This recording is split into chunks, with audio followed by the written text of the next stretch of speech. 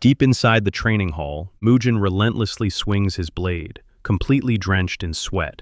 His younger siblings Dojin and Soyeon sneak in to watch over him. They are terrified he might shatter his own body before the ultimate showdown even starts. Soyeon's heart aches, convinced that her previous harsh words drove him to this brutal extreme. But Mujin simply offers a warm pat on their heads, gently brushing off their fears. Shortly after, as he watches the children mimic his stance, a sudden spark ignites in his brain.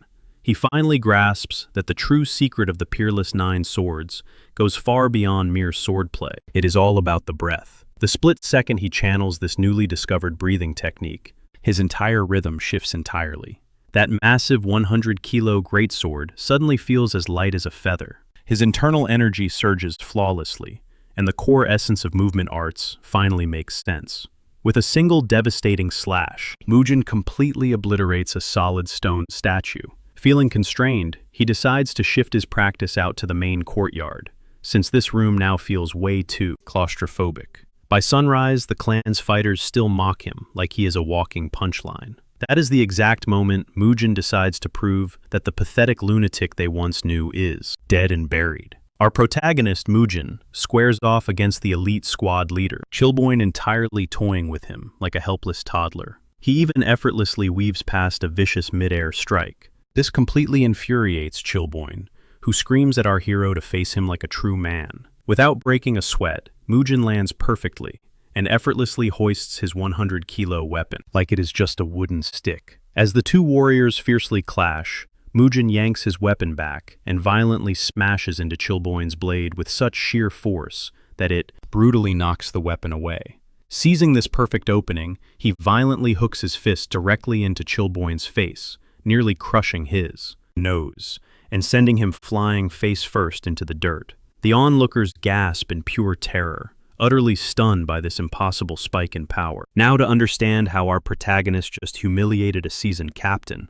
we need to rewind to the very beginning. Originally known as the legendary Divine Demon, our hero is an unstoppable swordsman, out for blood facing down 9 absolute powerhouse sect masters in a brutal crusade for revenge. His terrifying, godlike mastery of the blade allows him to clash evenly with these elite overlords. He carves through their defenses with such chilling accuracy that the masters are left utterly bewildered. In the blink of an eye, these legendary warriors are butchered, one after another, forcing the survivors to realize they are fighting an absolute monster. Even when the desperate stragglers manage to trap him and plunge a blade straight through his chest, he somehow powers through the fatal blow, dragging every last one of them down to hell with him, forever etching his name into history as the Divine Demon. Bleeding out on the verge of death, his entire past flashes vividly across his fading vision. A deep wave of peace washes over him, knowing his bloody vengeance is finally complete. He flashes back to his youth, remembering when a gang of 3 punks cornered him, back when he was just a notorious street rat in the Murum. Fortunately, his martial master stepped in, saving his life, and taking him in as a disciple. Yet his whole existence revolved around raw violence, endlessly slaughtering his way through the world. As his breath fades, he questions if constant bloodshed was truly all his life meant.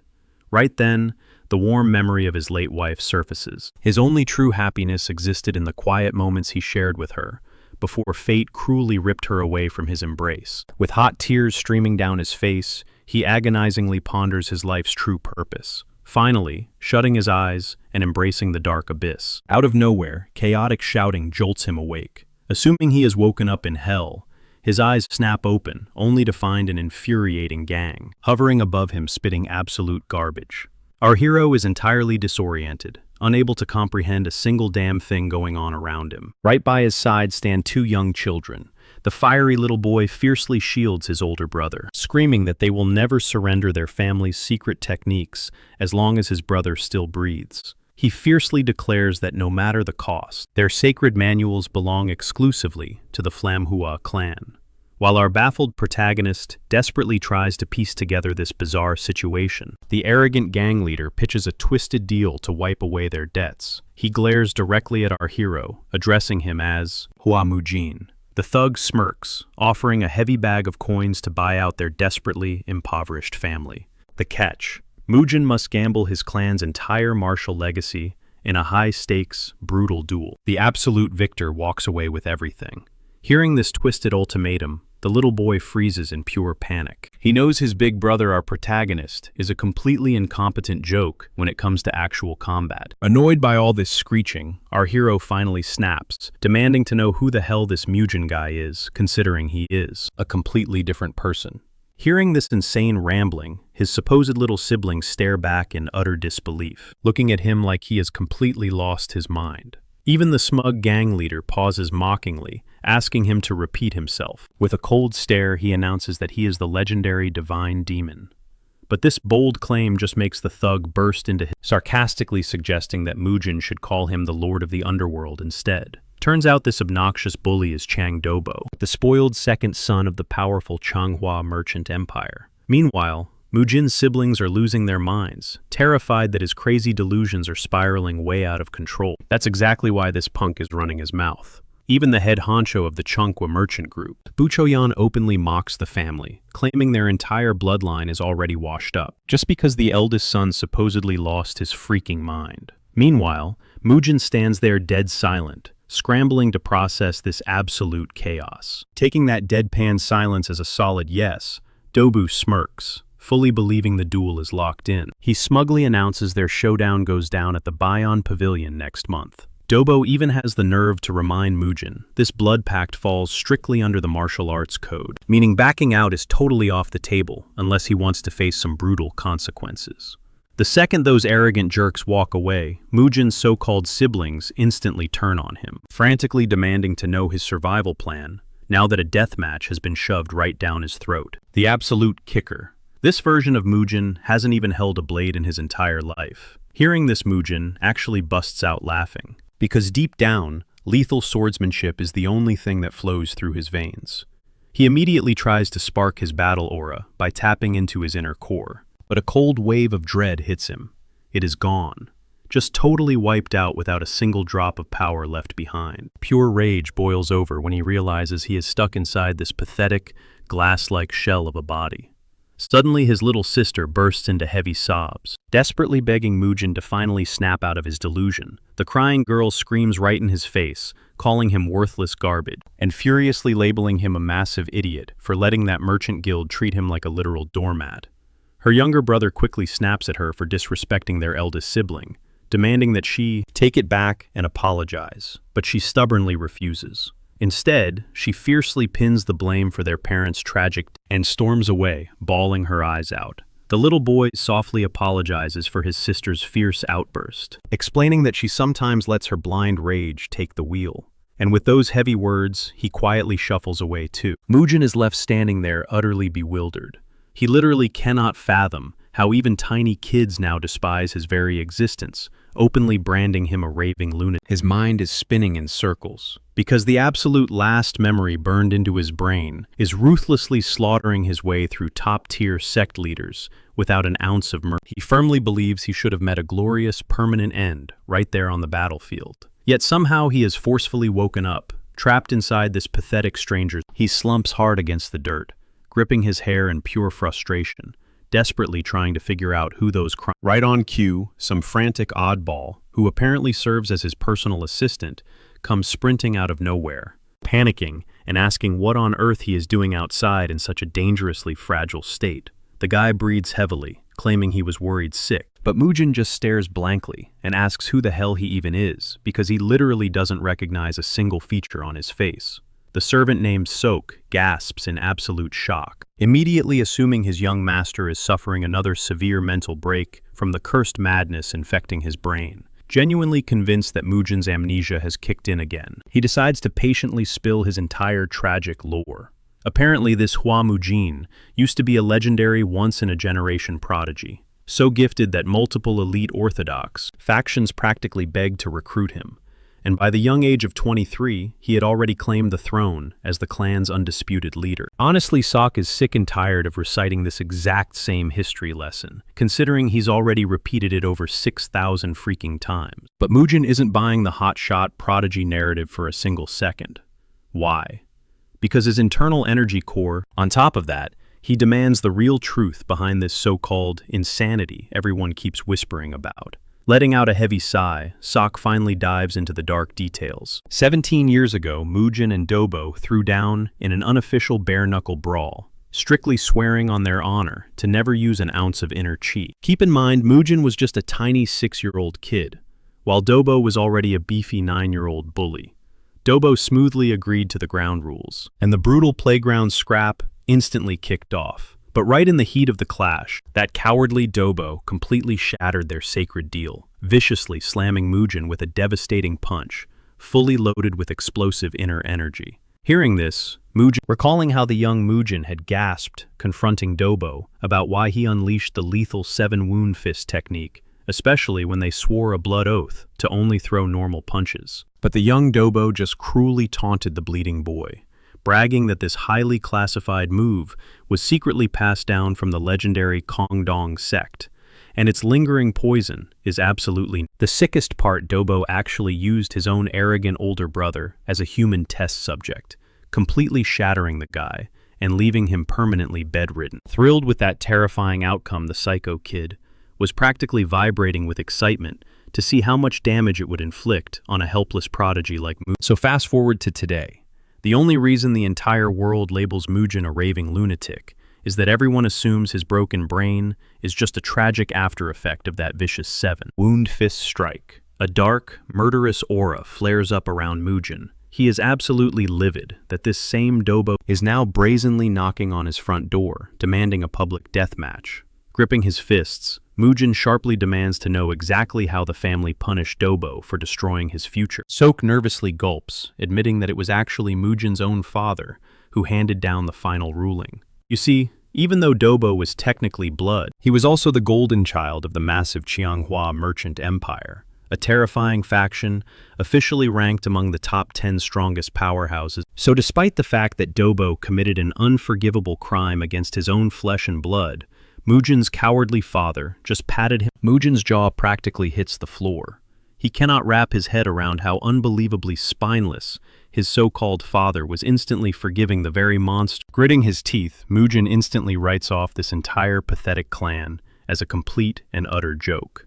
With ice in his eyes, he turns. Sok explains how Mujin's health rapidly deteriorated, forcing his desperate father to bleed the family dry and plunge them into massive debt, searching for a miracle cure. 9 years ago, his mother's frail condition took a tragic turn for the worse, ultimately claiming her life. 3 years later, his grieving father followed her to the grave, branding Mujin as the cursed son who slaughtered his own parents and dragged the entire clan through the mud. This dark stigma completely shattered their family's once proud reputation, backing his innocent siblings into a brutal corner. Now the only things keeping their legacy alive are towering mountains of debt, 2 fiercely loyal retainers, a handful of desperate martial artists, and his younger brother, Hua Dojin, alongside his little sister, Hua Soyan. The heavy truth finally dawns on Mujin, making him understand exactly why his sister, Soyan, coldly blamed him for their parents' tragic demise.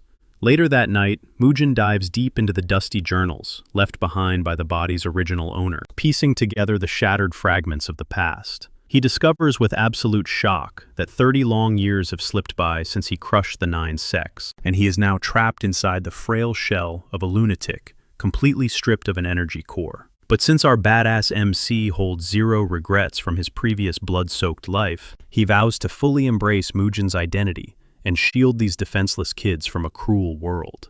Even so, he is dead sure that the Changhua merchant group will become a massive thorn in his side. After all, those ruthless bastards are the exact same scumbags who crippled this body and annihilated the clan's future. His absolute top priority right now is to prep for a brutal, high-stakes duel against Dobo, scheduled for the following month. Knowing this current physique is utterly garbage, he concludes that he must tear down his foundation and forge a brand new body from absolute scrap. Crossing his legs on the cold floor, he sinks deep into meditation, starting over, just like a total rookie. A vivid memory flashes back to his past life, recalling how agonizingly difficult his very first attempt at demonic cultivation truly was. The energy flows like a raging river through this new vessel, entirely powered by the body's terrifyingly high, innate martial talent. Mujin wildly channels this monstrous power, pushing his limits to the absolute brink as a blinding golden aura explodes across the dim room. Suddenly, blood-curdling screams and thrashing echoes pierce through the walls, sending Sok and the loyal retainers desperately sprinting into his chambers. They discover him collapsed onto the hard floor, prompting one of the frantic retainers to blurt out a panic joke about him already kicking. Trembling, he checks Mujin's pulse, utterly shocked to find it beating with an explosive, renewed vigor. Out of nowhere, Mujin violently grabs his collar, fiercely demanding to know why his flesh feels like it is burning in hellfire, simply from trying to forge a basic energy core. The stunned retainer stares blankly, forcing a breathless Mujin to grit his teeth and repeat that, furiously asking if this damned shell holds some kind of freakish hidden constitution. Shaking, the retainer confesses that he possesses the legendary heavenly martial body. As it turns out, this is an insanely rare heroic physique, supposedly blessed and handpicked by the heavens themselves. Another devastating shockwave of agony ripples through Mujin's veins, suddenly sparking a horrifying realization. This divine constitution is the absolute polar opposite of his signature demonic arts. In simple terms, a vessel forged from pure righteous energy will suffer soul-crushing torture the second it attempts to channel dark demonic power. Mujin roars in blinding torment, mentally cursing the universe for trapping him inside the one specific body perfectly designed to reject his legendary skills. Panic starts setting in. He realizes he is in deep trouble with the death match looming only 1 month away. Gasping for air on the floor, he weakly questions Sok about the two strangers in the room. Sok nervously introduces the man draped in green as their chief steward Dobakshin, and points to the stern figure wearing crimson, identifying him as an elder, Zhou Huangbong.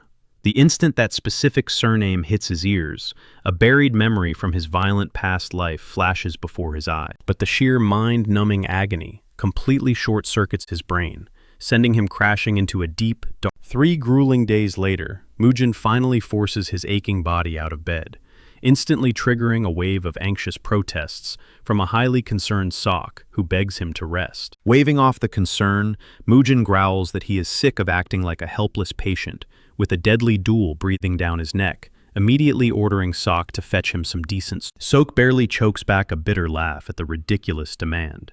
After all, their ruined family is literally scraping the bottom of the barrel just to afford their next meal. And here is the young master demanding expensive weaponry. Frustrated by the silence, Mujin flat out asks if the clan's treasury is completely bone dry. Hanging his head, Sok admits they have been desperately borrowing dirty money from a shady, unorthodox faction known as the Bangho sect. Thanks to their predatory, sky-high interest rates, the family is now suffocating under a massive, unpayable mountain of debt. The harsh reality slaps Mujin in the face if he wants to drag this fallen clan back from the brink. He has to completely obliterate their... Smirking like a madman, Mujin figures that adding more borrowed silver to an already doomed tab won't change a damn thing. Sok freaks out at this reckless logic, but Mujin coldly tells him to zip it and start drafting an official notice to the 2 elders right away. Why? Because our fearless MC is going out for a little stroll. The second the elders catch, sheer panic erupts over the fact that Mujin is marching straight into the deadly jaws of the Bangho sect. Within moments, Mujin and a terrified Sok step right up to the mob's heavily guarded front gates. Mujin coolly commands the massive bruiser at the door to run and fetch his boss for a little chat. But the towering thug Kang Noho is absolutely not in the mood for games. He aggressively barks at Mujin to drag his own ass inside if he is just there to throw away his cash at the gambling tables. Refusing to back down, Mujin demands Kang personally escort him, which instantly lights a furious, violent spark in Kang's eyes. Panic-stricken Sok throws himself between them, desperately begging the giant to chill out, because his young master isn't exact. The air practically crackles with tension between the two, until the sex vice master Ma Jungbo steps onto the scene. He barks out a demand to know what the hell is going on. Kong quickly reports to his superior that Mujin is demanding an audience with their head honcho. Ma raises an eyebrow, asking why he'd want to sit down with the leader.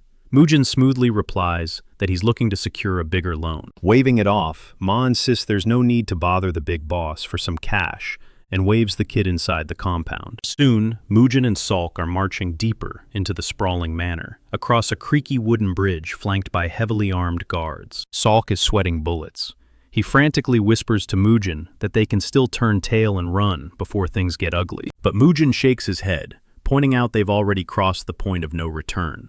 Shaking Salk stammers out a rumor about a local grandma who witnessed the sect leader in a deadly brawl, claiming the man is an absolute monster who annihilated his enemy in mere seconds. The word on the street is that the boss mastered a highly classified lethal strike. Mujin frowns, asking why Salk is bringing this up now, but Ma suddenly interrupts, praising the sidekick for his sharp instincts. Unfortunately, their luck has officially run dry. They've just stepped into the darkest depths of the cavern, and in a flash of cold steel, dozens of heavily armed thugs completely box them in. Letting out a heavy sigh, Mujin locks eyes with Ma and asks if this dirty ambush was the plan all along. Smirking, Ma nods, confessing he lured the kid down here because he couldn't exactly slaughter him out in broad daylight. He snarls that he won't go easy on him like he did with his pathetic parents. Salk instantly drops to his knees, sobbing and begging the goons to spare his master's life. Meanwhile, Mujin's blood boils at the mention of parents. He grew up an orphan, so the insult confuses him for a split second, until reality hits him he is trapped in someone else's body.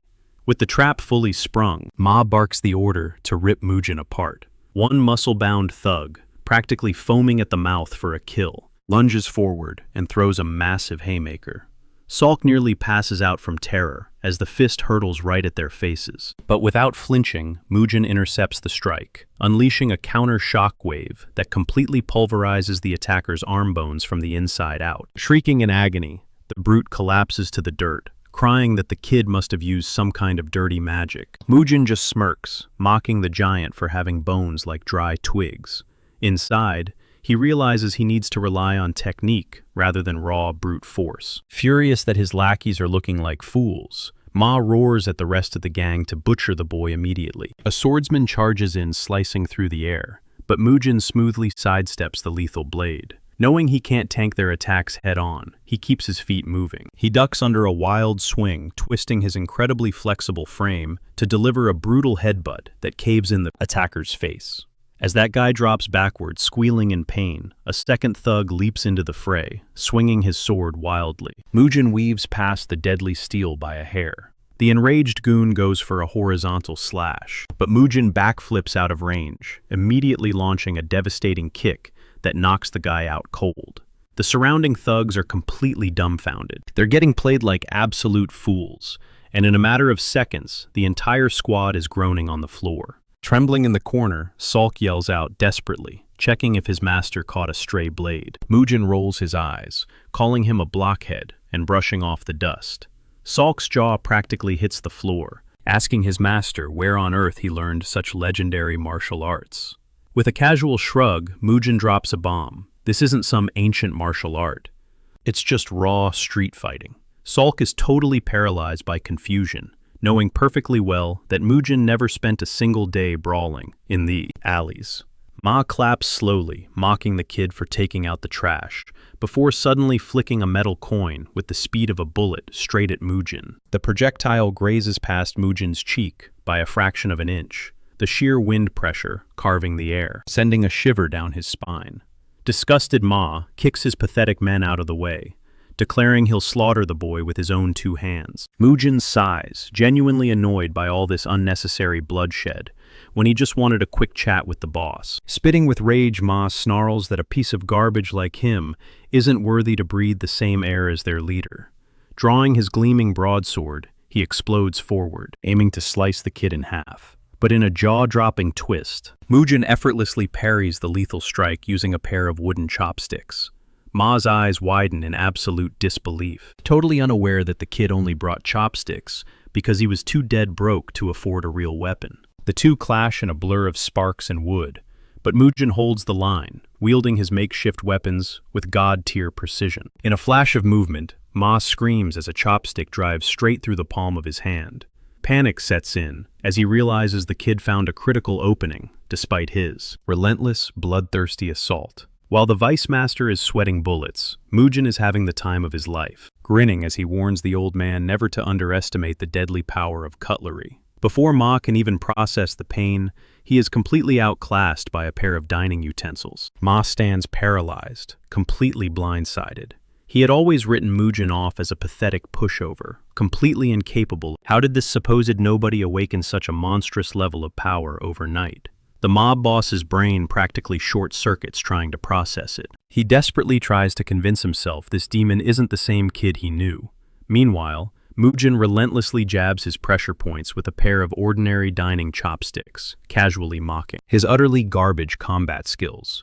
Refusing to be humiliated by some wooden utensils, Ma snaps. He launches himself into the air, charging up his ultimate strike to obliterate the boy once and for all. It's a devastating aerial assault, yet Mujin doesn't even flinch. He casually sidesteps the explosive dive bomb like it's nothing, leaving the boss dangerously exposed. Mid-air panic sets in as Ma frantically wonders how this brat hid such monstrous strength under his nose. Bam! Mujin sinks a bone-crushing hook straight into his gut, instantly shattering both his ribs and his towering ego. Trembling violently in a cold sweat, the loan shark watches Mujin demand a loan once more.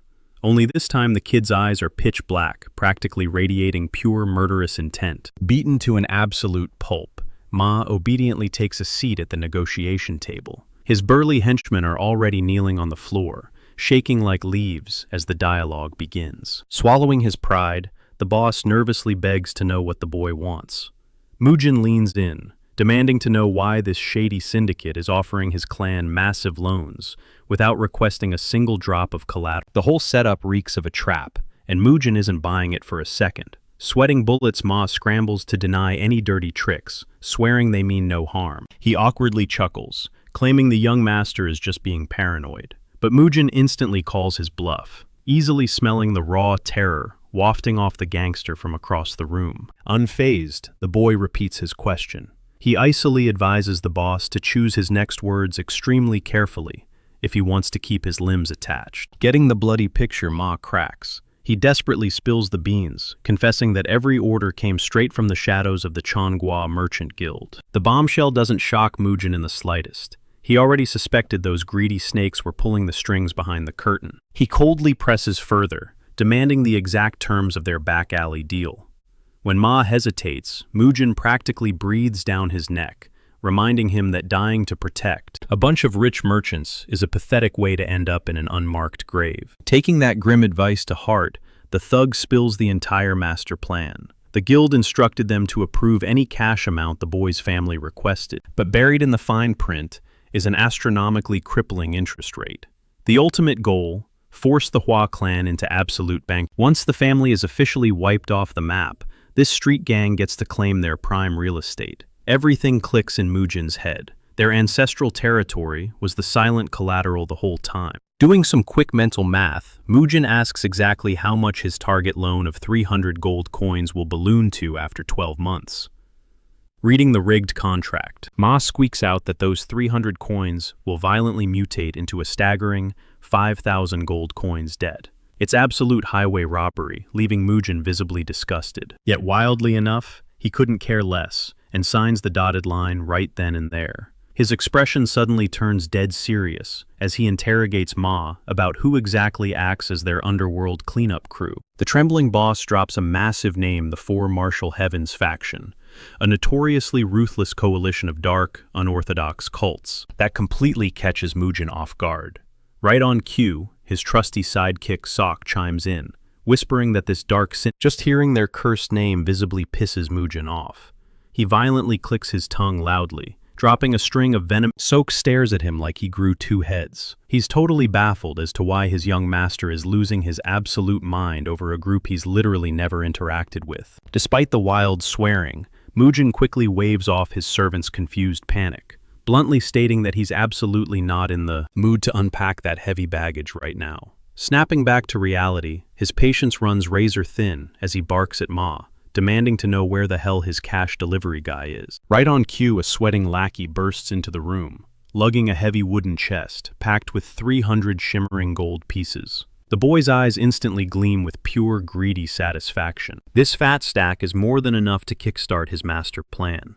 Tossing a glance at his bewildered servant, he declares it's time to bounce. Sok is practically having a panic attack over this insanely toxic loan. But Mujin instantly cuts him off, telling him to shut his trap, grab the heavy loot, and move out. Making a grand exit, the thoroughly humbled mobster and his battered guards politely escort the duo to the front doors. Pausing on the steps, Mujin shoots back a final command, telling the boss to stamp today's date in his blood-stained ledger. He makes a chilling vow the second he's done violently dismantling the Cheonghua Merchant Guild. He'll personally return to wipe his clan's debt clean. As a final parting gift, he shoots a death glare at the gang leader, strictly ordering him to stop shaking down innocent civilians. Cross that line again, and the next beating will be strictly lethal. Ma bows low, promising to change his ways. But beneath that fake smile, a venomous rage boils. He is foaming at the mouth, desperately craving the day this cocky brat crashes and burns. A short while later, Mujin and Sok finally pushing open the gates. They are instantly ambushed by the two frantic clan elders. The old men nearly suffer heart attacks upon spotting the fresh crimson splatters. He quickly waves off their panic, flashing a smirk, as he casually clarifies, the blood belongs to some very unlucky guys. Shrugging, he casually replies that he simply went out to secure a small loan. He bluntly explains that their crumbling family desperately needs hard cash to feed their crew. Starving martial artists, otherwise, the last few loyal men will pack up and desert them. The elders stare at the chest in pure disbelief, refusing to accept that those ruthless loan sharks willingly handed over a single. They are dead set on the terrifying idea that their young master robbed the syndicate blind. Sighing at their dramatics, Mujin calmly insists that the whole transaction is legally recorded in the gang, just like he ordered the mob boss to do. Cutting the interrogation short, he firmly directs the elders to focus on one crucial task, taking care of his younger siblings, ensuring they get decent meals and warm clothes starting tonight. With those strict marching orders laid down, tossing them a casual good luck, he struts off. Next up, Mujin steps into the solemn memorial room, honoring his parents. But here's the catch. Having grown up utterly alone in his past life, he stands there completely tongue-tied. Breaking the heavy silence, he finally updates them that the massive financial crisis is officially handled, swearing to protect his little siblings and the loyal household staff. With that weight lifted, he gently urges their spirits to finally rest in peace. Oh, and he casually adds a promise to absolutely wreck Dobo for daring to challenge him to a life-or-death duel. Little does our guy know, Soyeon and Dojin are peeking from the shadows, eyes wide with absolute awe. Fast forward a bit, Mujin puts in an insane order for 3 massive blades, weighing 50 kilograms, 80 kilograms, and 110 kilograms, respectively. The poor servants hauling this massive arsenal inside look like they are about to snap their spines in half. Mujin, however, is grinning ear to ear, seeing his new toys. Sok, utterly baffled, can't help but ask what on earth he plans to do with these ridiculously heavy slabs of iron. Flashing a cocky smirk, Mujin fires back that he is going to do exactly what a swordsman does. Swing the damn things, obviously.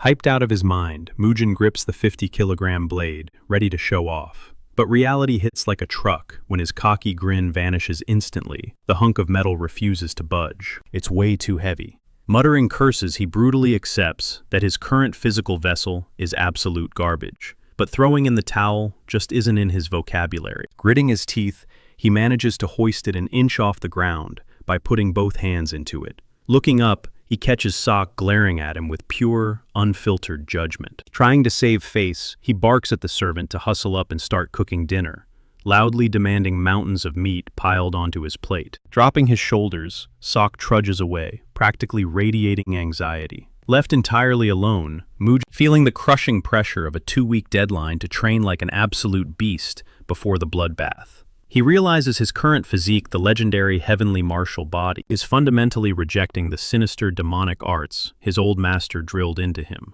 Connecting the dots, he realizes his only ticket to survival is adapting the signature fighting style of his old master's greatest rival, the peerless 9 swords. Fueled by pure stubbornness, he starts wildly dragging and swinging the heavy iron right there in the living room. Cut to the other side of town. Word just reached Dobo that Mujin absolutely brutalized the Bungho gang so severely that the thugs will be trapped in hospital beds for a solid 2 weeks.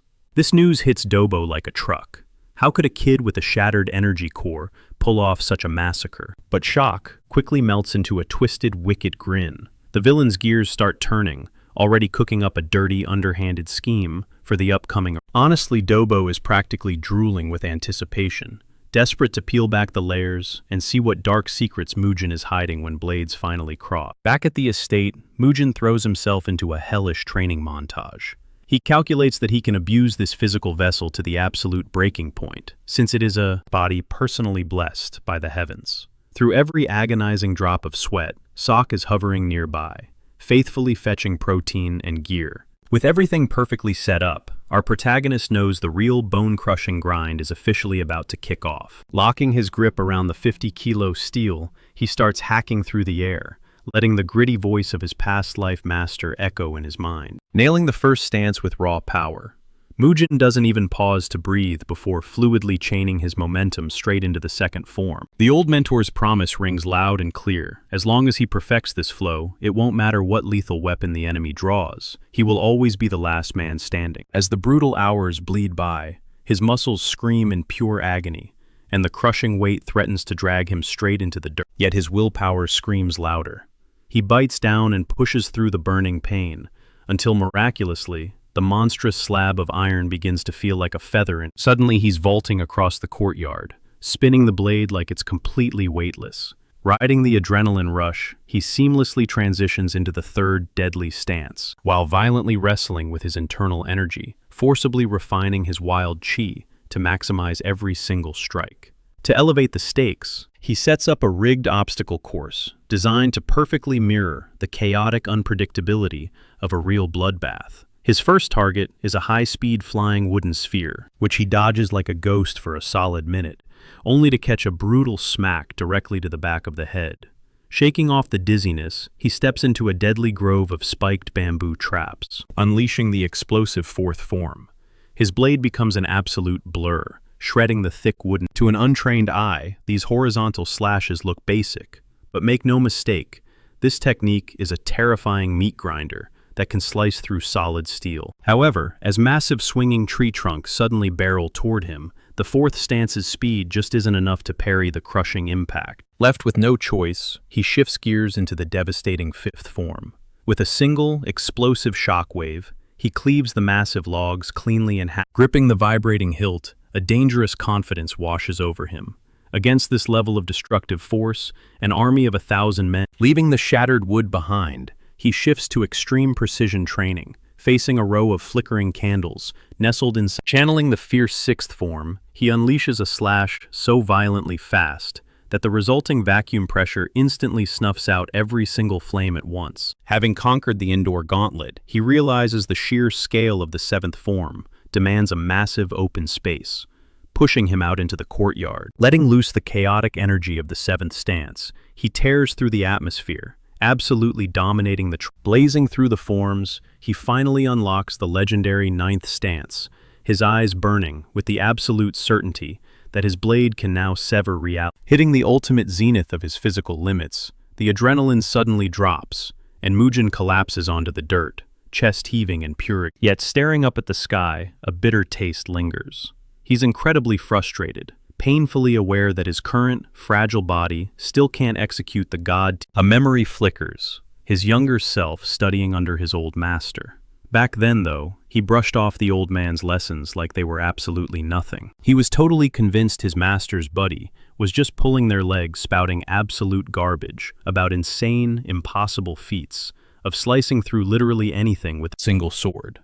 His master totally agreed it sounded completely unhinged, but he absolutely refused to let his dead friend's legendary martial arts fade into dust. Since the old man couldn't properly master it himself, he dumped that monumental burden straight onto Mujin's shoulders to carry the legacy. He hammered it into Mujin's head that this late friend was the absolute only swordsman alive who could ever go toe-to-toe with his own monstrous skill. The wildest part, the guy had zero inner energy, but Mujin's master heavily suspected he was pulling off miracles using pure, unadulterated movement arts. Since nobody in his own sect could wrap their heads around the technique, he taught it to Mujin's master, desperately hoping to pass the torch to someone truly worthy of the legacy. Hearing all this, Mujin busted out laughing, brutally mocking the so-called ultimate art. Big mistake. His master flicked him so hard, his skull nearly caved in. The old man barked that Mujin would follow every single order to the letter, leaving the bruised disciple with literally zero choice but to grit his teeth and obey. The blueprint was simple but brutal.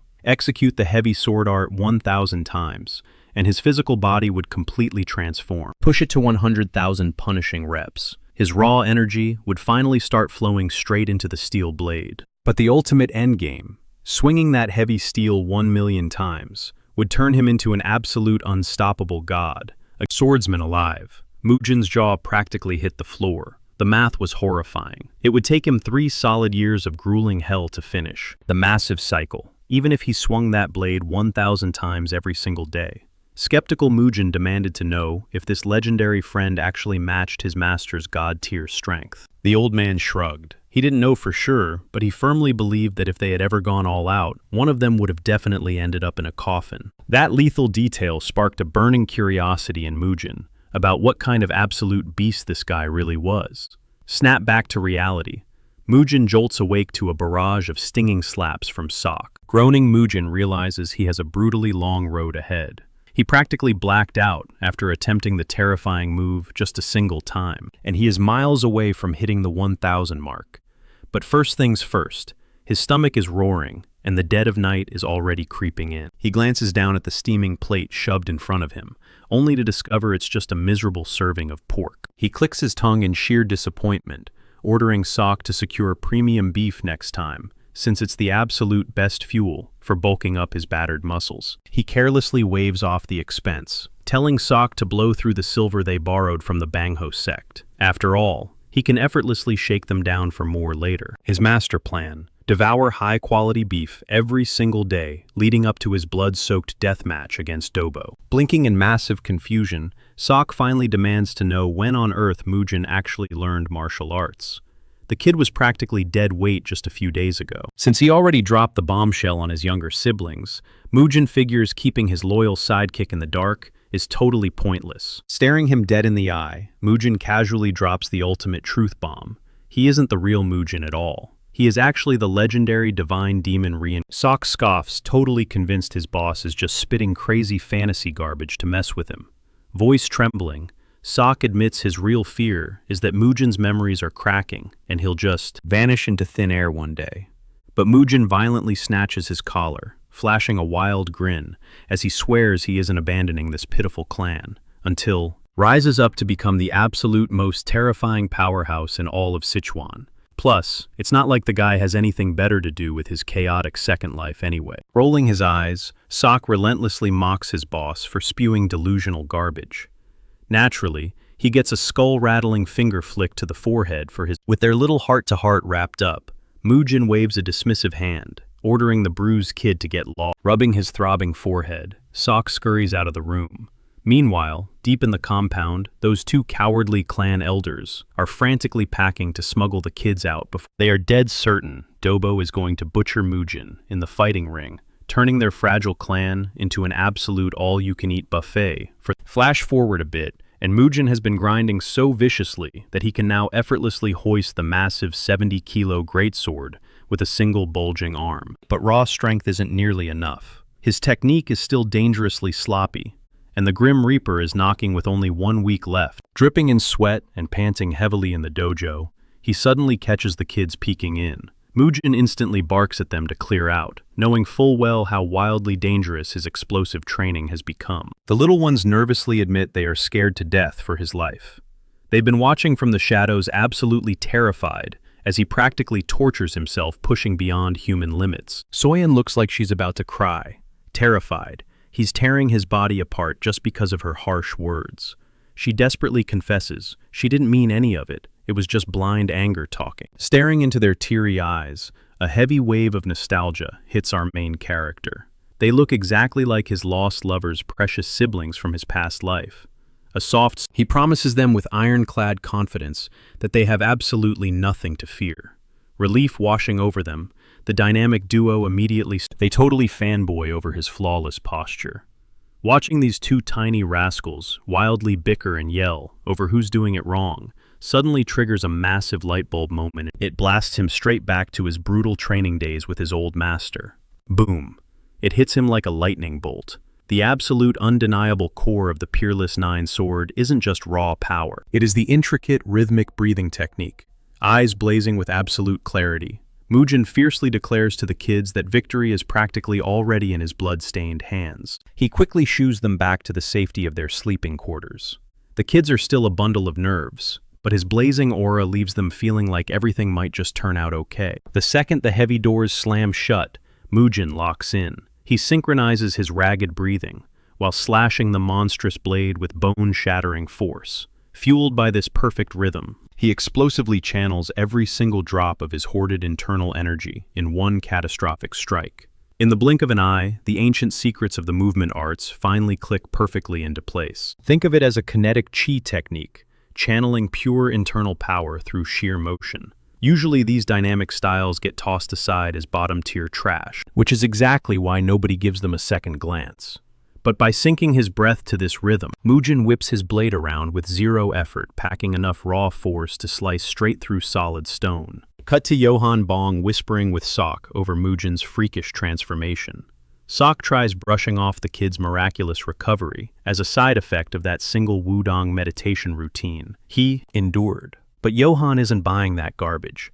He orders Sok to spy on the boy and report every tiny detail back to headquarters. Sok heads back to his master's private quarters, only to walk into an absolute war zone. He stammers out that dinner is served, but Mujin is visibly disgusted, spitting that this cramped space is practically a cage. Fed up, the heir announces he's hijacking the main pavilion. Strolling into the grand arena, Mujin crashes a packed session.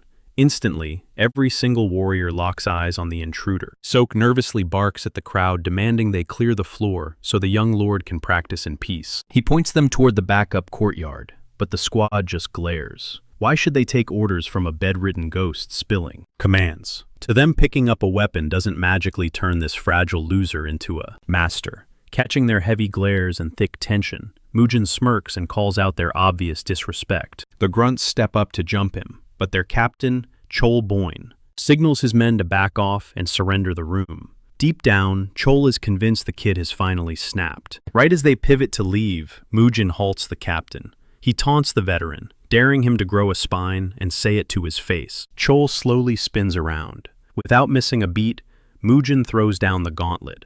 A proper duel between blades. The captain scoffs, refusing to cross steel with the clan's future patriarch. Unfazed, the boy brutally roasts him. He calls Chol a gutless coward, who hides behind excuses because he knows he'd get trashed. That insult hits the nerve. Chol angrily draws his steel, fully prepared to teach the brat a harsh lesson. The clash kicks off, but instead of guarding, Mujin slams his own blade straight into the dirt and violently launches himself at the captain. Blurring past Chol's defenses, he shoves the man's head before he can even blink. The peanut gallery is utterly baffled. Who brings bare hands to a sword fight? Mujin mercilessly plays with his prey, dodging at breakneck speeds, while the veteran swings at thin air. Boiling over with rage, the captain roars. He demands the kids stop dancing around and trade blows like a real warrior. Deciding to end the warm-up, Mujin snatches his weapon from the ground. But Chol keeps running his mouth, pinning the clan's entire tragic downfall squarely on the young lord's shoulders. To him, this boy is nothing but a curse, totally unworthy of walking the martial path. Chol lunges in for the kill, but Mujin intercepts him flawlessly with the ninth stance of his. Peerless blade art completely shattering the veteran's inner core. Without skipping a beat, the young heir follows up, driving a bone-crushing fist straight into his jaw. The captain crumbles to the tiles, spitting blood as Mujin coldly announces that a new era has just begun. Staring up at the ceiling, it finally clicks in Chiol's dizzy mind. The weak kid he knew is completely gone. A terrifying, suffocating aura of absolute resolve now radiates from the boy. The heavy thud sends shockwaves through Sok and the spectating grunts. Panicking, the squad rushes the arena to check on their captain, who lies sprawled out seeing stars. Standing tall like an absolute apex predator, Mujin stares down at his opponent, asking if he has any final objections. Regarding this brutal beatdown, one of the furious underlings points a shaking finger, accusing the heir of pulling a dirty trick. Coughing up dust, Chol violently snaps at his own man to shut the hell up, openly confessing his absolute defeat. Bowing his head, the battered veteran honors the victor, admitting this thrashing taught him serious lesson. Mujin nods, accepting the tribute, and coldly dismisses the squad. As the bruised crew limps toward the exit, he orders his servant Sok to follow them out. The new master needs absolute silence. Outside, the salty grunt won't drop it. He firmly believes their boss held back against the young lord. But Chol bluntly confesses he was aiming to cripple the kid. The underling's jaw hits the floor, refusing to accept it, until he sees the dead serious glaze in his captain's eyes. Chol admits he can't explain the mystery, but their fragile boss has evolved into a total monster. Trailing behind Sok is quietly melting down over this sudden power spike. Yet deep down, he's incredibly relieved that the boy finally woke up. Later that evening, two senior figures hold a tense summit regarding the looming tournament.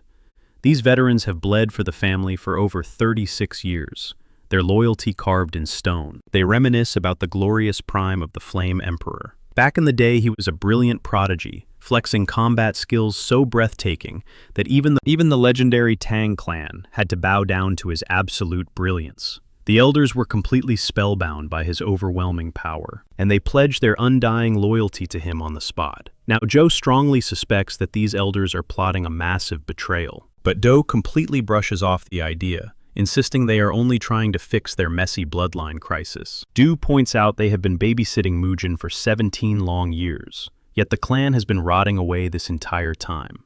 Both of them truly feel they have paid their dues, completely confident that the Flame Emperor would never punish them once they cross over into the afterlife. They have secretly hoarded enough cash to skip town, even hiring a squad of rogue martial artists to cover their tracks. Do then urges Joe to pack up and escape, immediately volunteering to stay in the shadows and keep an eye on Mujin just a little longer.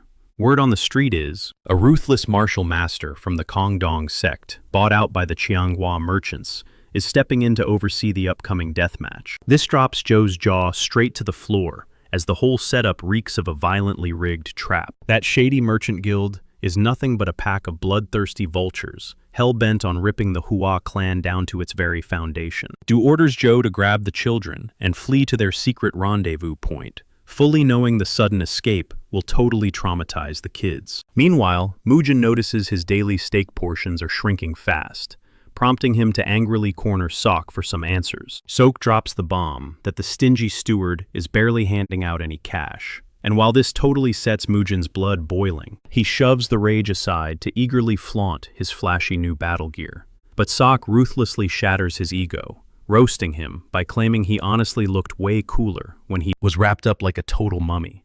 As the clock strikes for the ultimate showdown, Mujin bumps right into Do, lurking just outside the estate.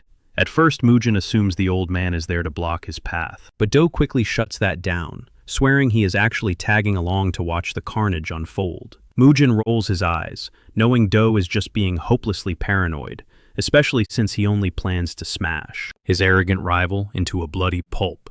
Without another word, Sok and Do march right alongside Mujin toward the deadly arena. The Colosseum is absolutely exploding with manic energy, swarming with bloodthirsty fans and greedy gamblers throwing down massive wagers. Drawn in by the crazy high payout odds, greedy gamblers have dumped almost all their cash straight onto Mujin. Suddenly he strolls into the blood-stained ring, casually sucking on a lollipop, making the crowd instantly think he is a fragile joke, sparking massive panic as bettors desperately try to pull their money back. The second his boots hit the dirt, he comes face to face with Choyon, who taunts him, asking if he is seriously suicidal enough to go through with this. The roaring crowd catches wind of this and totally buys into the lie that Mujin foolishly provoked the fight himself, firmly believing the guy has completely lost his mind. Mujin flares up with pure rage, realizing these scumbags are already spinning the narrative to frame his clan as the villains, and he immediately decides to make them bleed for it. With ice in his veins, Mujin snaps back at Choyon, declaring he will never just sit back while her rats try to hijack his family's sacred martial manual, which is exactly why he has to crush them today. Gasps echo across the stands as the audience is completely mind-blown that a supposed trading company would actually stoop so low as to hunt down forbidden martial arts. But Choyon just smirks with terrifying arrogance, fully convinced that Mujin is about to pay the ultimate price for playing the tough guy. The signal flames roar to life, and the blood-soaked stage is finally set. The booming announcer screams that the legendary Han Yigang from the Kongdong sect will officially referee the slaughter. Han is chilling up on the high balcony, radiating an intensely intimidating aura, fully prepared to execute his master's dark agenda to the letter. He commands both Dobo and Mujin to keep the bloodshed strictly by the book while the world watches. But out of nowhere, Dobo drops a massive bombshell, gleefully bragging to Mujin that his flashy new combat suit was actually a personal gift from him, mocking his highly anticipated comeback. A twisted grin flashes across Mujin's face at the insult, as he violently rips out a colossal greatsword, warning Dobo that he is about to brutally refund the rest of that fake generosity, right after tearing him apart. The entire arena goes dead silent in pure shock, completely stunned to see a warrior lugging around such an absurdly monstrous blade. To make things even crazier, everyone perfectly knows the legendary Flame Emperor exclusively dominated using only his bare hands. Even Do is shaking in his boots, frantically asking Sok if the kid dropped any weird hints earlier. Truth be told, these two practically begged Mujin to run for his life, absolutely convinced he had zero chance of surviving this monster. Yet Sok is slowly feeling a wild spark of hope igniting for Mujin, whispering that the kid just might pull off a miracle, though Do remains paralyzed by absolute dread. The second the death stares lock in, the referee violently smashes the gong to trigger the absolute chaos. Fueled by sheer rage, Mujin explodes toward Dobo with terrifying speed right out of the gate. He violently heaves his massive blade through the air, unleashing a catastrophic bone-crushing swing. Dobo barely manages to jump out of the strike zone by a hair, but the colossal impact completely detonates the arena floor into dust. The jaw-dropped spectators totally lose their minds, never imagining the supposed weakling could unleash such blistering speed and god-tier, earth-shattering power. While the entire world was dead convinced that Mujin was completely powerless. But Mujin moves like an absolute beast. Dobo stares in pure disbelief. He stepped into this arena, expecting a total walk in the park. Relentless Mujin lunges right back into the fray. He unleashes a barrage of ferocious sword strikes, but Dobo barely deflects the heavy blade, locking them in a tense, face-to-face standoff. The deafening ring of grinding steel echoes through the courtyard. Watching from the sidelines, Choyon gasps, completely caught off guard by Mujin's stubborn endurance. Still, she scoffs. In her mind, whatever secret training this kid went through, he is still light years behind Dobo's mastery. Mujin fiercely cleaves his massive greatsword through the air, but Dobo smoothly weaves past the deadly edge with insane agility. Seizing a tiny opening, Dobo snaps a brutal counterstrike that violently knocks Mujin backward. Smirking Dobo promises to rip him apart piece by piece. He thrives on utterly crushing his opponent's spirits. High up on the viewing balcony, Do mutters that this kid's survival skills are actually pretty mind-blowing. But Sok just chuckles, whispering that the crazy part is Mujin hasn't even flexed his true power yet. Do completely calls his bluff, brushing it off as pure nonsense. Sok, however, reveals he secretly spied on Mujin's brutal solo workouts. He swears on his life that an absolute nightmare of a technique is about to drop. Down in the dirt, Mujin realizes his raw power is dead, even with Dobo's. For a split second, he actually doubts his own hellish training regimen, but that hesitation vanishes instantly. It doesn't matter how tough this guy is. Mujin is walking out alive, and Dobo is leaving in a body bag. Miles away, Joe quietly carts Mujin's unconscious younger siblings through the shadows, finally reaching the safe house. Do's chilling words echo in his mind. He stayed behind solely to scrape up whatever bloody pieces of Mujin were left after Dobo finished butchering him. Joe silently wrestles with the morality of this whole mess, but the dice are already rolling. There is no turning back now. Back in the blood-stained arena, the lethal dance rages on. Mujin looks dead into Dobo's eyes, seeing nothing but a pathetic amateur. They brutally trade heavy impacts. To the untrained eye, it looks like a perfect stalemate, but the sharpest fighters sense Mujin silently dominating the rhythm. Meanwhile, ignorant spectators start heckling the young warrior, screaming that he is completely overhyped. Cutting through the noise, Dobo suddenly erupts, launching a devastating kill shot, thrust straight at Mujin's chest. Up on the balcony, Do and Sok literally gasp for air. Their hearts stop, silently begging Mujin to somehow slip past that deadly blade. Seeing death racing toward him, Mujin instantly taps into his ultimate arsenal, unleashing the peerless 9 swords, first form. The preemptive step, Dobo's blade strikes true, but Mujin's phantom-like footwork completely alters reality. He flawlessly parries the fatal blow, sending a massive shockwave of silence through the crowd. Dobo's eyes practically panicking, the veteran scrambles backward to create distance, finally realizing this kid is an absolute monster. Dobo aggressively funnels every ounce of his chi for one apocalyptic finisher. But Mujin just flashes a cold, mocking grin. "You're way too slow, old man," he taunts before instantly igniting his technique's second form, exploding forward. Mujin radiates pure, suffocating bloodlust. Terrified by the crushing pressure, Dobo desperately throws up his weapon in a pathetic guard, his mind short-circuiting at the undeniable fact that he is being overpowered by a rookie. He pours his entire soul into stopping the incoming strike, but in a blink, his precious blade violently shatters into metal splinters. Mujin's massive sword tears right through the defenses, carving a deep, gruesome arc across Dobo's body. The impact launches him backward into the dirt, prompting a blood-curdling shriek from Choyan. She hysterically screams his name. Dobo just twitches in an expanding crimson puddle, his entire right arm completely severed from his shoulder. The duel is instantly over. Unfazed by the gore, Mujin casually scoops up the bloody detached limb, announcing that he is keeping it as a down payment for 17 years of pure hell. Choyan's face drains of all color, totally paralyzed by his ice. Mujin ruthlessly jokes that their fancy merchant guild can try gluing it back together.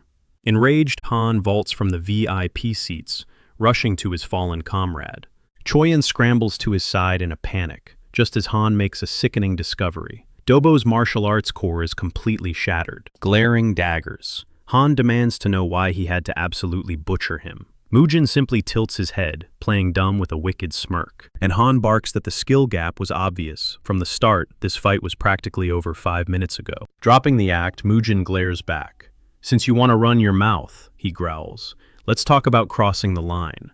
He coldly asks if it was strictly necessary to use the lethal 7-wound fist strike on the fragile skull of a helpless 5-year-old child. Eyes burning with unadulterated fury, Mujin snarls that taking an arm is barely scratching the surface of the bloody dead he's carried for 17 long years. He steps forward, his voice dripping with deadly promise, swearing that the real payback for their sins against the Hua clan begins right now. With chilling hostility, he tells Han and his entire crew to watch their backs, because nobody is safe.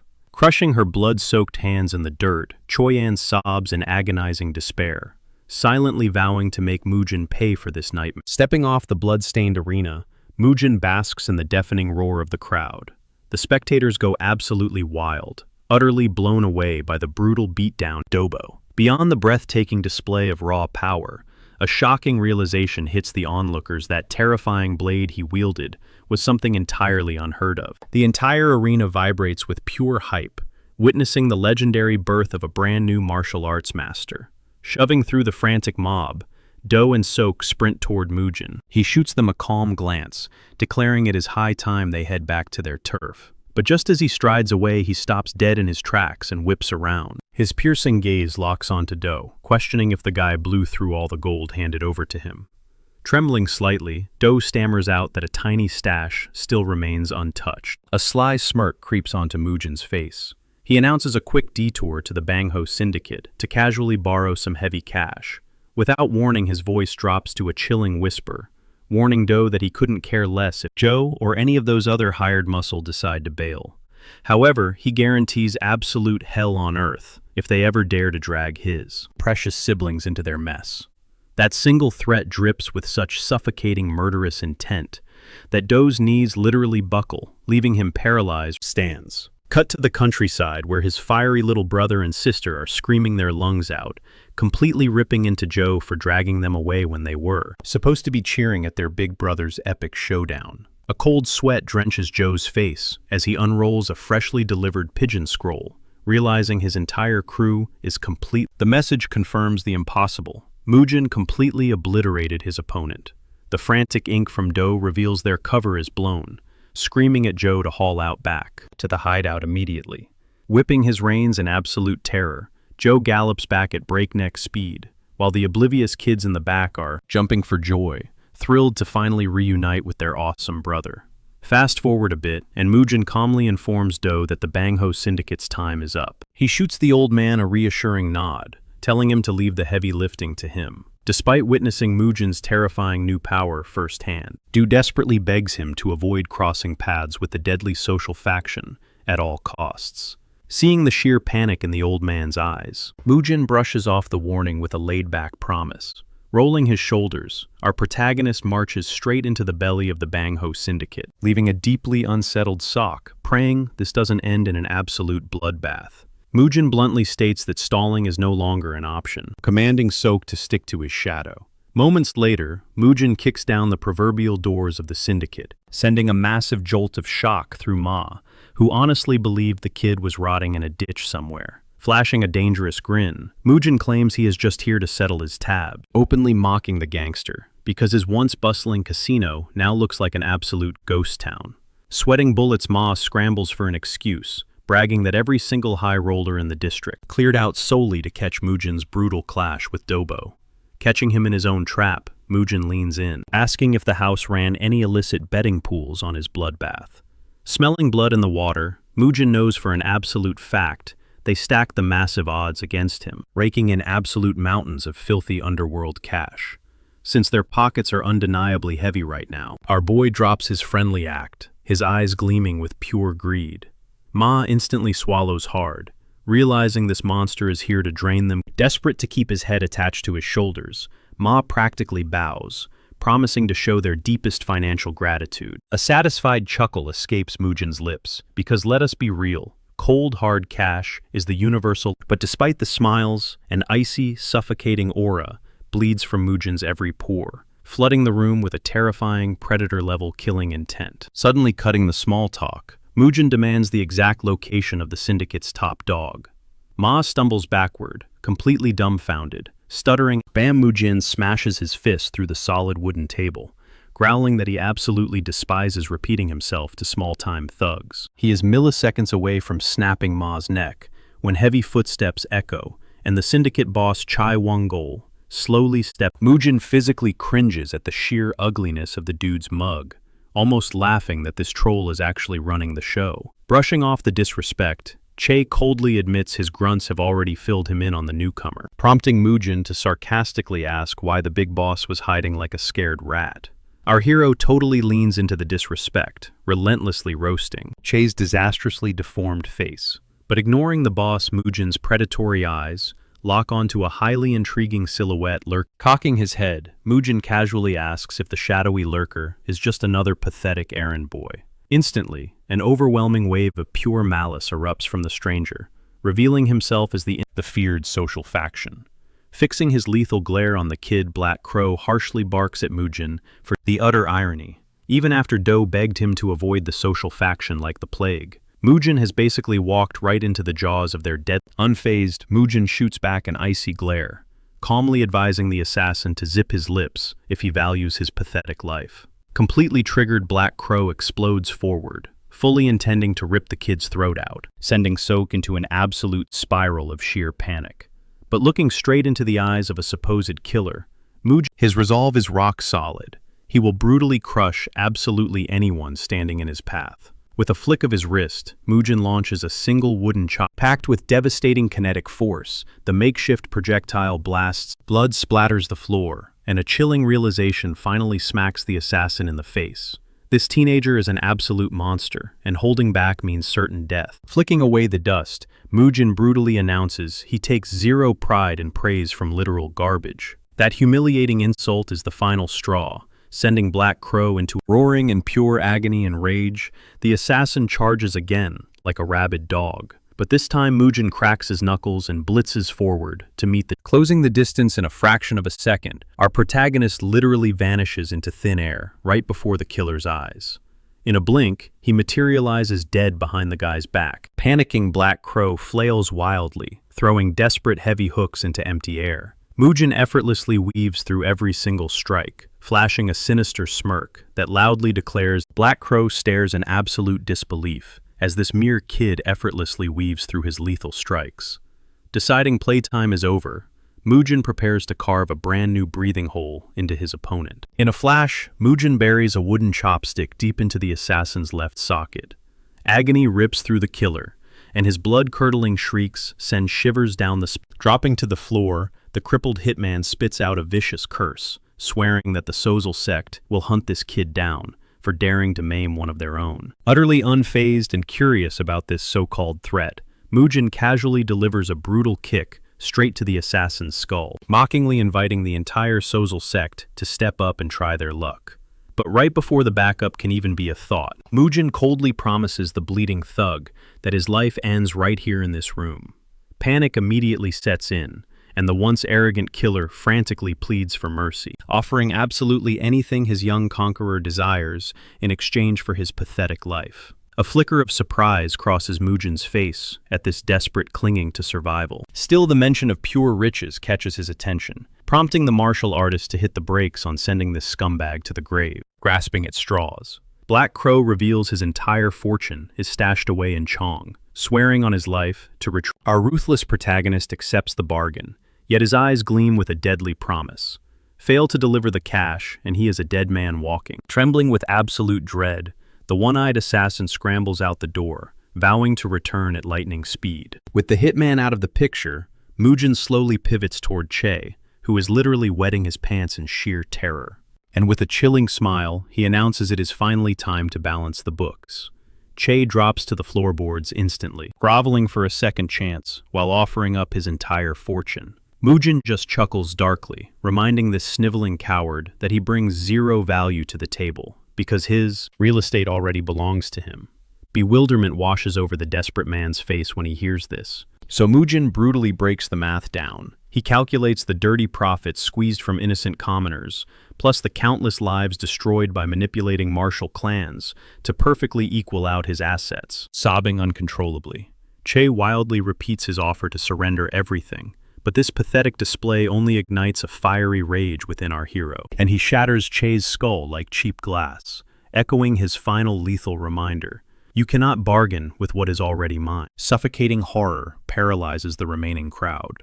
The blood-soaked youth glares at them, demanding to know who holds the next rank in command. Ma scrambles forward without hesitation, hastily introducing himself as the vice sect leader, before slamming his own knees onto the floor. Pleading for his miserable existence, he swears, up and down, to walk a righteous path, if granted just one more sunrise. Sensing genuine desperation dripping from the man's words, Mujin decides to keep his blade sheathed. Flipping straight back to business, he interrogates Ma about the deceased leader's total net worth, starting right at his primary estate. The trembling vice leader estimates the house at 4,000 gold, while laying out the Bangho sect's total assets at a staggering 10,000 gold. Throwing in a 500 gold tribute from the Sozal sect, the grand total easily skyrockets past 20,000 gold. Without missing a beat, Mujin claims absolute ownership of the entire hoard. Eager to survive, Ma practically trips over his words, promising to deliver every last coin directly to his doorstep. A satisfied smirk flashes across the young master's face. He loves a fast, efficient transaction. As soon as the vice leader scurries away, Mujin locks eyes with the remaining officers. His gaze turns ice cold as he invites them to start bidding for their survival. A collective gasp fills the room when he casually points out that Ma was the only one guaranteed a tomorrow. Pure panic erupts as the tough gangsters instantly break down into a sobbing mess. Fast forward a bit, and our overpowered protagonist strolls back into his courtyard, lugging massive crates stuffed with glittering fortunes, leaving his ally Do completely speechless. He casually drops the bomb that each heavy chest contains roughly 400 gold pieces. Snapping out of his daze, Do frantically warns the youth about the mighty Sozal sect, pulling the strings behind the scenes. However, the real nightmare is not just the sect itself, but the absolute monsters they are tied to, specifically a terrifying powerhouse named Zhu Sugang.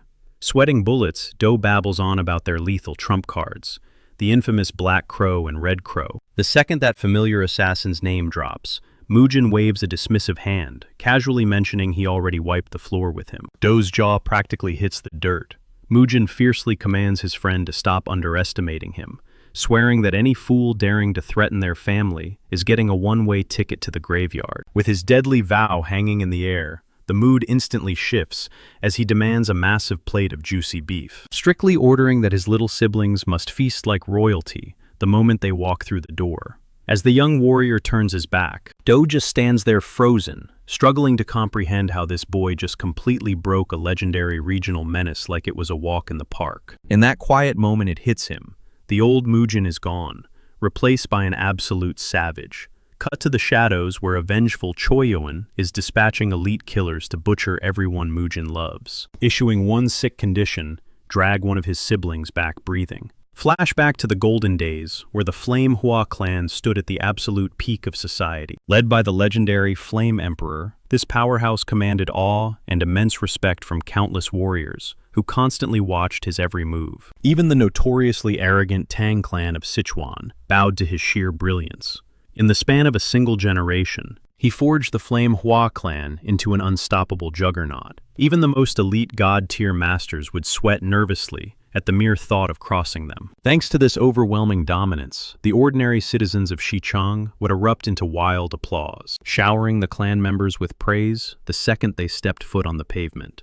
But tragically, the moment the Flame Emperor drew his last breath, the succeeding patriarch proved to be an absolute failure, dragging the once mighty Flamehua clan into a slow, humiliating decline. Loyalists who once bled for the family abandoned ship one by one.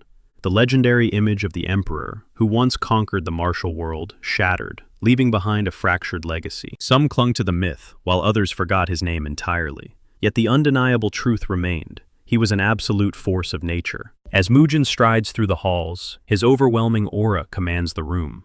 The elders cannot help but gasp, seeing the spitting image of the late emperor. Suddenly, bloodied warriors stumble into the courtyard, gasping out a terrifying report to Do. A vicious assassin ambush. Elder Zhou and a handful of surviving guards are making a desperate final stand. Do's blood runs cold, realizing the two young ones are caught right in the crossfire. He barks at the guards to alert Mujin immediately, sprinting ahead into the danger zone. Deep in the woods, Zhou stands alone against the relentless killers, surrounded by the fallen bodies of his men. Despite the overwhelming odds stacked against him, he plants his feet firmly, ready to lay down his life for the kids. But just as the enemy closes in for the killing blow, Do crashes into the clearing, joining the fray in the nick of time. The assassins seethe with rage, furious that their guaranteed kill just slipped through their fingers. The syndicate leader barks savage orders at his squad, demanding they slaughter the two men, and a brutal, desperate second wave of combat erupts. Do fiercely deflects a flurry of strikes, but his aging body betrays him, allowing the younger, ruthless killers to overpower his defenses. A blade bites deep into his shoulder, sending him staggering backward. Sensing weakness, one hitman locks his murderous gaze purely on Do, barking at his crew to execute one of the children. He launches a furious barrage, forcing Do into a desperate retreat. Yet the old man stubbornly holds his ground. A split second later, steel slices through flesh, leaving Do gravely wounded. An agonizing scream rips from his lungs. Do collapses into the dirt, utterly defenseless, leaving the children wide open. With the final obstacle out of the way, the assassins turn their cold, dead eyes toward their real targets, mockingly debating which child to butcher first. Despite being totally powerless, young Dojin steps up, shielding his little sister with his own body. The killers sneer, deciding the brave older brother will be the first to bleed. A sword swings down to end Dojin's life, but a bone-chilling voice instantly freezes the forest, commanding them to halt right there. Emitting an absolutely demonic aura, he rockets toward the clearing at blinding speed. The killers just smirk, remembering Mujin as the clan's notorious failure. Cocky and dismissive, the leader orders his goons to take him out, annoyed by his sudden interruption. A lone assassin lunges at the incoming target, but Mujin makes him the very first victim of his boiling rage.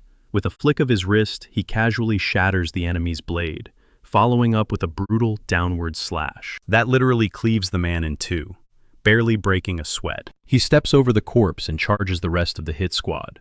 Panic immediately sets in as they realize this guy is a total monster. The frantic leader screams for a combined assault, desperate to put Mujin down fast. The squad swarms him from all sides. But before a single blade touches him, Mujin unleashes the legendary Peerless Nine Swords Fifth Form, the devastating Army Slayer technique, dicing the entire group into ribbons like wet paper. A straggler tries a desperate sneak attack, but Mujin effortlessly sidesteps, instantly taking the man's head clean off. Reality painfully crashes down on the final surviving hitman. He is staring death right in the face.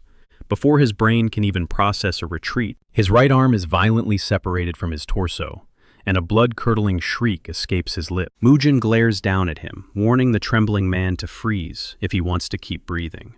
Turning back, Mujin watches Joe hoist a battered Do to his feet, while Dojin fiercely covers his little sister's eyes, shielding her from the absolute bloodbath surrounding them. Dojin softly whispers that everything is okay. Their savior Mujin has arrived and crushed the villains. Mujin approaches the trembling siblings, his voice softening as he checks for any injuries. Dojin nods bravely, insisting they are unharmed, and Mujin warmly notes that it must have been a terrifying ordeal. But the little boy puffs out his chest, proudly declaring that a true martial master's son knows no fear. A gentle smile washes over Mujin's face.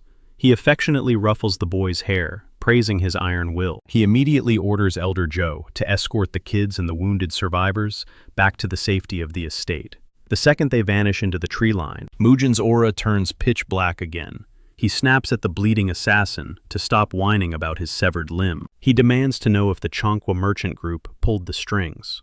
The hitman stammers, terrified to talk, but Mujin coldly offers him a sliver of hope. Spill the truth, and he might just walk away alive. Desperation sparking in his eyes, the bleeding thug quickly confesses that Choyan brokered the hit through the infamous Death Forest faction. After spilling everything he knows, the thug stammers, asking if Mujin will actually spare his life as promised. Glaring down at him, Mujin orders the survivor to scurry back to Choyan with a chilling message he just slaughtered the entire hit squad she unleashed on his siblings. And he makes one thing crystal clear.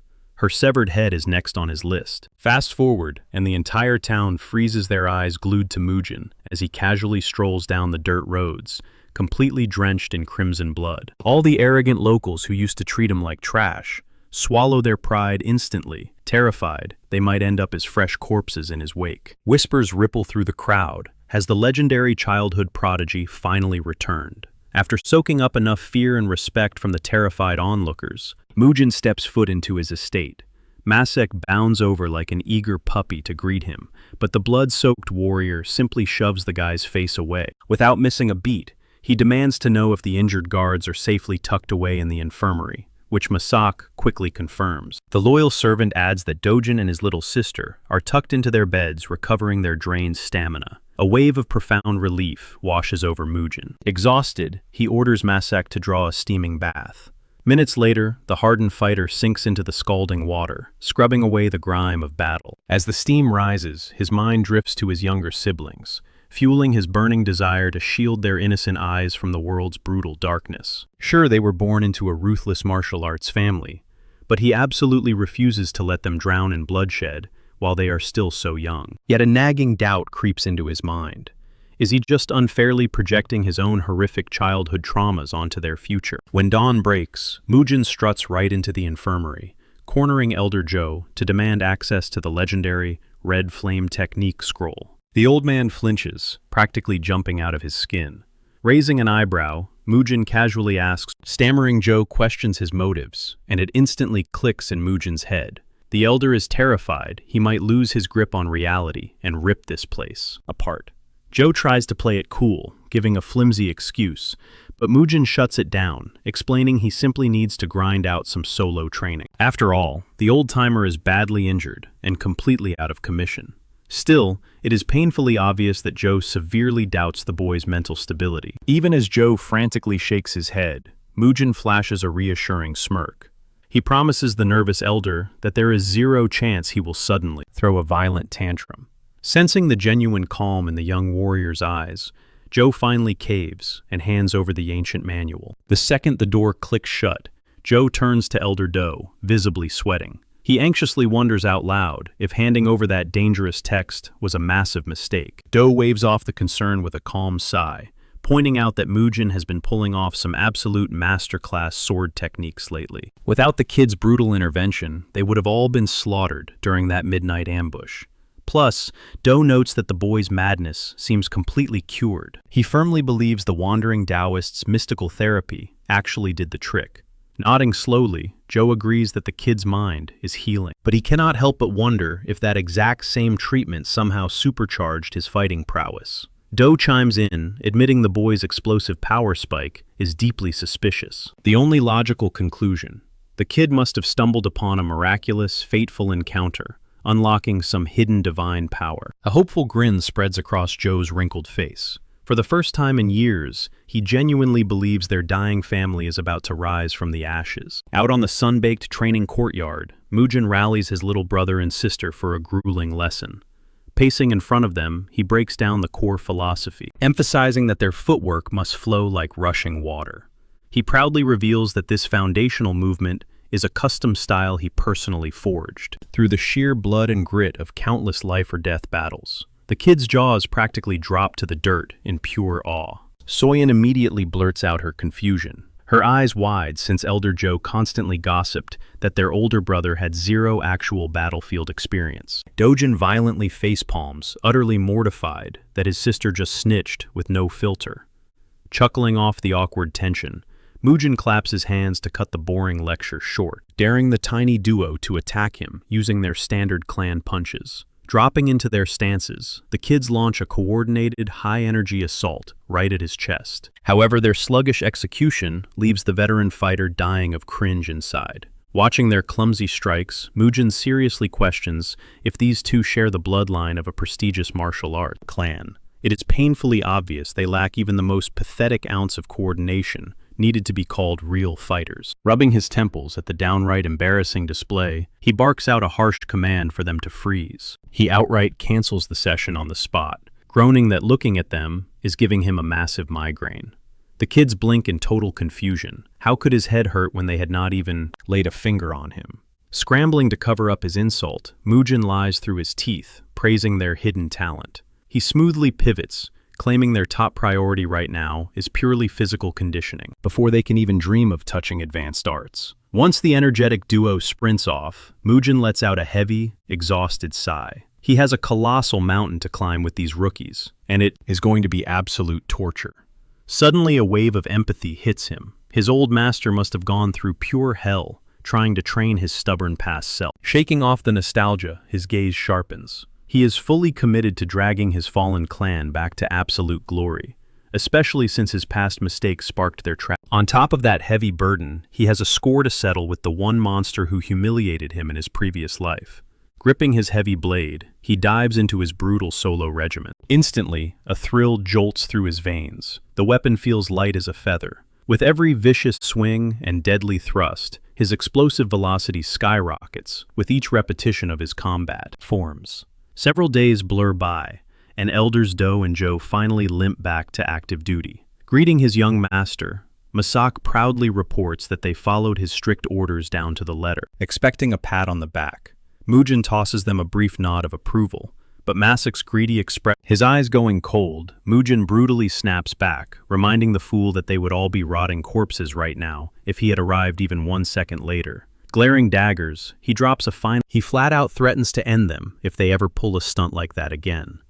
Trembling, the duo swallows their pride, bowing deeply to Mujin as they stammer out apologies for their sheer stupidity. Just seconds later, the exact same Taoist, who supposedly cured Mujin, struts onto the scene. Our guy has absolutely zero clue who this newcomer is, and he instantly starts throwing shade. Masak frantically jumps in, revealing the old geezer's true identity as the miracle healer, desperately begging the master for forgiveness. Masak makes up a frantic excuse, claiming Mujin's brain is still a bit scrambled from his injuries, causing this reckless attitude. But Mujin swiftly kicks Masak aside for spouting such absolute garbage.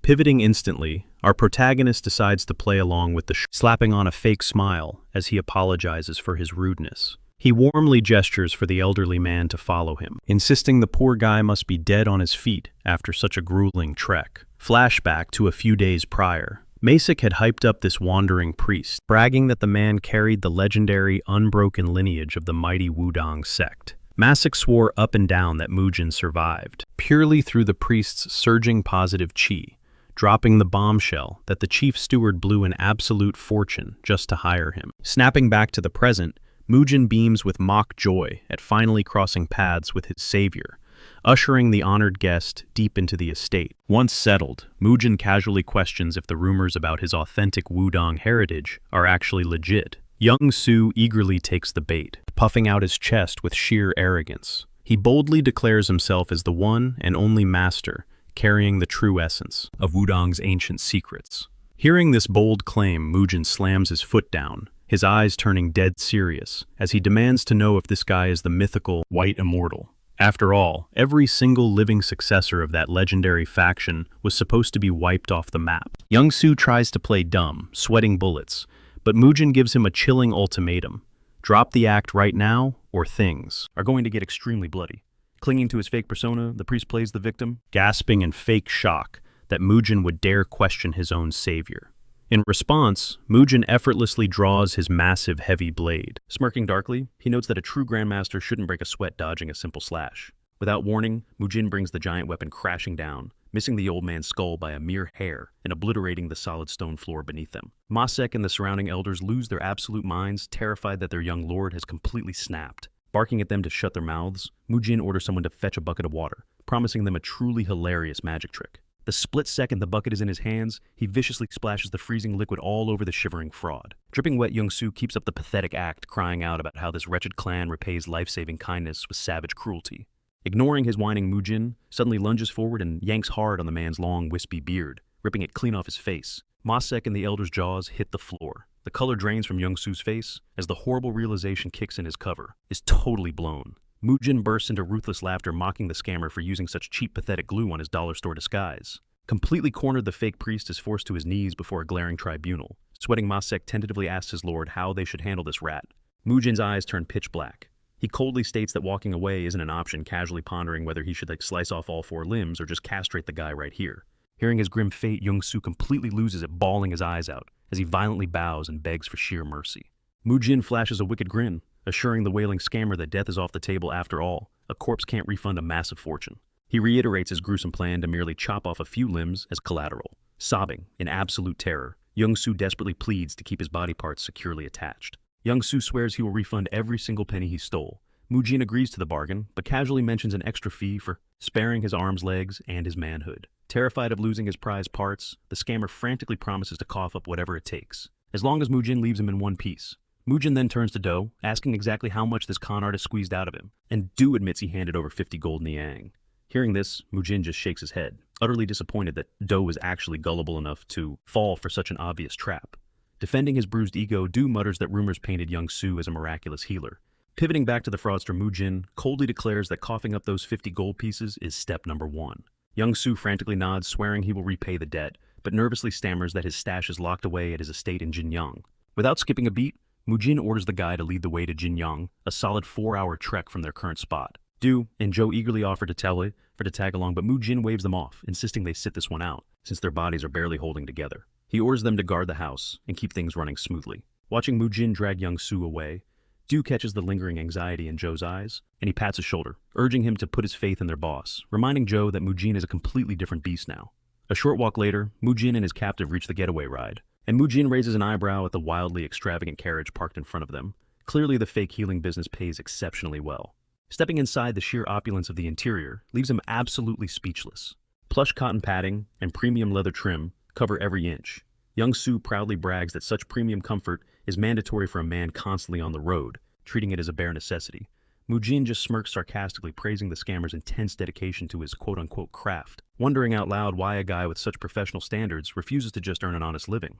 Bowing his head like a beaten dog, Young Su swears he is turning over a new leaf the second this ordeal is over. Ignoring the fake apology, Mujin stretches out on the plush leather, casually announcing that he is grabbing a quick nap. He tosses out a lazy command to wake him up once they hit the city limits. Young Su eagerly nods, promising to rouse him the absolute second. The wheels stop turning. But behind those cowardly eyes, venom brews. The fraudster is practically foaming at the mouth to make this arrogant kid pay.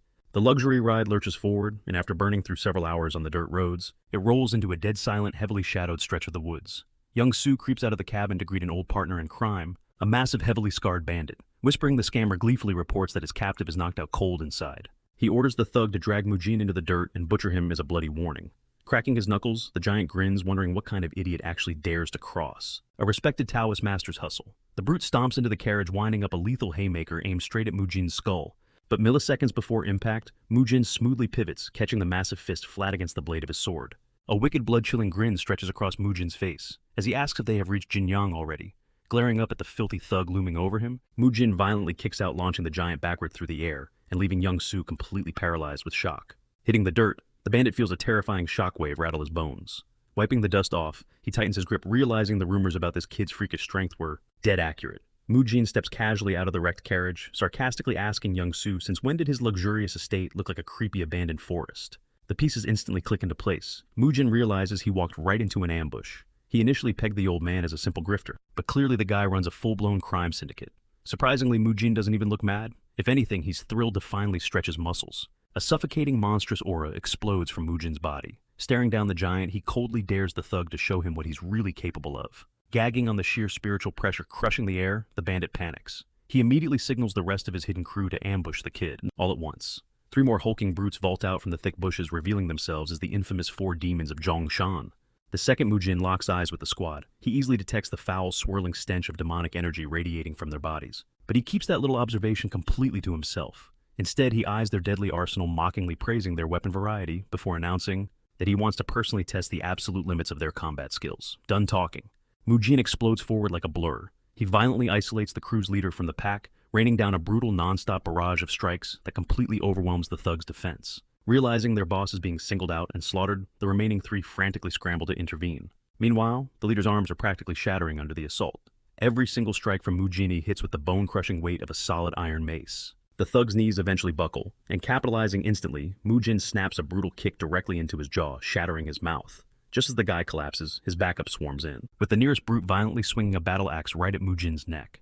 Effortlessly slipping past the heavy blade, Mujin buries a devastating elbow deep into the attacker's gut, forcing a horrific shriek of agony from his lungs. Desperate, the final 2 thugs coordinate a deadly pincer maneuver to crush the teenager, but he effortlessly sidesteps, making the pair swing wide and completely lose their balance. Capitalizing on this wide-open gap, Mujin delivers a bone-crushing hook that slams one of them straight into the dirt. Without missing a single beat, he charges the final opponent. Panicking, the guy raises his blade in a desperate attempt to parry the incoming strike, but the steel literally explodes into shards upon impact. Mujin's weapon slashes downward, stopping just a hair away from cleaving the terrified man cleanly in 2. Showing mercy at the very last second, he pulls his punch. The trembling goon literally watches his entire life flash before his eyes, and while he is still shivering like a leaf, Mujin unleashes a brutal front kick to the chest, launching him through the air like a rag doll. Just like that, our overpowered MC wipes the floor with all 4 fighters. Now he has them completely groveling at his feet, gasping heavily for air. Trading blows with them actually confirmed his dark suspicions. These guys are undeniably wielding forbidden demonic arts. This wild revelation leaves him scratching his head, wondering how dark magic seeped into the Central Plains. Since they technically follow the demonic path, he considers them his underlings, and he genuinely hates the idea of slaughtering his own juniors. He stands there mulling over their brutal fate until the squad captain suddenly shrieks out, frantically waving the white flag and admitting absolute defeat. Tears streaming down his bruised face, he begs the swordsmen to spare their miserable lives. Watching this unfold, Yang-Su suddenly realizes his goose is entirely cooked.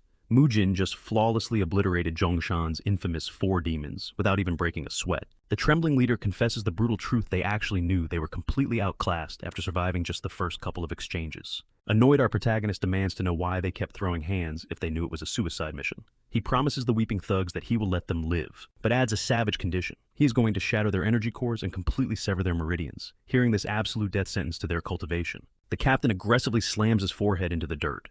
He begs our hero not to strip away their martial arts, crying that they were simply following orders, like good little dogs. Unfazed, Mujin bluntly tells the crying man to quit sobbing, coldly pointing out that they are way too old to be acting like babies. He harshly demands to know who trained them. At first, the captain plays dumb, blinking in pure confusion, until the overpowered MC clarifies that he wants a master's name.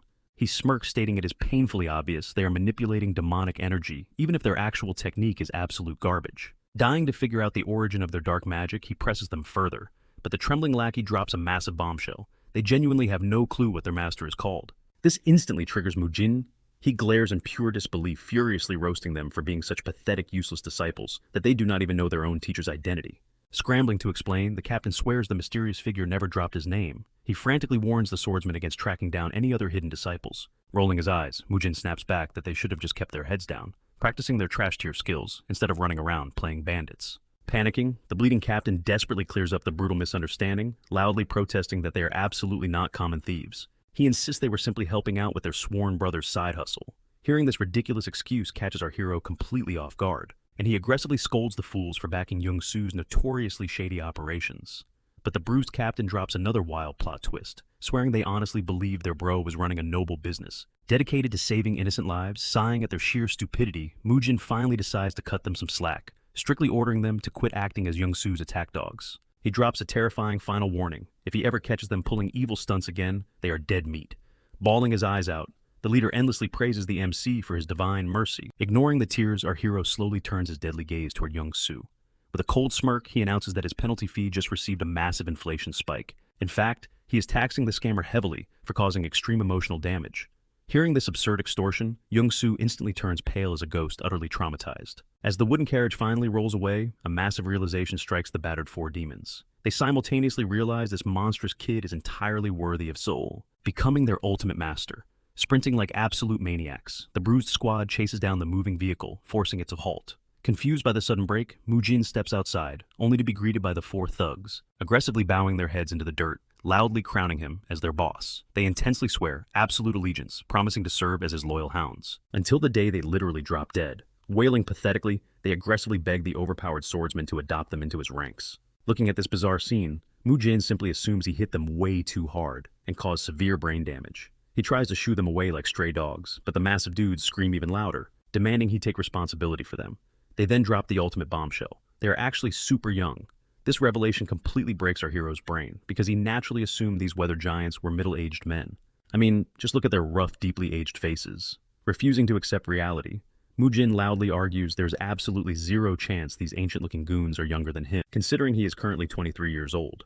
Baffled, he asks if a catastrophic chi deviation prematurely aged their horrible faces. This brutal roast actually stuns the squad leader. He genuinely expected the boss to instantly believe their youthful claims without roasting their terrible genetics. Changing the subject, our MC points out a glaring plot hole. He is completely baffled by how dark magic users manage to infiltrate the crumbling households of the righteous Orthodox faction, because structurally it makes zero logical sense. Stepping up, the oldest brother Chiao Mook, who shockingly claims to be only 21 years old, explains his master's core philosophy. He quotes that walking the demonic path is simply a raw way of life, completely separate from any political faction or strict affiliation. Standing right beside him and staring intensely at our hero is the so-called baby of the group, Nosak, a rugged giant who is supposedly just 18. Nodding slowly, Mujin actually agrees with Xiao's hardcore mindset. Still, he raises an eyebrow, wondering what kind of insane righteous family would casually recruit dark magic practitioners. After all, harboring demons is a one-way ticket to massive sect-destroying scandals. That is when the second brother Dongjiok, who happens to be an aged-looking 20-year-old, confidently cuts into the conversation. He fiercely assures the boss that nobody would dare whisper a word of scandal simply because they are just going to crack some skulls. The third brother, 19-year-old Zhang Tai, eagerly nods along. Mujin locks eyes with the group, laying down the law if they want to serve under his banner. His word is absolute. Without missing a beat, the four men roar in unison, pledging their dying loyalty to him. Wincing at their deafening screams, Mujin sighs and officially declares the brothers as grunts of the Flame Hua clan. Shortly after, the crew rolls up to Young-Soo's sprawling estate. The nervous host quickly ushers them inside. The manor's staff freeze, staring wide-eyed at the terrifying strangers flanking their boss, whispering among themselves. Young-Soo barks at the maids to whip up a feast in the annex, but Mujin waves it off. He demands they head straight for the vault. No detours, gulping hard. Young-Soo nods and guides them down the halls, leaving the trembling servants behind, practically soiling themselves from the suffocating bloodlust of the four demons. Glancing around, Mujin smirks. The filthy rich swindler has definitely been living like a king on all that stolen cash. Suddenly, their path is blocked by a resident swordsman.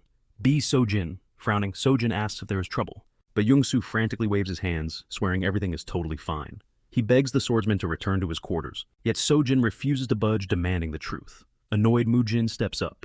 He asks the guy why he is sticking his nose where it does not belong, especially after being told to get lost. Mujin points out that as a mere guest, he needs to know his place and stop meddling in his host's private business. Scoffing, Sojin shoots back, calling Mujin a loudmouth punk. Hearing this, Chilma cracks his knuckles, ready to rip the guy apart. But Young-Soo jumps between them in a sheer panic, crying out that it is all a huge misunderstanding. Sweating bullets, he begs Sojin to back off, hastily introducing Mujin and his monstrous crew as VIP visitors. But instead of backing down, Sojin's smirk only grows wider upon realizing this kid is the so-called master of the Flame Hua clan. Unfazed Mujin completely brushes him off, telling him to move out of the way once he is done barking. Mujin tries to brush past, but Sojin snarls, spitting out that Mujin is a disgrace for hanging out with demonic thugs and bullying innocent people. He takes it a step further, claiming Mujin's ancestors must be rolling in their graves, and the idiot just keeps digging his own grave. He finishes his rant by calling the clan master absolute pathetic trash. Young Su shrieks in pure horror, realizing the swordsman just crossed a fatal line. But Sojin arrogantly boasts that a true professional like him would never lose to some alleyway scum. At that exact moment, one of the demon brothers draws his blade, stepping forward and begging his boss for permission to slaughter the fool. Mujin raises a hand, his eyes totally dead. He is going to handle this trash personally. Jumping out into the open courtyard, he challenges the arrogant swordsman. Grinning like a maniac, Sojin accepts. He explodes off the ground, thrusting his blade straight for Mujin's heart. Clang Mujin effortlessly deflects the lethal strike with his massive greatsword. He casually praises the guy's technique, but brutally mocks his pathetic physical strength. Mujin treats the life-or-death duel like absolute child's play. Within seconds, violent tremors shoot up Sojin's arms from the overwhelming impacts. Watching from the sidelines, the four demons already know the fight is over. The arrogant fool is completely trapped by Mujin's terrifying pressure. They mutter that the guy's weapon is going to snap at any second, and if it doesn't, his skull definitely will. Right on cue, Sojin's prized blade shatters into a million metallic shards. A demonic grin spreads across Mujin's face, just before he launches the swordsman flying straight through a solid brick wall. The demons do not even blink, and Mujin coldly snaps his fingers, demanding his heavy iron club. Since this punk wanted to run his mouth about ancestors crying in their graves, Mujin is going to personally deliver him to his grandfather. Wham! Wham! He viciously beats the broken warrior, his agonized screams echoing through the entire estate. The new recruits watch in awe as their boss mercilessly hammers the guy like a rented mule. Realizing Sojin is seconds away from becoming minced meat, Young Su completely loses his mind.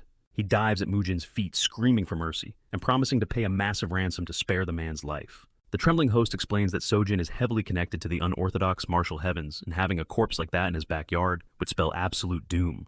Young Su grovels, swearing he will drain his own bank accounts to buy back Sojin's miserable life, regardless of the price tag. Hearing the magic word, Mujin lowers his bloody club with a wicked smirk. He playfully jokes that he actually thought Young Su was planning to use this swordsman as his personal bodyguard. Minutes later, the bloody squad finally steps inside the hidden vault. Staring at the mountains of sparkling loot, Mujin whistles the swindler's insane wealth. Wasting zero time, the ruthless clan master pulls out an imaginary calculator and starts ringing up the tab. He points straight at the four demons, declaring that sparing each of their lives costs exactly 500 gold coins. Young Su's jaw drops straight to the floor, completely dumbfounded. Mujin had already hired these thugs into his own clan, yet he is still making the poor swindler foot the bill for their survival. Mujin casually breaks down the extortion bill for Young Su. Keeping his arms and legs intact will cost 200 gold, while sparing his miserable life runs an extra 300 gold. He tacks on another 1,000 gold to spare Sojin's life, simply because the guy had a massive attitude problem. And for the grand finale, Mujin slaps on a ridiculous 3,000 gold fee for his own quote-unquote psychological damage. Once the math is out of the way, the tyrant cuts to the chase, demanding absolutely everything the poor guy owns. With a menacing grin, he asks if there are any objections. Tears stream down Young Su's face as he violently shakes his head, realizing this absolute monster is far worse than your average street bandit. The four quickly strip the room bare of every single coin until Mujin locks eyes on an antique folding screen tucked in the corner. A mysterious pulsing energy radiates from the object, and the terrified owner immediately catches the predator eyeing it. Young Su nervously asks if the piece catches his fancy, to which Mujin gives a vague non-committal shrug. Desperate to please the shaking man, stammers out that this masterpiece was crafted by the legendary Master Zhang Sosan. Hoping to save his own skin, Young Su practically begs him to take it as a gift. Without missing a beat, Mujin gladly accepts the offering, leaving his victim completely dumbfounded by this bottomless pit of greed. After cramming all their shiny new loot into Young Su's personal carriage, Mujin casually mentions that the guy probably won't be needing the transport anymore. Beaten and broken, Young Su completely surrenders, weakly telling him to just take the wheels too. With their pockets bursting, the ruthless boss and his four demon lackeys ride off into the distance, while Mujin mockingly yells back, telling the ruined man to live a righteous life and promising to drop by for another visit soon. Left in the dust, Young Su prays to the heavens they never cross paths again since the maniac just robbed him blind. He stares blankly at his empty hands, wondering what terrible sin he committed to encounter such a psycho. Cut to the Hua clan manor, where Masak totally loses his mind. Seeing the mountain of gold, he frantically grills the young master, absolutely convinced.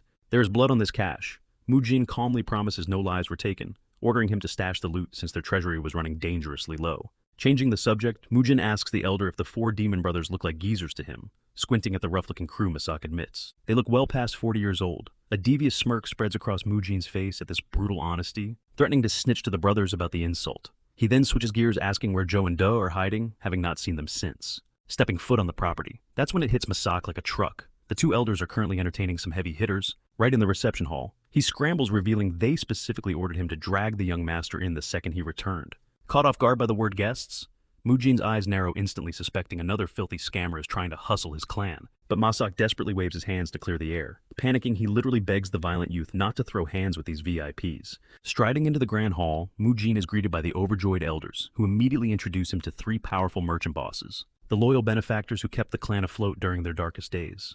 Stepping forward first is Pung Kwano, the heavyweight boss of the Pungyang merchant group. Following right behind is Dong Guanyo, the slick leader of the Muryong merchant union. Rounding out the trio is Huang Yo Cheong, the wealthy master of the Golden Finance Manor. The three tycoons beam with genuine relief, seeing the young heir finally back on his feet, and Mujin respectfully bows to return the warm gesture. After settling down for a few rounds of steaming tea and small talk, Mujin shatters the pleasantries, bluntly asking if they came to collect the clan's massive debts. This drops the merchant's jaws straight to the floor, and they frantically wave it off, swearing they aren't here to squeeze him for cash. They truly just wanted to celebrate his miraculous recovery.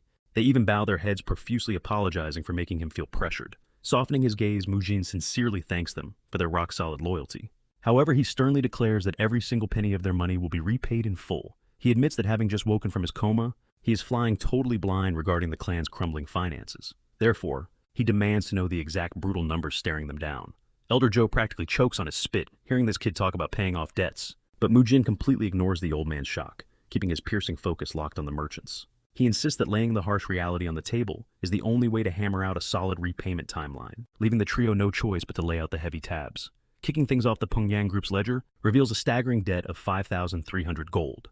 Next up, the Golden Finance Manor claims a hefty 3,200 gold, and bringing up the rear, the Muryong Merchant Union is owed a solid 1,900 gold.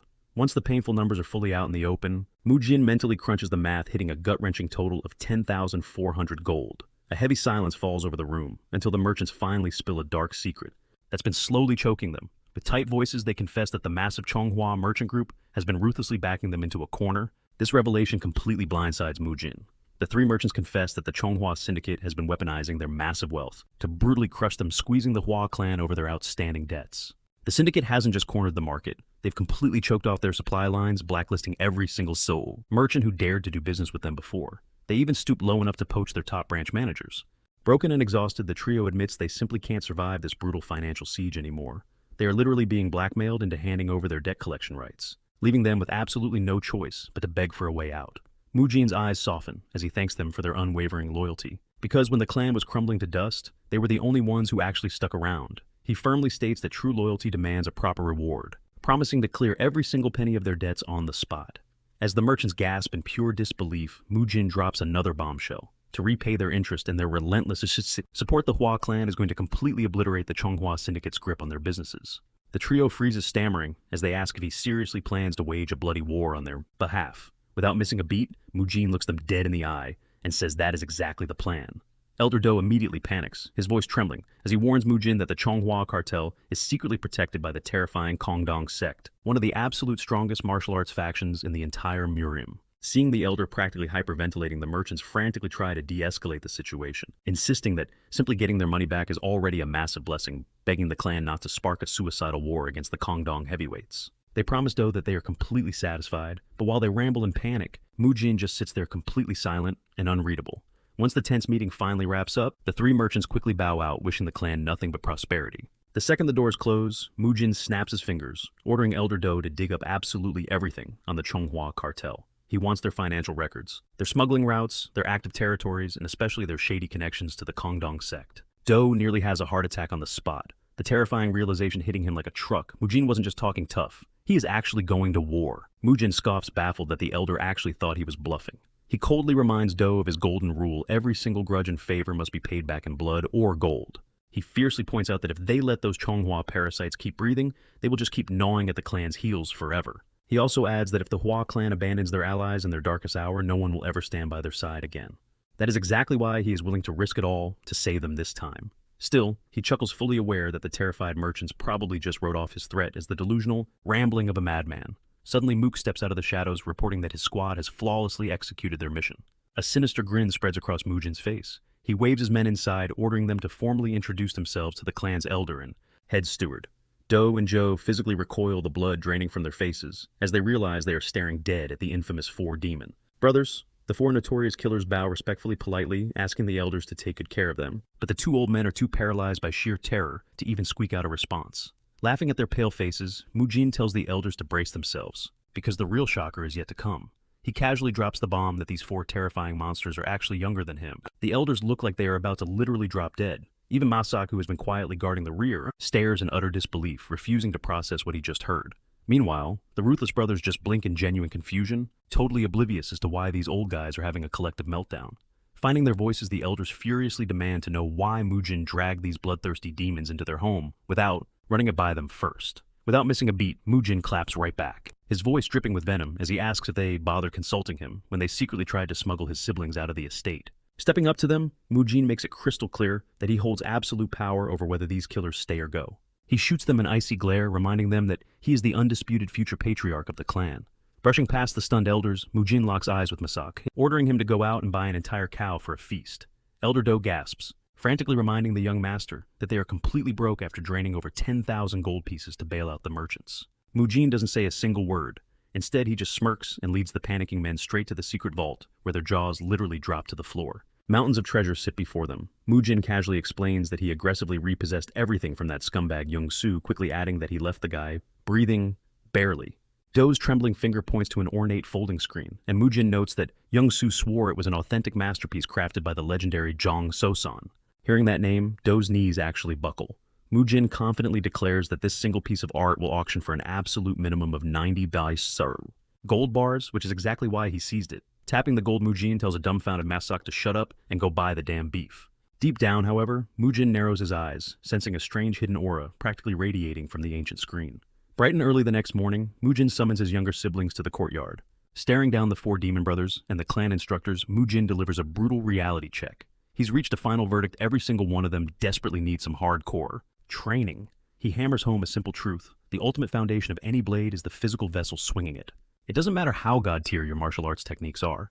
If your flesh is frail, your skills are absolute garbage. Because of this pathetic weakness, Mujin announces the kickoff of a grueling new regimen, one he plans to personally and ruthlessly oversee.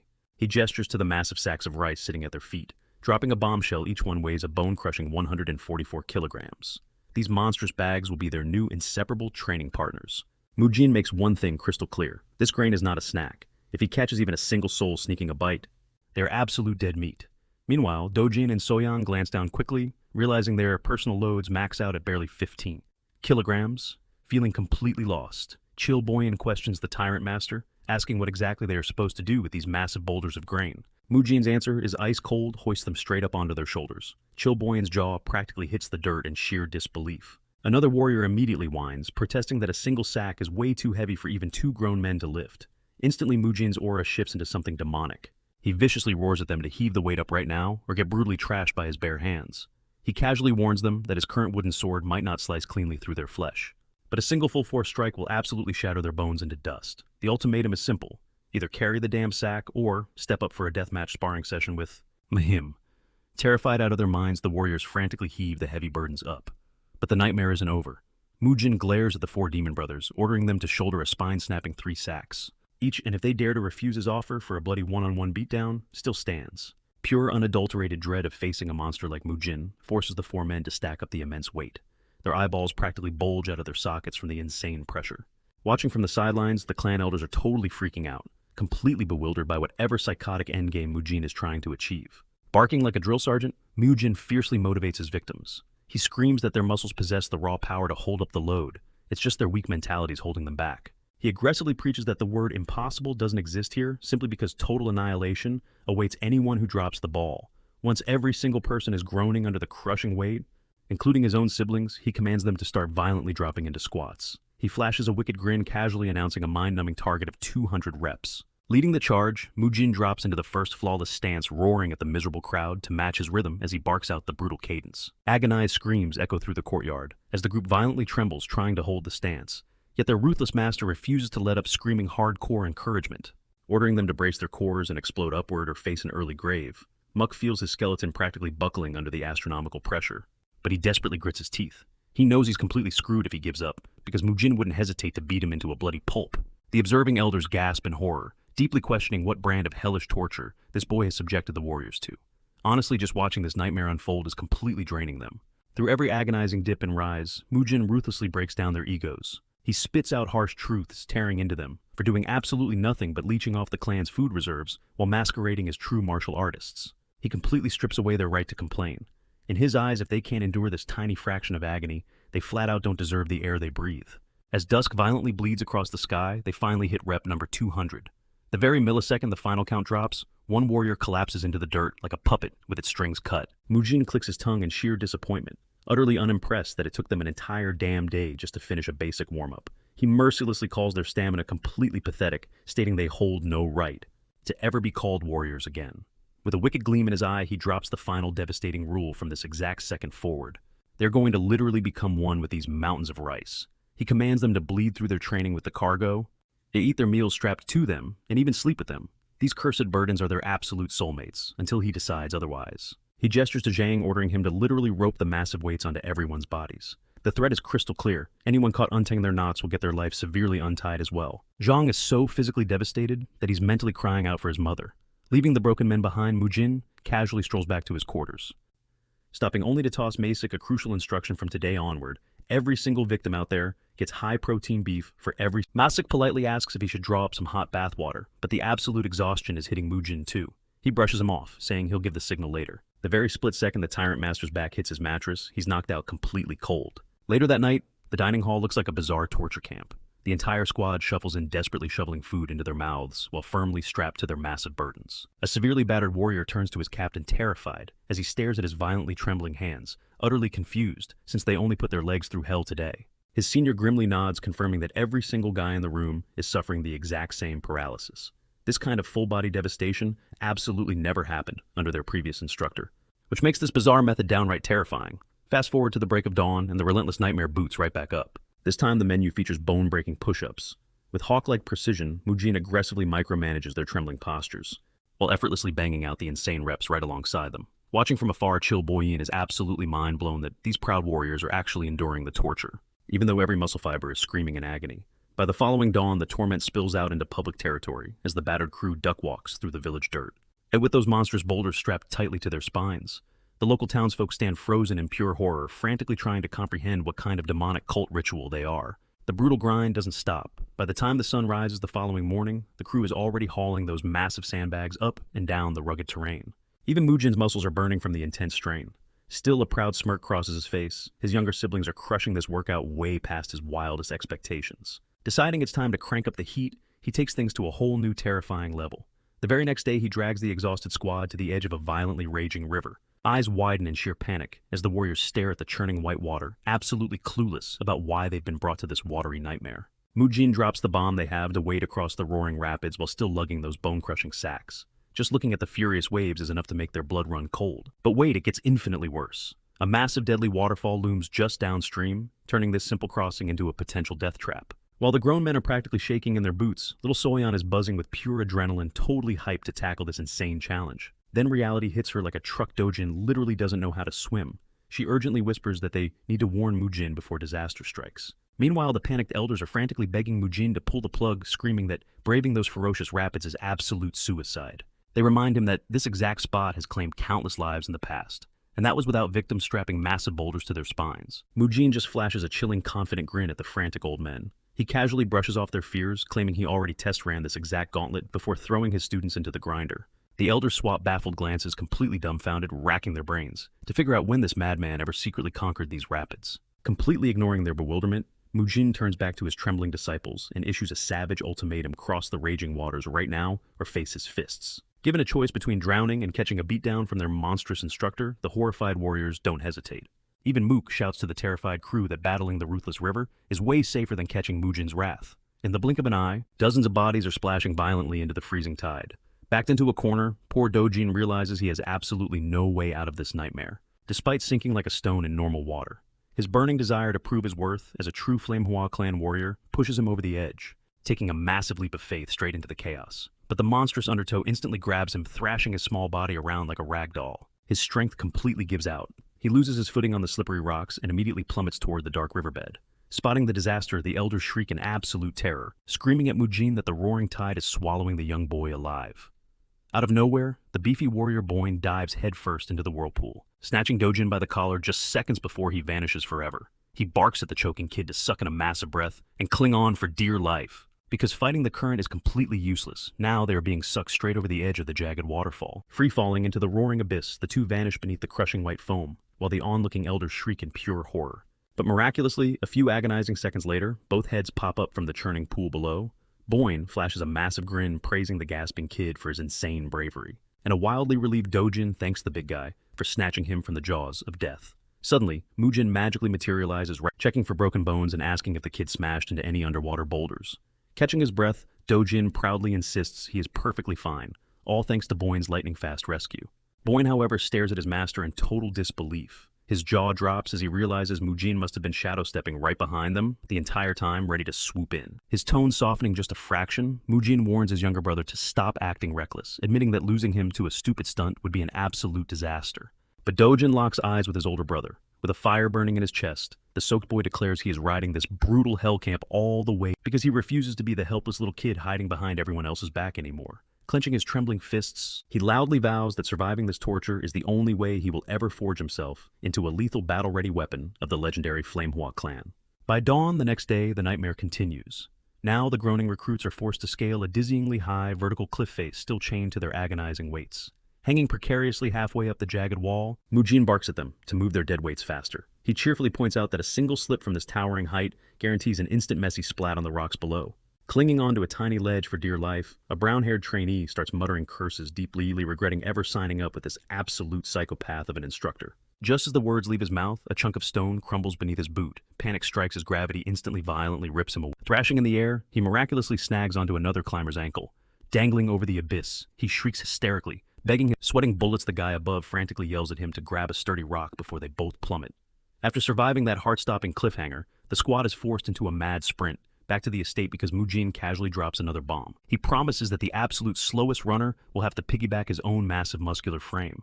Watching this stampede of sweaty, groaning men, a random little boy points and asks his mom if they are escaped convicts on death row. His stunned mother quickly shushes him, whispering that those battered souls are actually the elite guards of the glorious Manhwa clan. Out of nowhere, little Soyeon suddenly collapses hard into the dirt, and panic instantly sets in as Elder Joe sprints frantically to her side, horrified by the sight of the sweet girl seemingly passing out from sheer exhaustion. Batting her innocent puppy dog eyes, she weakly whimpers, begging the old man to carry her the rest of the way. Completely melting at her cute plea, the doting. But as they casually stroll past the struggling, panting recruits, the guys catch her flashing a mischievous wink. The sly little fox was totally faking it the whole time. Catching the raging jealousy burning in the eyes of his men, Mujin lets out a mocking laugh. He loudly announces that any grown man here is perfectly welcome to fake a fainting spell, like a little girl, since they seem so desperate to compare their frail egos to a literal child. However, he promises that anyone who actually tries that cute stunt will be personally signing their own blood-soaked death warrant. Dragging their half-dead bodies, the battered crew finally crashes onto the lush grounds of the manor. Their bodies slammed against the dirt, completely drained of every ounce of energy. Right then, a towering warrior, the same guy who had just lent the brown-haired kid a hand, stomped over and started tearing into him for constantly slowing down the squad. "How much longer are you going to be a pathetic dead weight?" he roared. He barked at the kid to stop holding everyone else hostage with his miserable lack of stamina. Trembling, the kid snapped back that he was only pushing through because Mujin swore to slaughter them all if they failed. Honestly, he had been itching to ditch this miserable warrior gig for ages, but the sheer terror of Mujin snapping his neck for deserting kept him locked in. The giant warrior exploded in his face, completely disgusted by his pathetic fear of Mujin. "Your cowardice is dragging us down," he bellowed, swearing he would gladly butcher the weakling himself, since he clearly was not cut out for the battlefield. Before things could escalate, Boyne jumped into the fray, snapping at the brute that not everyone was born a walking mountain of muscle. Without missing a beat, the massive guy ruthlessly punched Boyne right in the groin, growling that he would not mind putting him in the dirt first. That is when Mook stepped up, shoving the brute back and fiercely defending Boyne's logic. He insisted the brown-haired kid was pouring his heart out, fighting his absolute hardest. "He bled with us to join this clan, which makes him blood," Mook fired back fiercely, protecting their brother in arms. The towering warrior sneered, arguing that coddling a crybaby would only breed weakness, but Mook instantly shot him down, pointing out Mujin's massive head start. "Mujin has years of brutal discipline over us," Mook yelled, demanding everyone respect the varying learning curves. He glared at the giant, daring him to talk trash only after he actually managed to outmatch Mujin himself, Completely furious, the massive guy shoved past them, tossing a final venomous threat over his shoulder. "Screw up again and I will end you." Deep into the pitch-black night, the hulking guy stepped out of the latrine only to catch the sharp whistle of slicing wind nearby. Creeping through the shadows, his eyes widened as he spotted Mujin drenched in sweat, relentlessly swinging his blade beneath the moonlight. The sheer blinding velocity of Mujin's strikes left the giant utterly paralyzed in awe. A chilling realization hit him. This monster was operating on a godly level. Despite their incredibly close ages, the gap in power was massive. Without even turning his head, Mujin's predatory instincts flared, sensing eyes on his back. "Show yourself, or I will drag you out!" Mujin's voice sliced through the silence like ice. Heart pounding, the giant reluctantly stepped out of the darkness. Mujin locked onto him, coldly demanding to know what he was doing sneaking around. Stuttering, the big guy hastily explained his midnight bathroom trip, swearing up and down that he purely stumbled upon the brutal midnight routine by sheer dumb luck. A vicious smirk crept across Mujin's face as he admitted he was dying for a real challenge. "Ditch the dead weight and grab a blade," he commanded. The massive warrior froze, absolutely stunned by the sudden deathmatch invitation, but he did not dare "Bring it!" Mujin taunted. Provoked as the towering brute launched himself at the master with explosive, terrifying momentum. Yet with insulting ease, Mujin casually deflected the savage strike with one hand, casually tucked behind his back. Refusing to back down, the giant unleashed a furious barrage of attacks. Mid-swing, a jolt of shock hit the brute. His muscles were firing off significantly faster than ever. Mujin's sharp eyes caught the upgrade too, acknowledging the explosive growth in his speed. Still, speed meant nothing without precision. In the blink of an eye, Mujin vanished, materializing right in the brute's blind spot. Wham! A devastating open-handed strike slammed into his spine, burying the giant face first into the dirt. But defying all logic, the massive guy bounced right back up, fueled by pure adrenaline.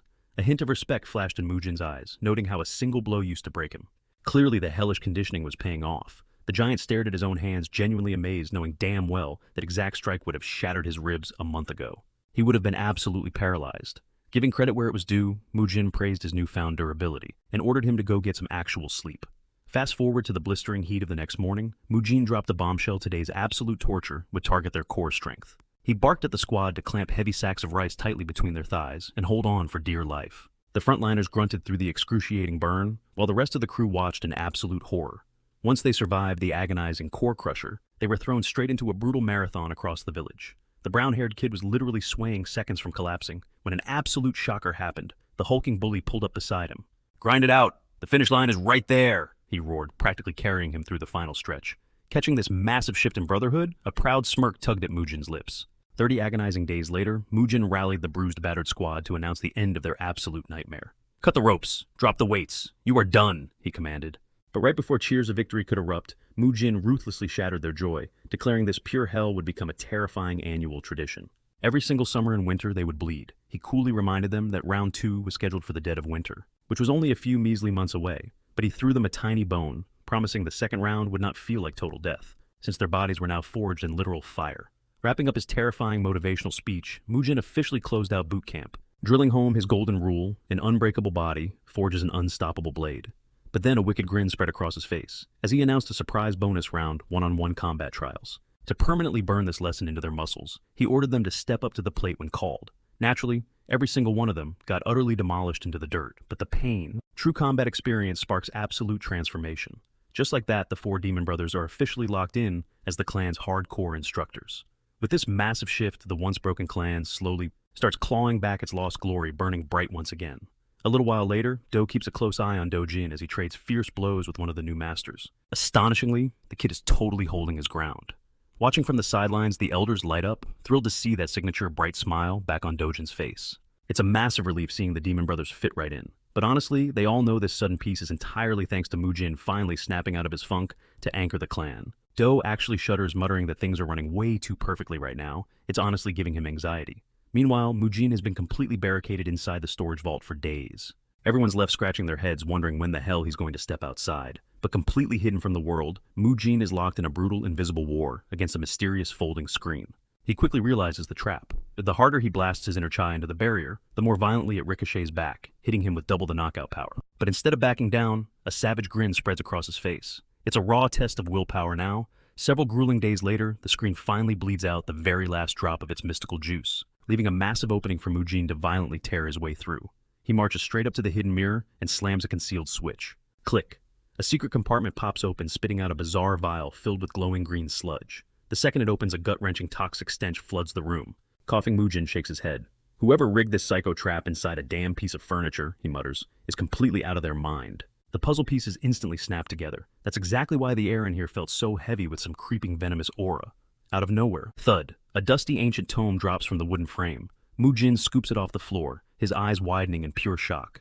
It's a lost manual. The legendary mind-severing sword art. This is exactly the ultimate prize someone desperately tried to bury. Without wasting a single second, he drops cross-legged onto the floor, completely devouring the pages. But hours later, a heavy sigh escapes his lips. Total letdown. He quickly calculates that the techniques written here barely match the level of the 10 great masters of Hubei. Sure, it's not some god-tier martial art that will shake the heavens, but his brain starts churning. This isn't a total bust after all. He instantly spots a massive structural difference. The original creator channeled their inner energy in a completely opposite way compared to his own reliance on pure movement arts. A light bulb goes off. This specific combat style is literally a flawless match for the Flamehua warriors. Up until now, he's been hitting a brick wall trying to teach them his own blade work. Why? Because their fundamental body flows are worlds apart. The absolute core of his Peerless Nine swords relies heavily on swift dynamic footwork, while the Flamehua crew is entirely built around explosive yang energy. It's crucial to understand that these two forces are like oil and water, they viciously repel each other. If you just blindly smash them together, boom, instant lethal energy deviation. That's the exact reason his ultimate sword style can only be carved into a blank slate. A total rookie with zero prior martial arts training. Mujin chuckles, realizing he just hit the jackpot when he hijacked this specific body. Since the original owner's energy core was completely shattered, his internal channels were basically wiped clean, leaving behind an absolutely flawless empty vessel. That lucky break let him instantly stack his movement skills without a single side effect. Gripping the ancient book, a confident smirk dances on his lips. He just found it, the future supreme sword art of the entire Flamehua clan. Without missing a beat, he bursts into the main hall and tosses the manuscript straight to the elders. "Read it," he orders. The old men casually flip it open and completely lose their minds, their hands trembling violently at the sheer magnitude of the text. Stuttering, they reveal that this isn't just a copy. It's the original mythical mind-severing sword manual that vanished off the face of the earth over 10 years ago. Their jaws are on the floor. How could a god-tier technique like this be rotting inside a dusty piece of furniture? Shrugging, Mujin points out that idiot young Su probably had zero clue what he was sitting on. Still in shock, Do stammers, asking if Mujin is seriously going to hand this over to their foot soldiers. Mujin rolls his eyes. "Look around. We don't even have a basic sword style to our name." Consider this a massive stroke of dumb luck. Leaning in, Mujin lays down the law. Starting bright and early tomorrow, he's personally drilling this technique into every single warrior. Though he shoots a mocking glance, he highly doubts the current masters even have the chops to handle it yet. Yawning loudly, Mujin turns his back. "I'm getting some sleep," he groans, tossing a wave over his shoulder. "Feel free to trace a copy, if you geezers actually have the guts to learn it." The second those words leave his mouth, absolute chaos. The elders completely abandon their dignity, cheering and weeping like dying men who just found a hidden oasis. And the hype spreads like wildfire. When the foot soldiers hear they're getting a supreme technique, the courtyard erupts into a massive lottery-winning celebration. For generations, this family had suffered the ultimate humiliation of not having a signature combat style. So, dropping a masterclass technique right into their laps forges an unbreakable blood-deep bond among the troops. Right on cue, Dojin and Soyeon are absolutely vibrating with excitement, diving headfirst into the training craze. But the four demon brothers, they don't even blink at the new book. They stay completely isolated, relentlessly grinding away at their own savage, bone-breaking routines. Watching them sweat, Mujin just smirks. He knows damn well those four monsters don't need some fancy sword manual to carve their names into the absolute peak of the Murim world. In the blink of an eye, an entire month vanishes. Stretching his sore muscles, Mujin steps out into the main training yard, only to freeze. It is dead silent, completely deserted. Spotting Masak, Mujin raises an eyebrow. Where the hell did the entire clan wander off to? Masak blinks casually, replying that the massive battle arena, the legendary Little Dragon Ascension tournament, has officially kicked off. Hearing those words, Mujin's face scrunches up in total confusion. Masak sighs, clearly realizing his master completely wiped it from his memory. He frantically explains that this isn't just some backyard brawl, it's Shi Chang's most explosive spectacle, held strictly once every 5 years. And the stakes. The ultimate survivor instantly secures a golden ticket straight into the prestigious Orthodox Murim Championship BAM. The second the word tournament hits his ears, Mujin rockets into the sky, blasting toward the city center without even waiting to hear the actual address. "You idiot, you should have led with that." His voice echoes through the wind, genuinely offended that those sneaky elders rushed off to gorge on top-tier violence without him. Cut to the tournament grounds. Joe and the kids are just wrapping up their registration when an absolute jerk crashes their party. This arrogant guy. He is Zhang Xiyun, the loudmouth chief steward of the Beck clan, flanking their official representative, Besayan. Zhang immediately sneers, faking absolute shock at catching Joe and the Flamehua clan daring to show their faces at the competition. Playing it cool, Joe brushes off the disrespect and offers a polite bow. But Zhang does not quit mercilessly trash-talking the Flamehua name. He spits out a harsh laugh, openly mocking them. He claims he is genuinely stunned they could even scrape together the entry fee. Pushing the blade deeper, he sneers, asking if Joe's family will even have scraps to eat after blowing their last pennies on the tournament. Then he brings up the ultimate sore spot. He loudly demands to know if they have settled the association dues they have been dodging for 10 long years. Zhang even targets the little ones. He scoffs at Joe for dragging them along, claiming the poor kids look like they are literally starving to death. Hearing this, Dojin and Soyeon clench their fists, their blood boiling. Meanwhile, across town, Mujin is completely lost. He kicks himself for not squeezing the exact directions out of Masak about where the arena is. Scanning the horizon, he spots a massive swarm of people and figures the chaotic mob must be where the battles are taking place. At that exact moment, two striking strangers, an elegant elder and his sharp-eyed granddaughter, are strolling down the bustling streets.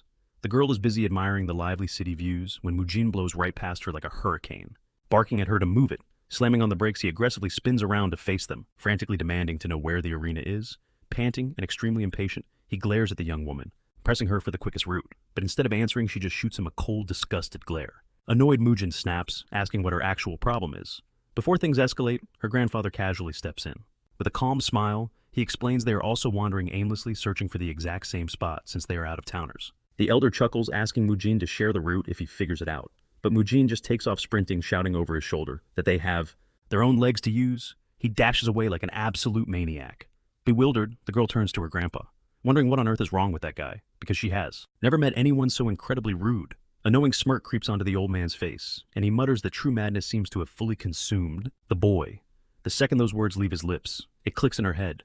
Her grandfather is talking about Mujin, the infamous grandson of Hua Jutai.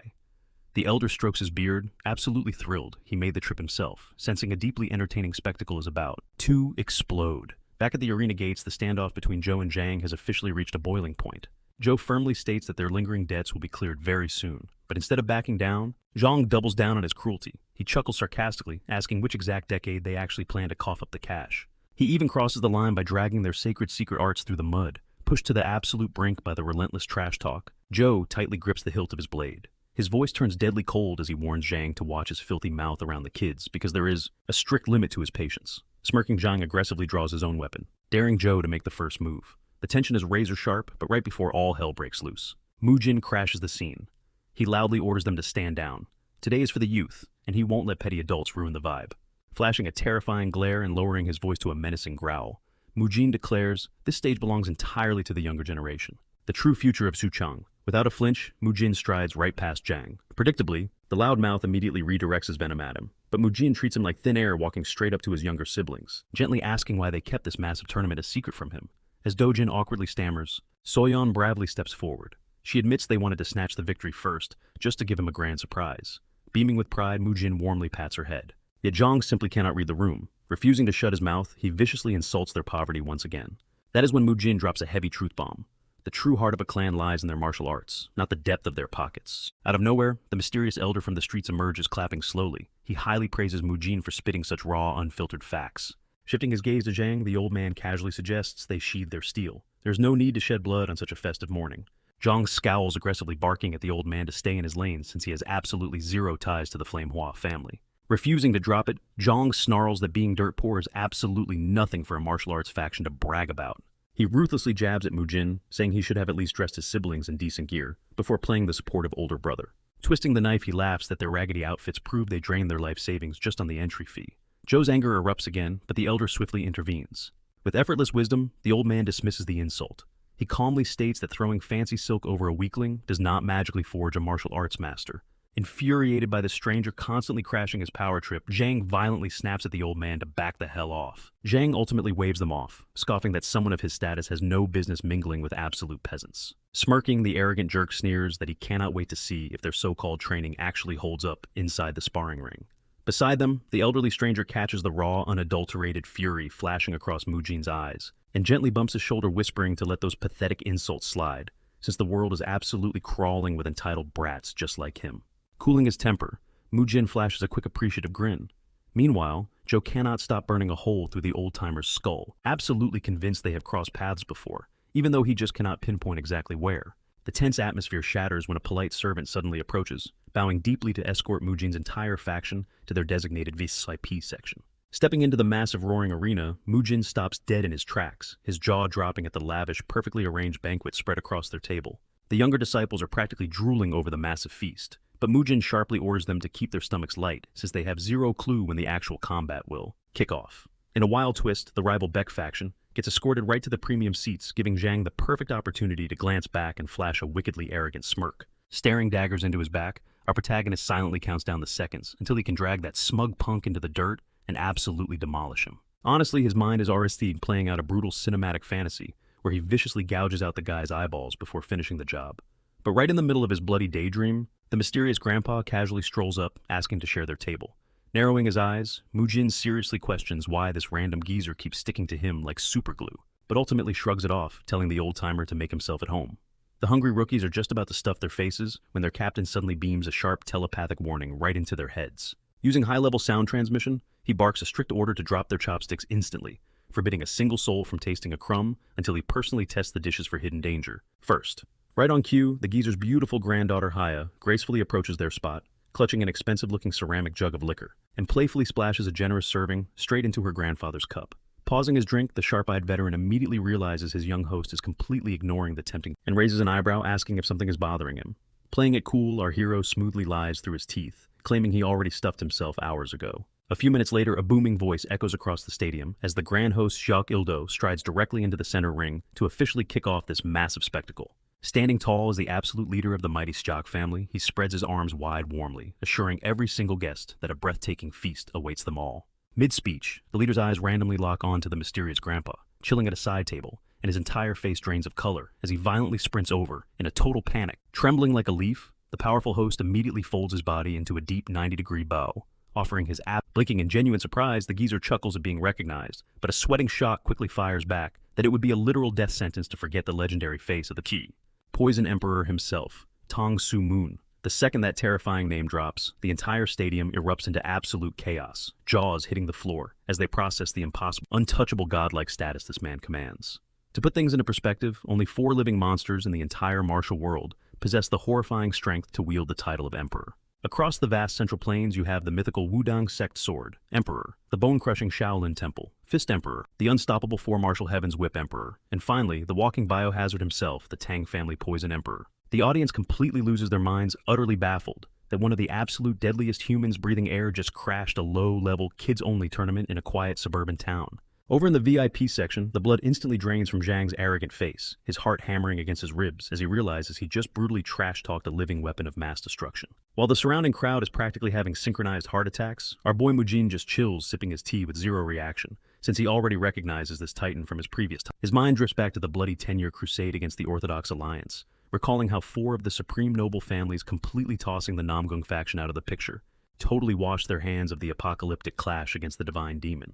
Honestly, these heavy-hitting clans refused to deploy their troops simply because they could not find a politically profitable excuse for throwing their men into the meat grinder. On top of that political cowardice, the supreme leaders of those very factions, along with their elite vanguard squads, got absolutely butchered and humiliated by the terrifying might of the divine demon himself. And shockingly enough, one of the elite warriors who survived that nightmare battle was none other than Tong Su Moon, the brilliant toxicologist destined to conquer the world as the Poison Emperor. Snapping back to reality, a bowing Shock desperately begs the legend to relocate to the ultra-luxurious VIP booths, but the old master casually waves him off, insisting that this humble wooden table fits him perfectly. The clan leader's jaw practically unhinges in pure shock, and in a frantic scramble to keep the god-tier guest happy, he quickly pivots, offering to instantly upgrade Mujin's entire party to the premium section. Without skipping a beat, our icy protagonist firmly shuts down the VIP ticket, crossing his arms and demanding they skip the politics and ignite the martial arts tournament immediately. All the while, the Poison Emperor remains totally paralyzed, his intense gaze locked dead onto Mujin's face, shaken by how terrifyingly identical this fierce teenager looks to an old ghost. The boy's heroic grandfather, a legendary warrior who once dragged Tang out of a suicidal pit of despair decades ago. Sweating bullets, the tournament host quickly guarantees the brawls will kick off any second now, before nervously asking if this intense young master wants to throw his own name into the bloody gauntlet. Tilting his head, our hero raises a confused eyebrow, flat out demanding to know what kind of massive competition this guy is actually hyping up. The leader eagerly clarifies that he is extending an exclusive invitation to the glorious Orthodox Murim Championship, a brutal high-stakes battle strictly once every 5 years. With the historic bloody clash creeping just around the corner, he desperately hopes a rising star like Mujin will step into the ring. However, flashing a bored expression, the boy instantly shoots him down, yawning that this glorified popularity contest offers zero benefit, making it a complete and utter waste of his precious time. But suddenly, shattering the tension, a completely terrified Jang practically sprints across the floor, aggressively bowing to offer the Poison Emperor his deepest, most desperate apology for his incredibly suicidal trash talk from earlier. Trembling like a wet dog, he begs for mercy, swearing on his life that his blind, foolish eye. Tang completely brushes him off, taking another slow sip of his drink. Utterly exhausted by the pointless chatter, the old man gestures for his granddaughter to handle these punks. Stepping up to the plate, the girl fiercely warns the loudmouths to back off and take their seats, warning them that her grandpa absolutely despises unnecessary drama. Sensing the rising tension, Siak steps in, assuring the grumpy elder that the tournament will kick off immediately. Taking center stage, the referee lays down the law. The fighters are strictly limited to non-lethal wooden weapons, meaning only training swords and practice spears are allowed in the ring. On top of that, executing any fatal bone-crushing blows will result in instant disqualification.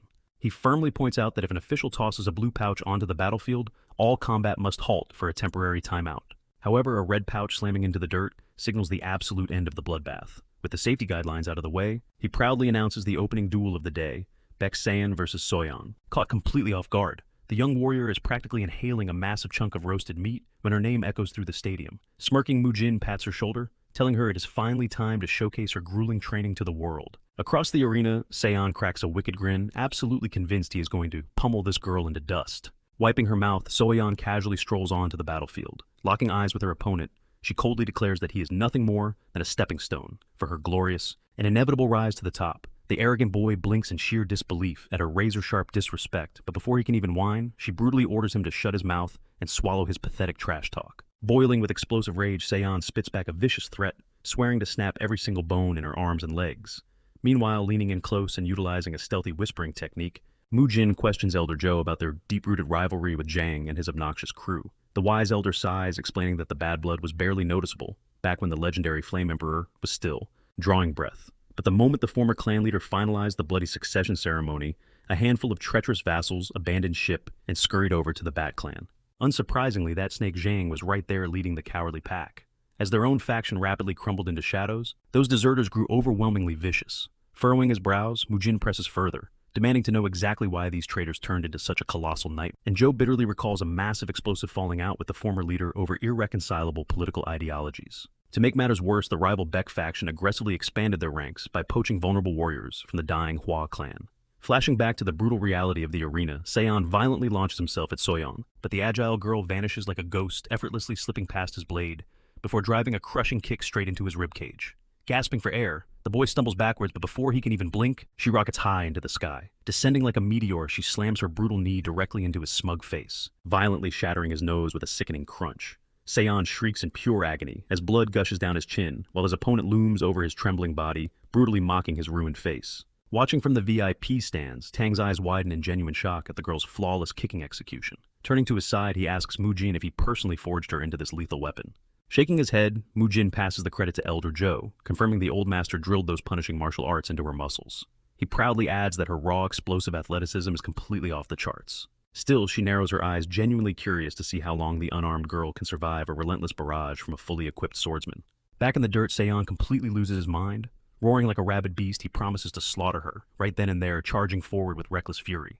He wildly slashes his wooden blade through the air, but the nimble fighter dances around his desperate strikes, her terrifying agility making him look incredibly Up in the crowd, Haya watches in pure awe, deeply mesmerized by the flawless footwork, keeping the young girl entirely untouched. Driven to the edge of utter madness, the humiliated swordsman aggressively screams that she is nothing but a cowardly slippery toad.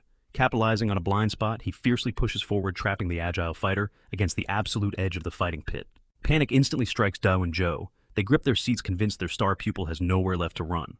Meanwhile, Jang practically jumps out of his chair, gleefully celebrating, because he thinks his champion finally possesses exactly what it takes to completely rip her apart. Channeling every last ounce of his burning fury, Saeon lunges at his trapped prey. But in a jaw-dropping display of pure acrobatics, the girl defies gravity, executing a flawless backflip right over his swinging blade. Whipping around with bloodshot eyes, he furiously snarls that she cannot keep running away forever. Flashing a terrifying smirk, she calmly informs him that he just walked right into her deadly web. Confused and slightly panicked, he freezes, as the badass girl coldly points out that the tables have completely turned. Now, he is the one trapped against the boundary, giving her the absolute perfect angle to beat the living daylight out of him. Hiking up her leg with terrifying, bone-crushing intent, she viciously dares the trembling boy to protect himself with that pathetic twig he calls a weapon. Moving faster than lightning, she unleashes a devastating roundhouse kick straight to his skull, instantly flatlining him onto the cold, hard dirt. This explosive, mind-blowing reversal leaves the seasoned masters utterly speechless. Instantly switching sides, the crowd erupts into a roaring cheer for the victorious girl, while the arrogant Zhang furiously grinds his teeth in miserable defeat. Desperately clinging to his shattered pride, Sion tries to scramble to his feet, but she is simply operating on a godly level. Showing absolutely zero mercy, she viciously juggles his battered body across the arena like a worthless rag. With one final thundering strike, she completely launches him across the stage, snapping his wooden sword entirely in half. Terrified that his champion is about to die, Zhang hysterically screams at the officials to toss the blue safety pouch. But the ruthless girl is already hovering above her broken enemy, winding up to deliver the ultimate killing blow. Thankfully, the referee violently intervenes, saving the boy from a lifelong coma. Yet, instead of humbly accepting his humiliating loss, the bruised idiot actually starts vomiting garbage out of his mouth again. Gasping for air, he maliciously promises to march into the Hua territory and completely exterminate every last one of them. Hearing this absolute disrespect, something extremely dark snaps inside her mind. With eyes burning with murderous intent, she coldly whispers that she has zero intention of stopping, just because she shattered his sword drawn. Sion scrambles to explain that the blue pouch just hit the floor, meaning this death match is officially on pause. But Soyeon could not care less. She stalks right up to his trembling frame, whispering that he is more than welcome to raid her clan later with every single warrior he can muster. But right here, right now, he is a dead man walking. Sion barely has time to process her words, before Soyeon drops on him like a predator, violently slamming his body straight into the dirt. Tang stares in absolute shock, while Mujin springs to his feet, like the ultimate hype man, screaming at Soyeon that she absolutely nailed it. Zhang furiously leaps out of his chair, demanding the referee explain why Soyeon kept throwing hands after the surrender pouch hit the stage. Naturally, the judges slap Soyeon with a brutal disqualification for pummeling Sion after the bell. The elders shake their heads in pure disappointment, but Mujin, now he is cackling like an absolute psychopath. Strutting back to her corner, Soyeon intentionally sticks her tongue out right at Zhang, completely rubbing salt in the wound, before collapsing into her chair. The elders immediately corner her, furiously demanding to know why she kept swinging when the surrender signal was crystal clear. Soyeon just smirks, openly admitting she saw the pouch perfectly fine, but honestly, thrashing Sion to a pulp felt way better than scoring a boring technical win.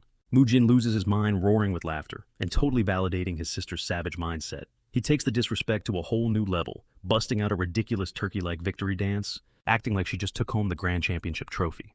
Across the arena, Zhang is practically foaming at the mouth, his blood boiling, as he watches Mujin clown on them. Riding this massive adrenaline high, Mujin tells Tang they need to drain every drop of booze in sight. But he quickly drops the punchline, Tang is footing the massive bill. Tang leans in, genuinely curious, asking Soyeon why she held back her clan's legendary secret art when she could have ended the brawl in 3 seconds flat. Soyeon scoffs, bluntly stating she refuses to waste top-tier techniques on absolute garbage like Sion. Plus, she was already beating the living daylights out of him with zero effort. On top of that, Soyeon is sharp enough to realize that spamming her ultimate moves might give Sion a lucky opening to figure out a counterattack. Hearing this pure tactical genius, Tang cracks up, completely backing her savage yet brilliant logic. Without skipping a beat, Tang flags down more alcohol, throwing the trio right back into their chaotic little drinking party. The entire stadium is absolutely glued to this spectacle, Mujin effortlessly toasting glasses with the terrifying Poison Emperor. Despite the intense brawls raging across the stage, every single eyeball is locked on Mujin and Tang. Over in the VIP section, Saeok is visibly twitching, his annoyance skyrocketing by the second. Moments later, the announcer calls the highly anticipated clash between Dojin and Saeok's golden boy, Chu Yong. As Dojin steps away from the feast, Mujin aggressively hypes up his brother, ordering him to unleash pure hell. Tang's jaw drops slightly as he watches Dojin march into the ring, gripping a longsword, completely abandoning his signature bare-knuckle fighting style. The referee slices his hand through the air to kick off the chaos, and Saeok is radiating pure arrogance, entirely convinced his chosen prodigy is about to sweep the entire tournament. He desperately hopes this brutal victory will finally force Tang to acknowledge his power, but reality hits like a freight train. Chu Yong's explosive opening strike instantly becomes his final move, as Dojin effortlessly glides past the attack and smashes a lethal finishing blow straight against his skull. A dead silence washes over the crowd. People are paralyzed with shock, their brains totally incapable of processing the lightning-fast execution they just witnessed. Meanwhile, the Hua faction erupts into deafening cheers, screaming to celebrate Dojin's flawless massacre. Even the legendary Tang is genuinely blown away by the sheer precision of that blade work, totally unaware that the Hua clan possessed such a god-tier maneuver. Sensing the crowd's shock, Mujin loudly declares that his brother's strike was not just some basic, highly efficient slash. No, this specific blade style practically rewrites the very foundation of upper echelon martial arts. The spectators are left scratching their heads in utter confusion, prompting Mujin to dramatically leap onto the nearest table, thrusting the legendary mind-severing sword art manual high into the air. The crowd practically goes blind from the sheer overwhelming aura radiating straight out of this mythical text. Seizing the ultimate marketing moment, Mujin boldly announces to the roaring stadium that absolutely anybody hungering for this Forbidden Power is welcome to pledge loyalty to his clan. He swears to them that the secrets locked inside these pages will skyrocket their abilities into the absolute stratosphere of martial mastery. Exactly as planned, the audience loses their absolute minds swarming the stands and frantically screaming at Mujin that they want in on the action. Smirking at the chaos, Mujin directs the hungry mob to forward all their recruitment applications straight to Elder Do, moving at lightning speed. Elder Do snatches up his ink brush aggressively, shouting at the frantic horde to form an orderly line. Tang bursts into uncontrollable laughter, muttering that Mujin is perfectly living up to his wild reputation as an absolute madman. Who else would casually launch a mass recruitment drive in the dead center of a bloody tournament? Meanwhile, Seok's patience completely snaps, violently wishing that Tang had never shown his face at this event. Slipping out of the shadows, Zhang creeps up beside him, whispering pure venom as he asks if Seok is really just going to sit back and watch Mujin's crew turn this entire tournament into their personal playground. Seok grits his teeth, hissing that their hands are completely tied as long as Tang is watching their every move. But Zhang flashes a sinister smirk, dropping the bomb that he has cooked up a foolproof strategy. His master plan rigging the match brackets entirely to secretly drag Seok's heavy hitter into the bloodbath. You see, ever since the Hua clan's influence violently nosedived, the rival Shock and Beck factions have been maliciously conspiring to steal the throne for themselves. Their ultimate weapon for dominance has been hijacking the legendary Dragon Ascension tournament, an epic blood sport hosted once every 5 years. They have completely rigged the entire competition from the inside out, perfectly paving the way for their own elite martial apprentices to dominate. The martial factions are hungry for victory, aiming to thrust their fiercest fighters into the Orthodox Murim tournament to skyrocket their clan's prestige. Riding this massive wave of newfound power, they scheme to completely hijack the Little Dragon Ascension tournament, locking down their total dominance over the region. The tension peaks as the top 32 round reaches its absolute climax. The announcer's voice echoes across the arena, pitting the ruthless Seok Yoso against Ban Yewol from the half Moon Sect. The stakes couldn't be higher. The survivor of this brutal clash will cross blades with Dojin in the very next round. But wait, Joe spots a massive red flag. Yoso shouldn't even be standing in that ring.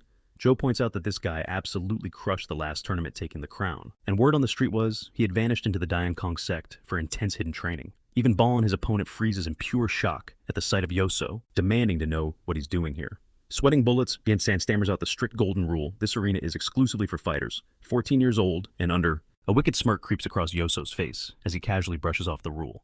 Looking Ban dead in the eye, he claims he is exactly 14. Ban isn't buying it, calling out the blatant lie since everyone knows Yoso just turned 15. But before the words fully leave Ban's mouth, Yoso explodes into motion. In a flash of overwhelming speed, Yoso brutally slams Ban into the dirt, effortlessly snatching the victory. Standing over his fallen rival, Yoso smugly brags that his official birthday technically hasn't rolled around yet. Watching from the sidelines, Joe's blood boils at the dirty trick, and he steps forward ready to crash the ring and stop the madness. But Mujin shoots out an arm, holding him back. Why? Because this arrogant prodigy is the ultimate stepping stone they've been praying for. The dust barely settles before the main event arrives. Dojin strides confidently into the arena, stepping right into Yoso's deadly crosshairs. Up in the stands, Tang feels the air suddenly grow heavy and cold. He instantly realizes the truth. This isn't just a qualifier. This is an explosive early grand finale. The odds are completely stacked against Dojin, yet his sister and the clan elders scream their lungs out from the crowd, fueling him with their absolute unshakable faith in his victory. Meanwhile, Mujin's face is carved from stone, his sharp eyes scanning the ring as he calculates every single variable of the unfolding bloodbath. Yoso coldly taunts Dojin, sneering that his pathetic sword style is the exact reason his brother got wiped out. Unfazed, Dojin stares him down, asking if this is just a petty quest for payback. Yoso spits back, telling him to shut his garbage mouth. He then casually reveals his dark intention to shatter Dojin so badly he'll never grip a blade again. Action explodes. Yoso launches a terrifying assault, unleashing the devastating 12 radiant sword strikes, instantly trapping Dojin in a desperate defense. The prodigy doesn't give an inch, violently pressing the offensive and backing Dojin into an agonizing corner. Tang observes the ferocious clash, his seasoned eyes confirming the grim reality Dojin is surviving on borrowed time against this absolute monster. Across the arena, Seok's faction gloats, completely thrilled to see Dojin getting battered, eager to prove to the Emperor that they are untouchable. Yoso slashes downward with terrifying force, laughing maliciously, as Dojin desperately stumbles and fights for balance. Then the trap snaps shut. Exploiting the brief slip, Yoso's blade bites deep into Dojin's sword hand, the exact crippling strike he'd been hunting for from the start. Blinding agony rips through Dojin, sending him crashing onto the dirt floor in pure pain. Yoso steps up for the brutal execution, but Mujin hurls a blue pouch into the ring to instantly halt the slaughter. Yoso flashes a sickening smile, utterly convinced the trophy is already his.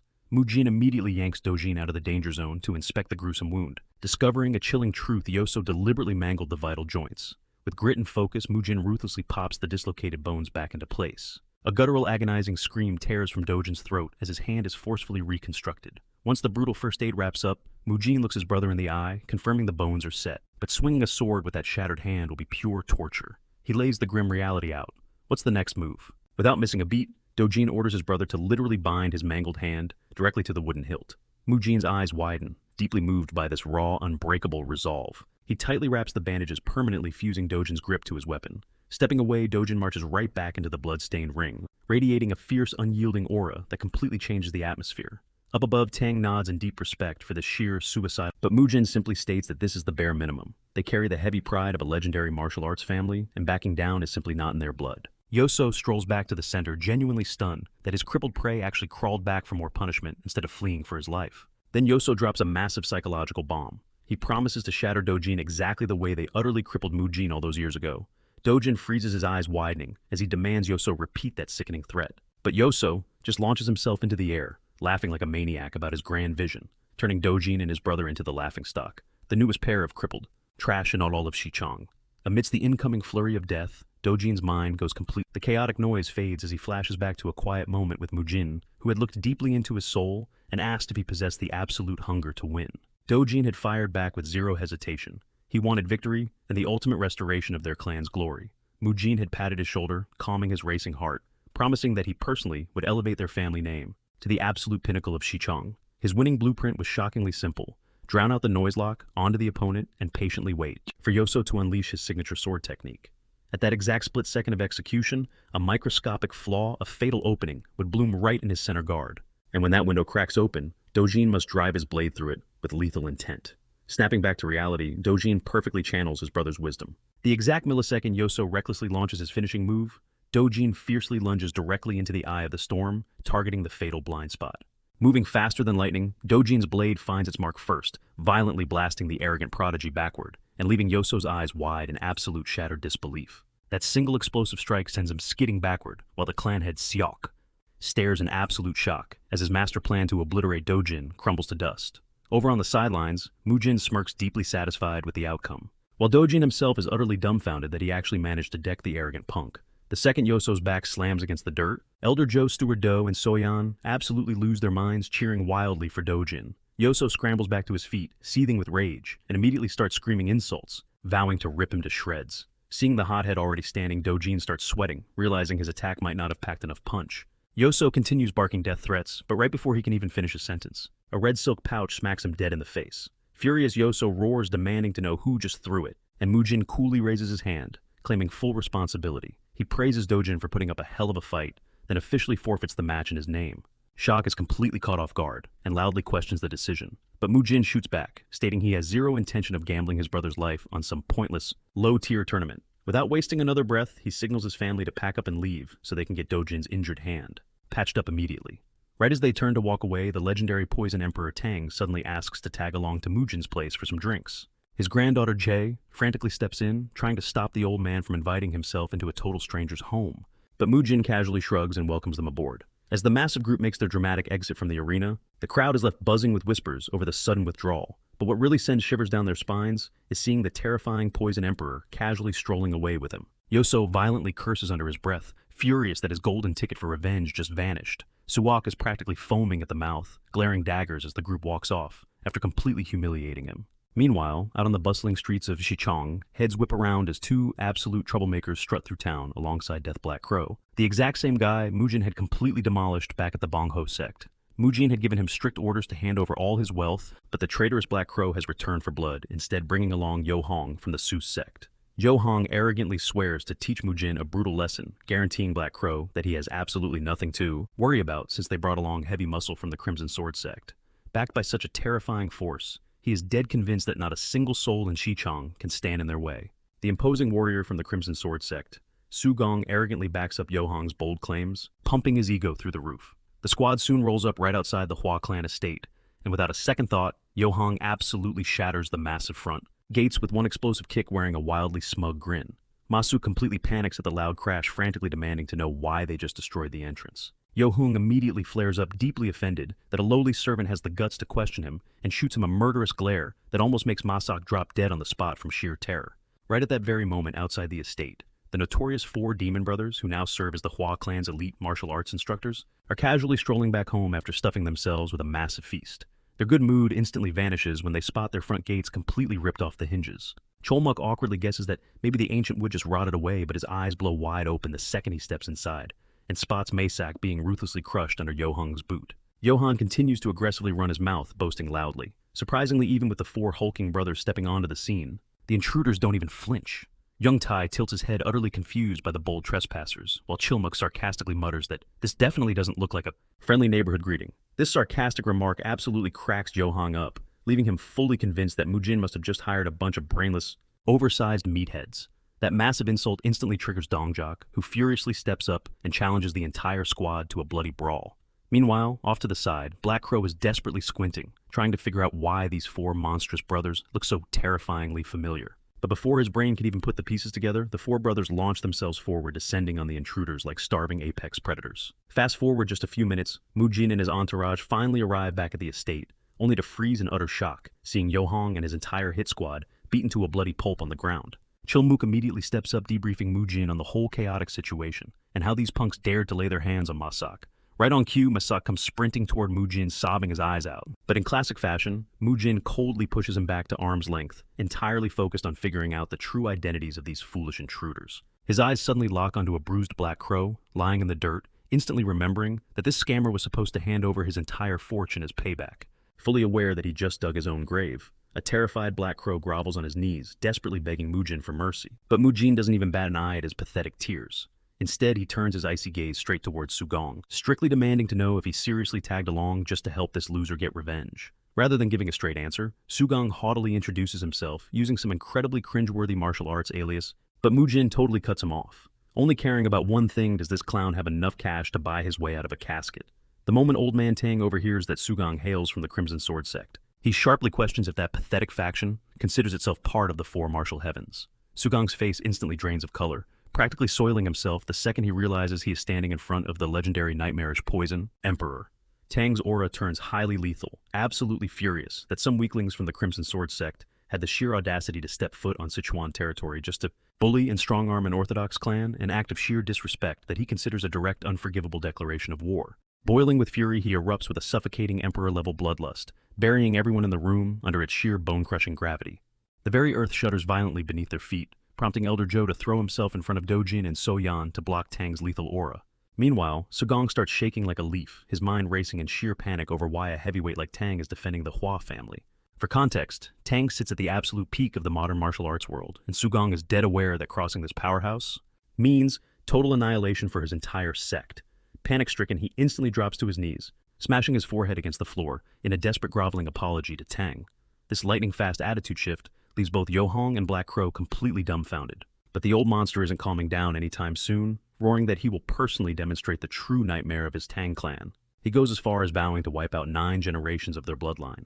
As Sugong wails for mercy, Mujin simply taps his foot against the dirt. In a flash, that overwhelming wave of bloodlust shatters into nothingness. Kia stands there paralyzed, entirely lost for words, as she tries to process how this guy casually dismantled her grandfather's terrifying aura like it was a total walk in the park. Even the mighty Tang catches himself widening his eyes in pure disbelief. Shooting him a cold glare, Mujin warns the old man to step back, making it crystal clear that outsiders don't call the shots in the Hua territory. Instead of getting mad, Tang erupts into a booming laugh, throwing his hands up and apologizing for stepping out of line.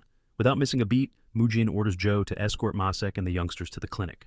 The elder hurries to follow the command, though Soyan and Dojin pout, visibly annoyed that they are missing out on the upcoming beatdown. Once the kids are safely out of sight, Mujin rolls up his sleeves, fully ready to make Sugong pay in blood for injuring Maisok and wrecking their supposedly priceless front entrance. He brutally drives a wooden splinter deep into Sugong's shoulder blade, darkly asking if he comprehends the actual value of those doors. Gritting his teeth, Mujin mercilessly cranks the wooden stake deeper, spinning a wild lie that the lumber came from a mythical ancient oak tree, carrying the very soul of his late grandfather. Screaming in sheer agony under the relentless torture, Sugong squeals, desperately confessing that he wasn't the guy who smashed the entrance. Mujin doesn't give a damn, pinning Shugang as a guilty accomplice regardless. He then slaps a ridiculous fine on him, demanding 10,000 gold pieces in damages. Outraged by this literal daylight robbery, Sugong snaps back. Watching this, Dongjok and Chilmuk practically drop their jaws, horrified that Sugong actually has the guts to yell at a literal demon like Mujin. Deciding to skip the debate, our brutal MC violently rings the splinter once more, sending a fresh wave of blinding pain through his victim. That does the trick, and the weeping master instantly agrees to the insane ransom. Ripping the bloody wood out, Mujin pivots his dead eyes straight toward Yohang, the actual culprit who demolished his beloved doorway. Sweating bullets, Yohang stammers out a frantic string of apologies. Without blinking, Mujin demands $20,000. Terrified for his life, Yohang vigorously nods yes without a single second of hesitation. The Grim Reaper then locks onto his final target, Black Crow. The assassin drops to his knees sobbing and swearing absolute loyalty if only he can keep his head. But Mujin coldly executes him right then and there, utterly stripping away any delusional hope of a second chance. Stepping over the body, he commands Sugong and Yohang to sell off every single asset Black Crow owned and deliver the cold hard cash by tomorrow morning. Fast forward a few days, and the once quiet Hua clan estate is bursting with construction noise under Steward Du's watchful eye. Flush with newly extorted cash, they easily upgrade the shattered doors to genuine top-tier oiled oak, while completely overhauling every crumbling wall and pillar across the entire property. Mujan smirks, deeply satisfied with their massive glow-up. On top of that, an absolute swarm of wandering fighters starts lining up to take the clan's warrior exam. The massive influx is all thanks to Mujin's insane recruitment pitch offering to teach high-tier combat arts, while literally paying them a steady salary on the side. Life is finally looking like a breeze for our guy. Well, mostly except for the tiny detail that the fearsome Tang and his granddaughter have morphed into daily. Stalkers at the estate. Mujin is completely baffled by how these two elites have casually hijacked his courtyard, turning it into their very own private cafe. Pushed to his limit, he flat out confronts Tang about it, but all he gets from the Grandmaster are booming chuckles and lighthearted banter. This sheer audacity just makes Mujan's eye twitch even more. Tang gently explains that the vibrant, bustling atmosphere of the Hua territory, makes his afternoon brew taste 100 times better. Dropping the playful act, Tang suddenly zeroes in, asking if Mujin's aura manipulation traces back to specific movement. Arts. After a heartbeat of tense silence, Mujin confirms the theory, and out of nowhere, the elderly giant mutters a quick apology. Before our hero can even process those words, Tang explodes forward, launching a lethal point-blank ambush. Mujin barely crosses his arms in time to deflect the brutal blow, desperately trying to shut down Kia's rampaging grandfather, as the old beast keeps raining down heavy strikes. Watching from the sidelines, Stuart Do and Elder Joe are frozen in sheer panic, clueless as to why a deathmatch just broke out. Without warning, Tang charges up his infamous venomous blast, but Mujin instantly counters, executing chi destruction from the third form of the Peerless Nine swords to shred the incoming energy wave into absolute nothingness. As the debris clears, our hero quickly notices that the terrifying strike didn't carry a single drop of poison. At the exact same time, a wide grin stretches across Tang's face, having finally proved his theory that Mujin's style is genuinely the lost Peerless Nine swords technique. Mujin arches an eyebrow, totally caught off guard that this relic knows his secret. Tang breathes out, swearing that witnessing such god-tier blade work once burns it into your memory forever. He then formally apologizes for the sudden brawl, admitting it was just a risky test to see the truth with his own eyes.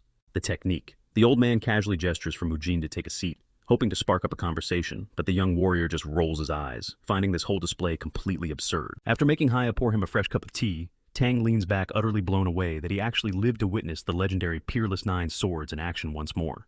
He immediately grills Mujin, demanding to know where he learned such a divine art. But the young swordsman stands his ground, refusing to spill a single word until the old geezer explains how he even recognized the ancient blade. Style in the first place.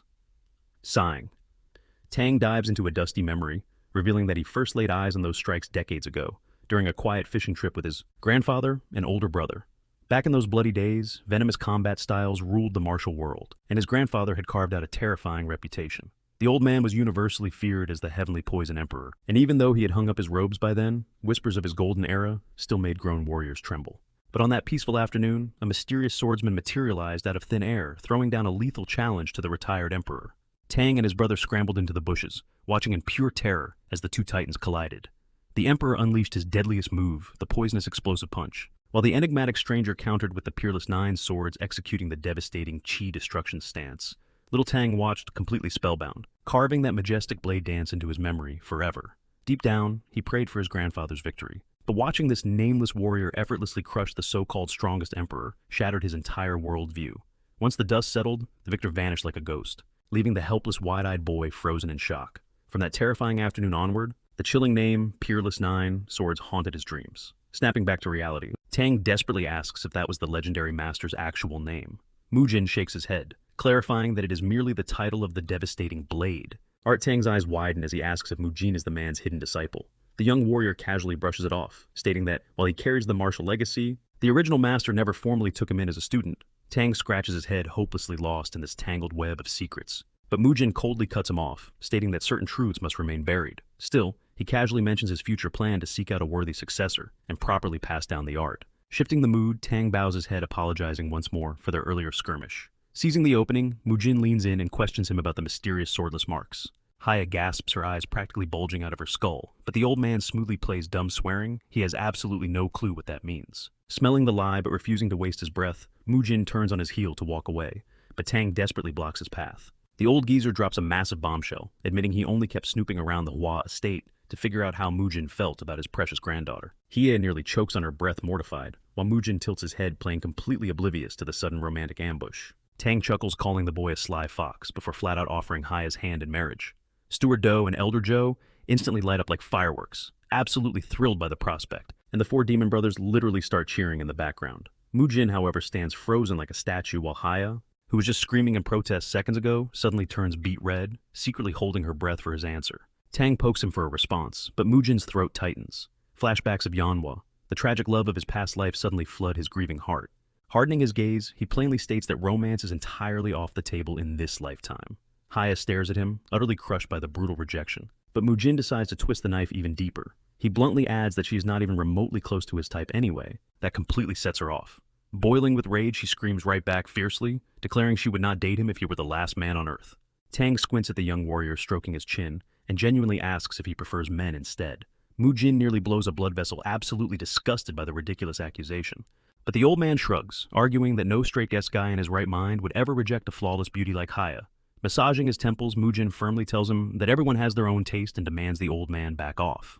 This only fuels Haya's blazing fury, while her grandfather keeps staring at Mujin like he is some kind of unsolvable puzzle. Once the boy finally vanishes, Haya violently scolds her grandfather for completely humiliating her, begging him to just drop the stupid matchmaking. Tang smirks playfully, reminding her that she was eagerly waiting for a yes, but the flustered girl denies it to her grave. She fiercely vows to never interact with an arrogant, stuck-up jerk like Mujin ever again. Taking her fake disgust at face value, Tang gleefully plots to bring his younger granddaughter into the picture, instead bragging that she is far sweeter and way less obnoxious than Haya. He loudly declares that Mujin is an absolute golden ticket he refuses to lose. Completely disgusted, Haya snaps at the old man to just go marry the guy himself, storming off in a fiery rage. Fast forward, the young leader marches to the clans, dusty training grounds staring down a sea of over 200 fresh recruits, hungry to join their ranks. Stepping onto the podium, Mujin introduces himself, his voice booming with authority, making it crystal clear that he couldn't care less about their sob stories. If they want to stay, they will bleed sweat and forge themselves into unbreakable, fiercely loyal weapons. He bluntly warns them that this upcoming warrior selection is going to be a living nightmare, a trial designed to break their very souls, leaving the door wide open for any coward to pack up and quit right now. But for the relentless few who claw their way to the finish line, he promises treasures beyond their wildest dreams. With a wicked grin, Mujin introduces the poor souls to their new drill sergeants, the infamous 4 demon brothers who will be orchestrating their daily torment. Flashing them one last cold look, he wishes them luck, praying they are still breathing by the time. He sees them next. The second the boss is gone, Chilmuk steps up, introducing himself as their absolute worst nightmare, barking a ridiculous order for every single fighter to strap a massive sack of rice to their backs. The crowd instantly explodes into total chaos, with angry recruits shouting over each other, vehemently protesting the mindless chore. Cracking his knuckles, Chilmuk throws them a bone, stating that the only way out of this hellish labor is to step up and actually defeat him. Face off against the elite instructors in a brutal duel. He throws down the gauntlet, declaring that any man left standing automatically earns the coveted instructor title. Panic sets in. A handful of recruits scramble for the exit, but Dongjok's massive frame barricades the only way out. Stammering, they protest that Mujin promised a free pass to walk away. Dongjok just smirks, growling that the only exit strategy involves a stretcher and heavy bandages. His icy glare pins them to the floor as he offers a grim ultimatum: grit your teeth and fight or get carried out in a pine box. Cold dread washes over the rookies. The trap is snapped shut. Crossing that threshold meant surrendering their freedom. Trapped and outgunned, they swallow their fear and fall into line. Meanwhile, the towering instructor barks out a steady stream of violent promises, crushing any lingering sparks of rebellion. High above the chaos, Mujin observes the unfolding drama from the shadows, a dark, satisfied grin spreading across his face. The scene suddenly shifts. A battered, blood-soaked figure stumbles through the grand gates of the Hua estate, desperately wheezing out Mujin's name. His legs give out. He crashes into the dirt barely 3 paces inside the compound, his strength utterly drained. Masak sprints over, shaking the man's limp shoulders. Wiping the grime from the stranger's face, he gasps. It is a high-ranking deputy from an allied merchant guild. As midnight rolls around, Mujin looms over the bandaged survivor. Steward Du steps up, confirming the man has narrowly escaped death's grip. The bleeding messenger delivers a chilling report. The notorious Changhua Guild has launched a ruthless campaign of terror across the trade routes. Traders who dared to fight back were slaughtered in the streets. Mujin's eyes narrow. He turns to Do, declaring it is time to fast-track their bloody vengeance against the Qianghua Syndicate. He barks a crisp order, have Steward Du hand the ruthless warrior trials over to Dongjok, while the inner circle arms up for a lethal raid. But lurking just beyond the paper doors, young Soyeon and Dojin absorb every single word. Soyeon's eyes light up with reckless thrill, practically vibrating with a crazy scheme to tail the hit squad. Dojin, however, violently shakes his head, paralyzed by common sense. But one heavy guilt trip from Soyeon later, he reluctantly caves, signing up. Under the cover of darkness, Mujin, Chilmuk, Nosak, and Jongtae vanish into the night, kicking off their deadly manhunt. Soyeon and Dojin trail far behind, swallowing their fear. The veterans ignite their high-speed footwork, blurring through the forest like phantoms, leaving the gasping kids struggling to track their dust. Without warning, the vanguard halts dead in a moonlit clearing. The ambush is sprung.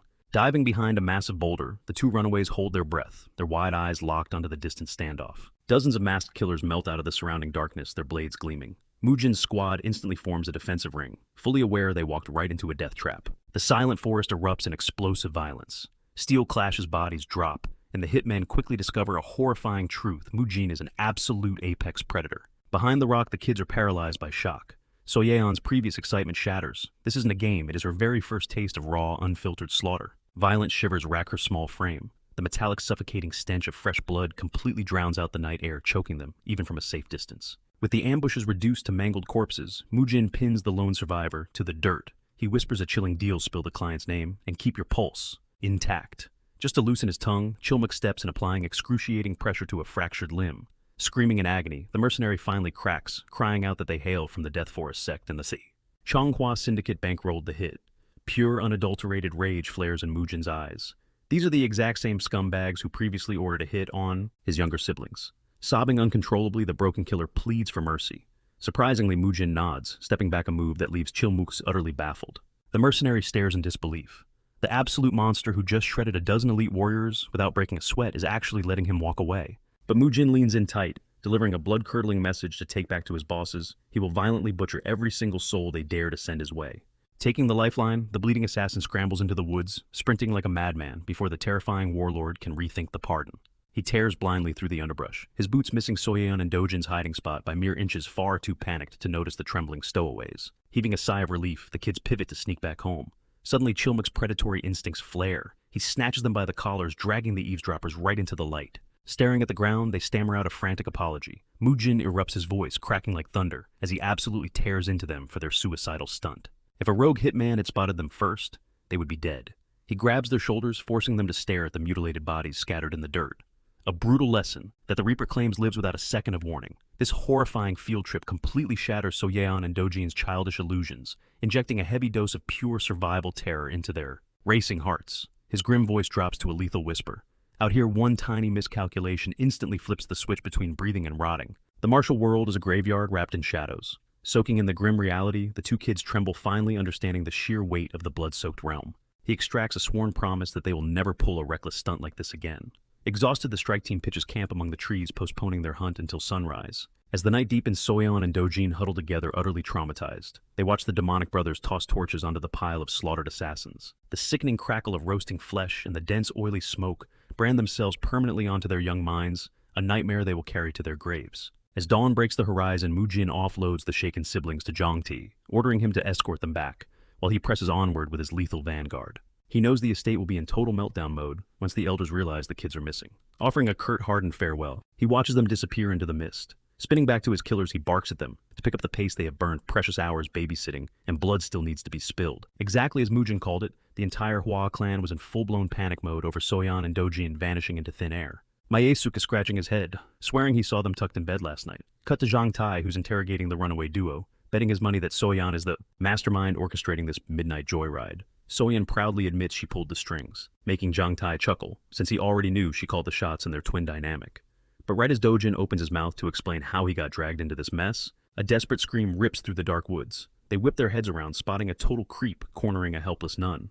The scumbag actually enjoys watching her squirm, bragging about how he just knocked her traveling partner out cold. She keeps screaming for her life, and Zhang Tai immediately orders the kids to stay put while he handles it. But the second he gets a clear look at this hulking nightmare of a man, his blood runs cold. His survival instincts kick in. He quietly urges Soan and Dojin to sprint back to the estate, knowing a clash with this psycho would put them right in the crossfire. Too late, the predator locks eyes with them. Zhang Tai instantly plays dumb, waving his hands and swearing they were just taking a midnight stroll. By some miracle, the creep shrugs them off and goes right back to tormenting his victim. But then Dojin's heroic complex kicks into overdrive. He leaps in to shield the damsel, screaming at the guy for being a disgusting piece of garbage. Zhang Tai and So-yan just freeze, realizing they are completely and utterly doomed. Triggered by the insult, the lunatic completely drops the nun. His psychotic gaze slowly shifts right on to Dojin, promising to snap him like a twig. Zhang Tai refuses to let that happen. He explodes forward, launching a desperate strike at the maniac, but the giant simply sways out of the way like a ghost, leaving Zhang Tai completely stunned. In that split-second exchange, the brute figures out Zhang Tai's clueless traveler act was pure garbage. He is definitely a trained martial artist. Meanwhile, Zhang Tai can barely keep his footing. He instantly realizes that this creep is not just big, he is an absurdly skilled martial master. Panicking, he barks at Dojin to grab his sister and bolt the second he gives the cue. He begs the kid to never look back, to burn every ounce of footwork he ever learned to just survive. With his final orders laid out, Zhang Tai screams for them to run, throwing his own body back into the meat grinder to buy them precious seconds. But this is not a fight, it is a massacre. The psycho is having the time of his life. Within seconds, he is absolutely mopping the forest floor with Zhang Tai's battered body, grinning ear to ear at his agonizing screams. Coughing up blood, Zhang Tai realizes this monster's blade work is terrifyingly perfect, maybe even surpassing Mujin himself. Yet even facing a literal wall of despair, he refuses to stay down and fights with everything he has. Cut back to Dojin, who was supposed to be halfway home by now. Instead, he is rooted to the spot, refusing to abandon Zhang Tai. As the lunatic raises his sword to deliver the fatal execution, Zhang Tai watches his entire life flash before his eyes. But even facing death, his only terror is the horrific fate waiting for the twins once he dies. Clash out of absolute nowhere. Mujin materializes, deflecting the lethal blow by a hair, saving his life. The psycho's eyes widen, visibly pissed off that someone just crashed his little murder party. The heavy despair shatters. Soyan and Dojin light up with hope now that their ultimate savior has finally touched down. Zero hesitation, Mujin dives straight into the bloodbath. Zhang Tai watches from the dirt, but his relief turns to pure dread when he sees Mujin actually getting pushed back. The lunatic is euphoric. Finally, a real challenge, he cranks his power to the absolute max, unleashing a devastating chain moon/combo. Mujin is sweating bullets, barely parrying the relentless barrage. As the shockwaves tear up the forest, Mujin's squad starts panicking, realizing their boss might actually lose this. Cholmuk's jaw hits the floor at the enemy's blinding speed, wondering if this monster is wielding some overpowered divine artifact. Terrified for his leader's life, he barks at his brothers to draw their weapons and jump into the fray, but Zhang Tai instantly shoots out an arm, holding them back. He snaps them back to reality, warning them that this fight is way above their pay grade. If they step in, they will just become dead weight, dragging Mujin down. He points at Mujin's footwork, telling them to watch closely. He is not losing, he is calculating. It turns out Mujin has been playing defense on purpose, dodging by a hair just to download the enemy's fighting style. Off to the side, the traumatized nun finally catches her breath and watches the titans clash from a safe spot. While the brute is just swinging blindly in a blood-crazed frenzy, Mujin's eyes are tracking absolutely everything. He analyzes the velocity, the angle, and the terrifying shockwave behind every single swing, and then boom, he cracks the code. By this point, the psycho starts to realize that none of his fatal blows are actually landing, and Mujin is expertly dancing right around his blade. Now that he has completely dissected the enemy's technique, Mujin decides to hijack it. He begins fusing the enemy's power into his own stance, channeling the exact lesson his master hammered into him years ago. The old man always said the Peerless Nine Swords technique is useless against weaklings. Its true terrifying potential only awakens when it clashes against a superior blade. Young Mujin had cheekily asked if that meant the Nine Swords could actually beat his master's legendary demonic spirit technique. With a smirk, his master shot him down, claiming the demonic art was still just a tiny bit deadlier. Snapping back to reality with those words echoing in his head, grinning like an absolute psychopath, Mujin stares the madman dead in the eyes, whispering that he's already figured out every single one of his blade techniques. The psycho blinks, totally lost, but Mujin doesn't waste a single breath, letting him process it immediately, launching a blistering counterattack. Caught completely off guard, the guy can't even react. Mujin completely dominates the exchange, ending the fight with one brutal decisive slash. Soyeon, Dojin, and the Demon Brothers just stand there, jaws on the floor, watching Mujin effortlessly slice through the arrogant swordsman who was just mocking them. Even the falling warrior is in pure shock, unable to fathom losing to some random kid. Coughing up blood, he desperately demands his killer's name before he bites the dust. Shrugging, Mujin decides to throw him a bone, and the second those syllables hit the dying man's ears, his eyes widen in terror, realizing he just crossed paths with the infamous rabid dog of the Hua family. Gasping that dreaded name, the psycho finally drops dead. Standing over the corpse, Mujin coldly tells the guy to rot in hell forever, advising him to pick his targets a little better in his next reincarnation. Over on the sidelines, the unconscious nun finally blinks her eyes open, groggily rubbing her head as she tries to piece together the absolute chaos she missed. Catching the tail end of Mujin's introduction, she feels a spark of recognition. Digging through her memories, it suddenly hits her. This is the unhinged young lord of the Hwa clan, though she can barely wrap her head around how insanely overpowered he is. Meanwhile, Mujin drops his bloodlust, rushing over to make sure his younger siblings are in one piece. Dojin quickly waves off his concern, explaining that Jang Tai swooped in just in time to rescue them. Still panting, Jang Tai asks how on earth Mujin knew they were in deep trouble.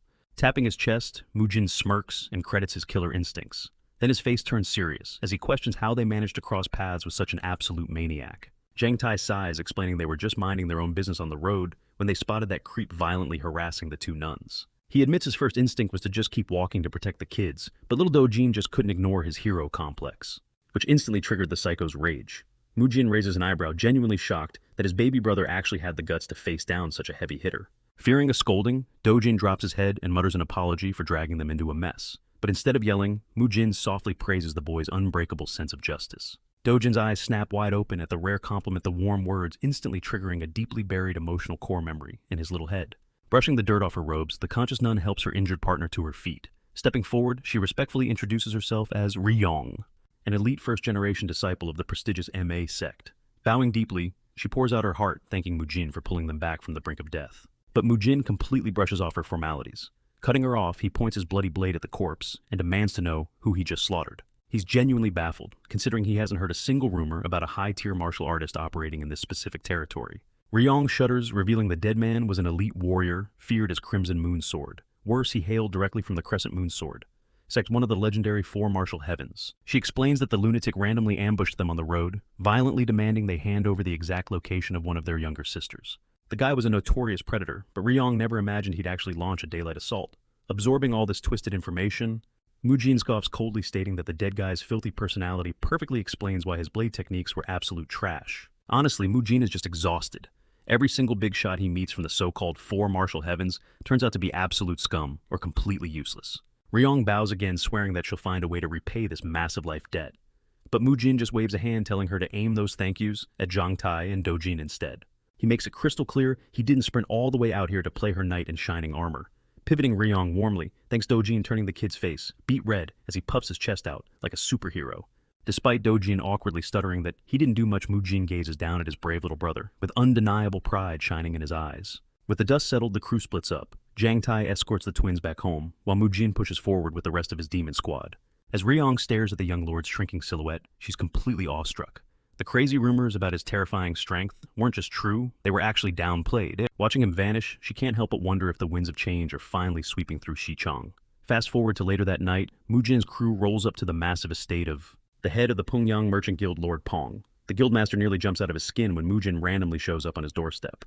Smirking, Mujin casually reminds the frantic old man that he's just here to honor their little agreement. Sweating bullets, Pong instantly barks at his staff to whip up a massive, luxurious banquet for his VIP guest.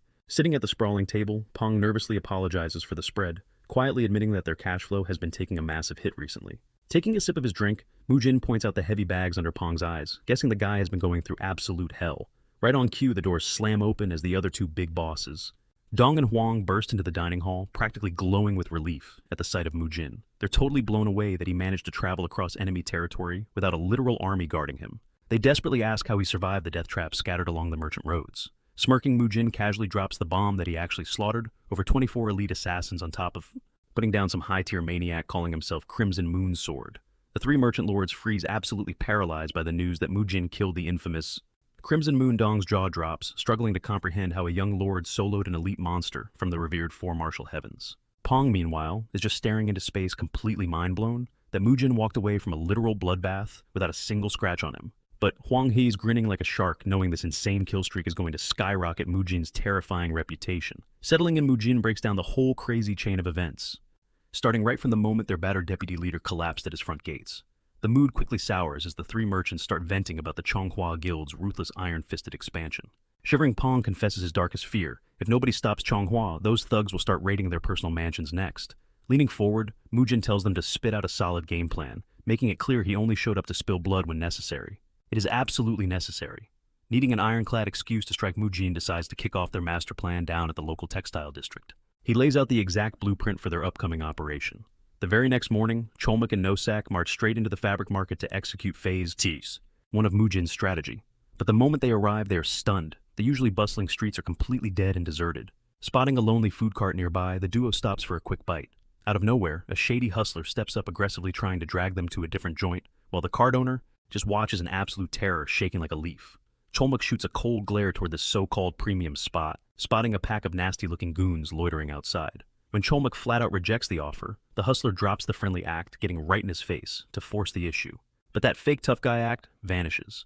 He scurries off like a scared rat the second Nosak barks a furious warning to back the hell up. The coward immediately runs back to tattle to his crew, prompting the whole mob to march over and violently demand the duo relocate to their turf. Unfazed Cholmuk mocks them, calling them a circus of clowns, and warns them to step off, which instantly sets their tempers ablaze. As the street punks start running their filthy mouths, Cholmuk finally loses his patience. He verbally shreds their fragile egos, then boldly dares the entire gang to step up and fight. Taking the bait, the infuriated thugs swarm Cholmuk, but it is a total slaughter. He swats them away like annoying flies, with Nosak happily joining the brutal beatdown. Amidst the flying fists, the poor food vendor cowers in the corner, watching in sheer panic as his fragile stall gets smashed to pieces. Sobbing, he desperately reminds the gangsters of their promise not to wreck local businesses. A crowd of locals quickly forms their jaws, dropping in utter disbelief. The very tyrants who had been tormenting their streets are now getting completely obliterated. Cut back to the Pungyang Merchant Guild. Mujin finishes drafting a secret letter, handing it off to Pung with strict orders to deliver it straight to the Tong family. Pung promises to dispatch it immediately via carrier pigeon, absolutely mind-blown that Mujin actually has ties to such an elite clan. Right on cue, Cholmuk and Nosak stroll back in from their little fishing trip, dragging the battered street thugs along as their grand prize. They violently kick the goons to their knees, barking at them to keep their heads pinned to the dirt like prisoners of war. Mujin smirks, praising his boys for a flawless execution. Refusing to accept defeat, one of the bleeding thugs starts barking about his powerful connections, but Mujin effortlessly shuts him up, revealing he already knows they are lapdogs for the Chongqua Merchant Guild. Piercing the punk with a terrifying death glare, Mujin coldly reprimands him for ever having the audacity to threaten his subordinates. He drops the hammer, stating that their little stunt is basically an act of war. Panic sets in, and the thug desperately stammers out that they never wanted actual trouble. But the moment he dares to look up, a chilling realization hits him. The man standing above him is none other than Mujin of the Hua faction. The gangster's mind races, terrified by Mujin's presence and the suffocating, monstrous aura leaking from him. Without missing a beat, Mujin demands the exact coordinates of their boss. It finally clicks. The thug realizes they just walked right into a brilliant trap. Cholmuk and Nosak were sent strictly as bait, meant to trigger a fight, and hand Mujin the exact excuse he needed to strike back. Seeing the stubborn goon refuse to spill his leader's whereabouts, Mujin gives Nosak a subtle nod to apply some lethal pressure. In a flash, Nosak mercilessly strikes down one of the lackeys, proving that Mujin isn't playing games. Yet the ringleader bites his tongue, crying out and demanding to know why they are being tortured. He even throws out a desperate lie, claiming they don't answer to anyone. Unimpressed, Mujin coldly orders Nosak to take off the next guy's head. But right as the blade is about to swing, the terrified leader completely breaks. He practically screams his confession, sobbing and begging Mujin to spare his pathetic life in exchange for the A sinister grin spreads across Mujin's face. He reaches down and mockingly pats the trembling thug on the head, praising him for finally cooperating. Leaning in close, Mujin repeats his question. His voice drips with venom as he demands a name and an address. The sheer murderous intensity in Mujin's eyes freezes the thug's blood. Far away, deep inside the grand halls of the Zigong Taishan Martial Pavilion, the legendary Shaolin Grandmaster monk Hyun-woo is utterly floored by the rumors of Mujin's recent victory. He can barely process the fact that the young warrior actually took down the infamous Crimson Moon Sword, one of the dreaded four. Martial heavens. Sitting across from him, Pavilion Master Il Chong enthusiastically confirms the wild reports. He passionately explains that Mujin the boy, gifted with the fabled heavenly martial body, has evolved into an absolute powerhouse of a master. A warm smile crosses Hyun-woo's face, noting that his own revered mentor, He Kwang, was absolutely right about the kid's potential. He proudly declares that Mujin's explosive growth is an incredible blessing for the entire Central Plains martial arts world. As it turns out, Hyun-woo's master, He Kwang, had been heartbroken that he couldn't take Mujin under his wing back when the boy lost his abilities. Master Il Chong shares that same joy, thrilled that Mujin's monstrous talent is finally shaking the world. He then drops another bombshell. Mujin's younger siblings are freaks of nature too. Hyun-woo blinks in sheer surprise. Sir sighs, having no idea that Mujin had actual blood relatives actively training within the clan. Il Chong reveals that So Yeon and Dojin completely stole the show at the recently wrapped-up Little Dragon Ascension tournament over in Xichang. He excitedly adds that one of the kids even pushed an elite Daegang sect disciple to the absolute limit, a fighter a full 5 years their senior. Hearing this unbelievable news, Hyun-woo politely thanks Il Chong for the tea and abruptly bolts up a sly look in his eyes. He's immediately packing his bags for a sudden trip to Sichuan.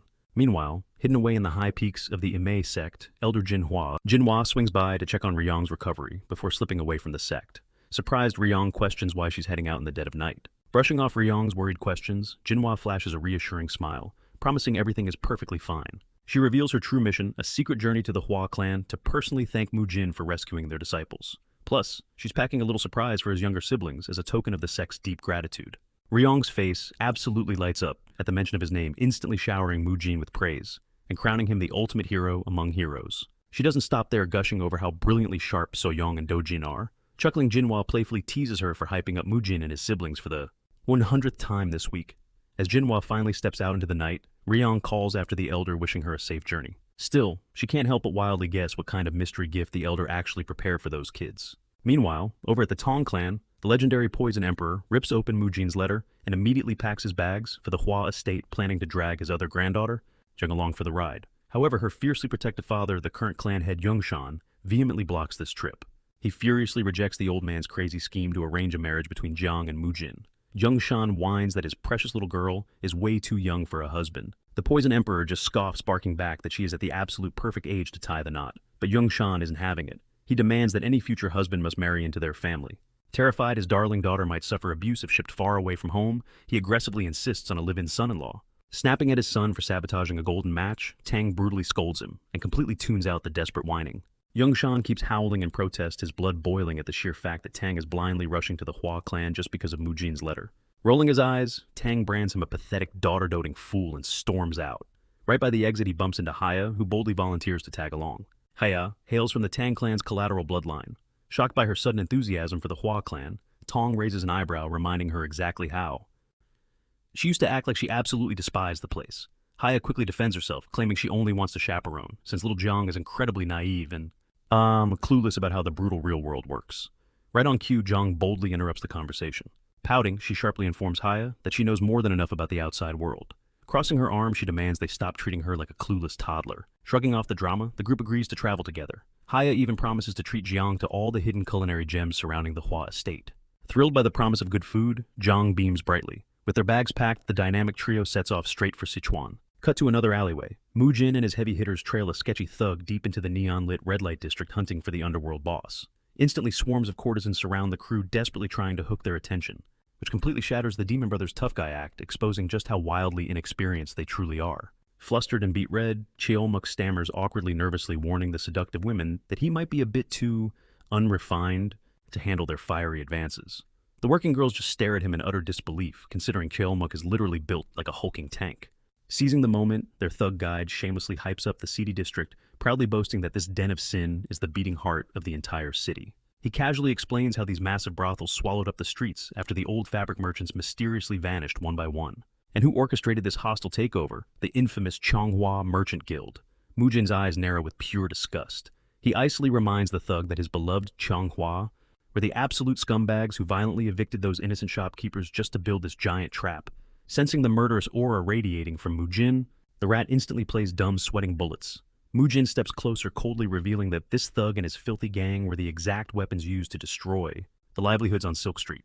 Complete panic strikes, and the thug frantically bows his head, spitting out desperate apologies. He cries that he had zero clue about the tragic backstory. Unmoved, Mujin viciously cuts him off, telling him he didn't know simply because he didn't give a damn about how those ruined families are bleeding out on the streets just to survive. Completely sick of the excuses, Mujin violently snaps, screaming at the punk, demanding to know if they have reached his boss's filthy hideout yet. Trembling, the thug swears they are just steps away. True to his word, seconds later, their path halts violently in front of a colossal, sprawling pleasure house. Welcome to the infamous Twin Flower Pavilion. Undeniably the grandest and most legendary establishment in all of Sichuan. Even Mujin pauses momentarily, stunned by the sheer architectural flex, which radiates the overwhelming majesty of an imperial palace. But the second they smash through the front doors, a sickly dense pink mist suffocates the crew. While the simple-minded Demon Brothers are totally hypnotized by the dripping gold and velvet interiors, Mujin's instincts scream danger. That sweet, intoxicating scent is highly suspicious. A scantily clad hostess immediately throws herself at their guide, but he violently waves her off. Pointing a trembling finger, the thug reveals the boss is hiding upstairs. But as they ascend the grand staircase, Nosak's vision suddenly blurs. Confusion grips him hard. He hasn't touched a single drop of liquor today. Without warning, extremely vivid, steamy hallucinations hijack his brain, sending him into a hot, flustered panic. Right next to him, Cheolmuk is fighting his own mental war. Before his glazed eyes, a breathtaking damsel in distress desperately begs for his salvation. Whispering sweet lies, she pleads for his strong arms, aggressively trying to seduce the massive warrior. and tragically his iron will melts instantly as he plunges headfirst into her wicked trap. Meanwhile, Mujin is violently hurled into his own customized psychological hell when he locks eyes with a woman who looks exactly like Yeonhwa, the devastating ghost from his past life. Hearing that painfully familiar voice, Mujin's blood runs completely cold. His eyes practically bulge out of his head the second her true face comes into view. While the temptress leans in desperate to sink her claws into him, Mujin fights tooth and nail to shatter the mind-bending illusion. Pity for them, he snaps out of it in a heartbeat, unleashing a bone-rattling punch that completely obliterates the hazy mist choking the room.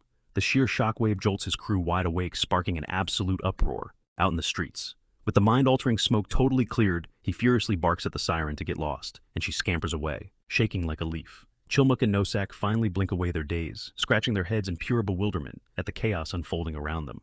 Chilmuk aggressively snaps at their captive guide for keeping his mouth shut about the trap, prompting the terrified thug to stammer out a frantic apology. Turns out this entire pleasure den pumps hallucination-inducing fumes through the vents to keep their wealthy victims hooked and mindlessly dependent. This sick revelation makes Mujan's blood boil. He aggressively demands the immediate shutdown of the shady establishment, swearing to reduce the entire building to ash before they walk away. Without missing a beat, he commands the trembling lackey to lead them straight to the ringleader, and the punk eagerly obeys. Seconds later, they track down the supposed mastermind who is completely stoned on his own supply. Mujin gives Nosak a quick nod, and the subordinate instantly slaps the boss totally sober. Blinking away his drug-induced fog, the bewildered boss demands to know exactly who is standing in front of him. Mujan smugly states his name standing tall. He then drills the guy for his exact ranking within the infamous Cheonghwa merchant syndicate. Baffled as to how they breached his hidden stronghold, the boss eventually spits out that he holds the title of Deputy Chief Steward. Mujan then delivers an icy ultimatum. He has exactly 10 days to pack up and pull every single Cheonghwa business operation completely out of Sangriu town. He adds a lethal warning to immediately halt all those pathetic underhanded strikes against the Hua clan. The steward scoffs, wondering why on earth he should take orders from some random intruder, genuinely baffled, since he personally hasn't laid a single finger on the Hua family. Realizing this guy is nothing but an oblivious low-level puppet, Mujin commands him to deliver this strict message straight up the chain of command. He doubles down, making it crystal clear that he will treat it as an open declaration of war if the Cheonghwa syndicate fails to vanish within those 10 days. The sheer murderous intent behind Mujin's words leaves the deputy steward paralyzed with fear. Mujin also declares the absolute end of the Twin Flower House. Marching out, the crew ruthlessly torches the building, ensuring the doors stay permanently locked for business. As midnight rolls around, the supposed crown jewel of the town's red light district gets reduced to a pile of blazing rubble, sending shockwaves through the streets. Walking away from the inferno, Mujin instructs Chilmuk to get a messenger pigeon ready the second they hit base. He's scheming to drag the last two demon brothers straight into his upcoming chessboard.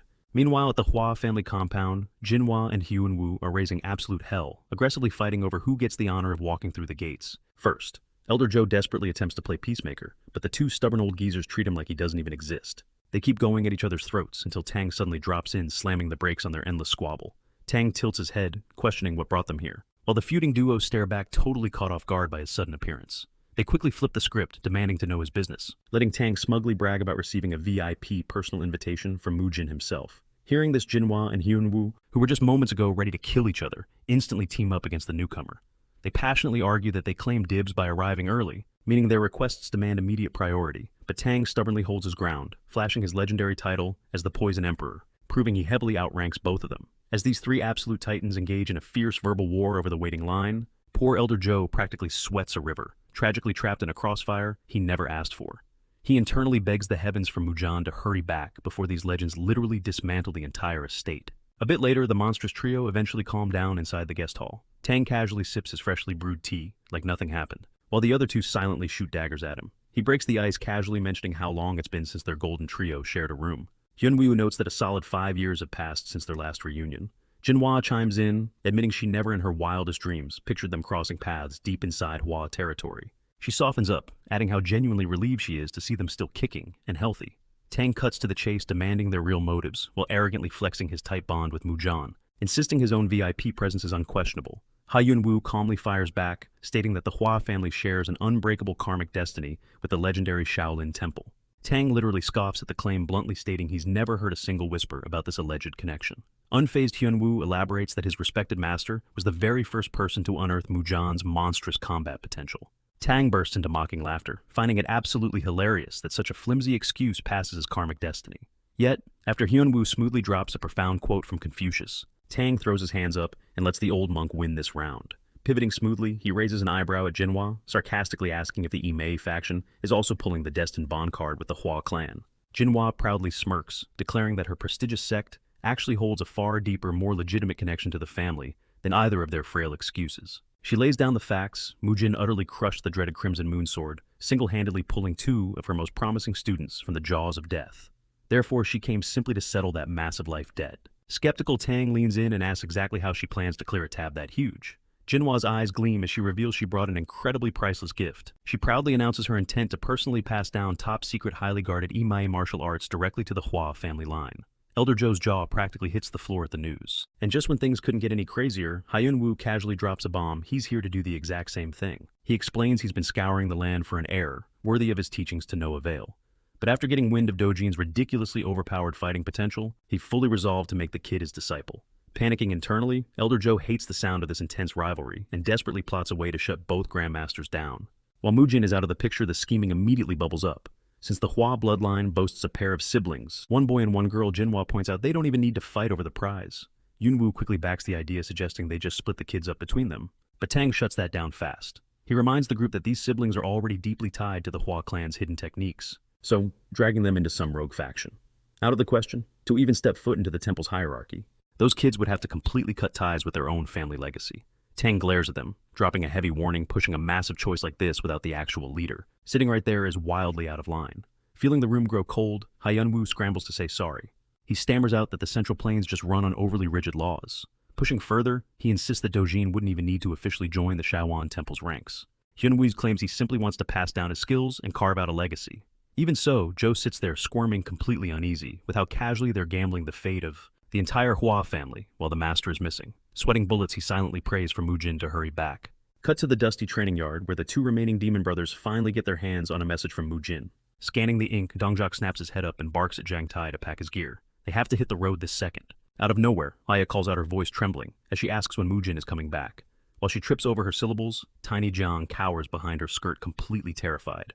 The giant brothers, who have literally never talked to a woman in their lives, instantly turn to stone, completely paralyzed and tongue-tied. Over at the towering peaks of the Kongdong sect, the nervous elders pressure their leader to finally make a call regarding the Qianghua group's brewing war against the Hua family. One elder passionately argues they must back the merchants, reminding everyone how the guild bailed them out during their darkest days. But the Grandmaster shakes his head flat out, pointing out they lack any real excuse to jump into the bloodbath. That's when Haikon, a fierce master of the house, slams his fist down. He brings up their golden boy, Dobo, the guild leader's own flesh and blood, who was brutally shattered by the Hua fighters. Stepping up, the pragmatic Jokin fires back, arguing that their prestigious order has no business diving into petty street beefs. He points out they already played nice by sending an official judge to watch the bloody brawl between Mujin and Dobo, so doing anything else is just overkill. Plus, he drops a heavy reality check. The Hua clan flies the righteous banner exactly like their own Kongdong sect, drawing blades against their own holy brothers. Pure madness. He finishes by warning that diving into this mess will only stain their legendary name with permanent disgrace. Still, Lord Haiwan sits heavily on his throne, refusing to just kick the Qianghua guild to the curb. Those merchants tossed them a lifeline when they were drowning in debt, so turning a blind eye now would brand them as backstabbers. Haikon nods vigorously at this logic, while Jokin just rolls his eyes, totally unbothered. Pacing the floor, Jokin's eyes suddenly spark. He cooks up a brilliant loophole to enter the chaos without making enemies on either side. His big idea: dispatch a heavyweight fighter to stand between the two factions and force peacekeeping swords firmly inside their sheaths. The leader's face lights up at the genius plan. He immediately commands their absolute best and most loyal powerhouse, Jaiul, to take the job. A short while later, this elite warrior crosses paths with Hoyan, the calculating second-in-command of the Qianghua guild. Bowing low, Hoyan pours on the gratitude, thanking Jaiul for stepping down from his mountain to play peacemaker. But to cut the nonsense, Jaiul flashes a deadly glare, warning the merchant that he absolutely is not here to act as a hired thug. He hammers home that the Hua family walks the righteous path, meaning he will never draw his blade to spill their blood. Smiling smoothly, Hoyan promises he gets the picture, having already gotten the strict memo from the Kongdong Grandmaster himself. With the boundaries set in stone and the tension cleared, Jaiul and Hoyan hit the trail to force a truce. Fast forward to the dead of night, deep inside the Pungyang Guild's training yard, Mujin clashes violently with Chilmook to see what the kid is really made of. Sweating and panting, Chilmook throws every ounce of his soul into the fight. But Mujin treats him like a total amateur. Driving a brutal fist deep into his stomach, he nearly makes the poor guy hurl his dinner right there before grabbing him and slamming his body straight into the dirt. Watching from the shadows, 2 guild bosses stand there with their jaws on the floor. They stare wide-eyed, completely mind-blown that this brutal beatdown is just practice and not a vicious fight. To the bitter end, Chilmuk, gasping for air, lies totally paralyzed after getting his absolute clock cleaned. Surprisingly, Mujin flashes a grin, giving him mad props for boosting his endurance and actually surviving that monstrous blow. Not missing a beat, Nosak roars and charges blindly with his spear, eager to show off his new gains. Slipping past the lethal tip like a ghost, Mujin snaps back with a flurry of counters, though Nosak miraculously manages to deflect a couple of the punishing blows. Smirking, Mujin calls out his sluggish footwork and decides it is time for a deadly lesson in stealth. In the blink of an eye, he vanishes and materializes right behind Nosak's neck, whispering cold hard tips on how to explode off his feet. Panting heavily, Nosak groans that fighting a human lightning bolt, like Mujin, is totally unfair, which instantly earns him a stinging smack to the spine to shut up his whining. As the dust finally settles in the yard, Mujin locks eyes with Chilmuk, brutally honest that his strikes are still way too rigid. He leaves the battered fighter with a final order figure out a fresh dynamic way to loosen up those muscles. Out of nowhere, a breathless merchant boss bursts into the room sweating and pale as he urgently alerts Mujin that some highly unexpected guests have just crashed their turf. He stammers out that heavy hitters from the Chonghua Trade Syndicate and the legendary Kongdong sect are waiting outside demanding a sit-down with Mujin. A few beats pass, and Mujin finally kicks the doors open, strutting inside like he literally owns the damn building, without even bothering to drop a polite hello. Jael speaks up, buttering Mujin up by praising his flawless orthodox spirit. After the formal greeting, he flexes his title as the Law Pavilion Master of the Kongdong sect. He casually gestures for Mujin to grab a seat, instantly plunging the entire room into a suffocating dead silent tension. Unfazed, Mujin takes his sweet agonizing time sinking into his chair. He casually drops his name, completely skipping the deep, respectful bow they were expecting. This blatant disrespect visibly triggers Jael. He sharply eyes the kid, mentally writing Mujin off as an insanely arrogant brat who simply doesn't know his place. Still, Jael forces himself to swallow his pride. He knows damn well that even a young, unpolished dragon still has razor-sharp claws. Next up, Hoyan smirks and introduces himself as the vice boss of the Chonghua Guild. Crossing his arms, he bluntly demands to know why Mujin called this little meeting. That question instantly strikes a nerve. Mujin realizes these fools totally ignored his previous warnings. Slamming his hands down, Hoyan furiously demands why Mujin has been ruthlessly targeting his operations. Mujin literally laughs out loud at the absolute hypocrisy, sarcastically throwing a remark about the pot calling the kettle black right in his face. Boiling over at this total lack of respect, Jael tries to play peacekeeper and interrupts, but Mujin, he treats the elder like invisible air completely. Instead, he mercilessly mocks the Chang Guild. He taunts them for actually believing they are so untouchable that they can use the mighty Kongdong sect as their personal guard dogs. Jaws drop. Both Jael and Hoyan sit paralyzed by the sheer audacity of this kid.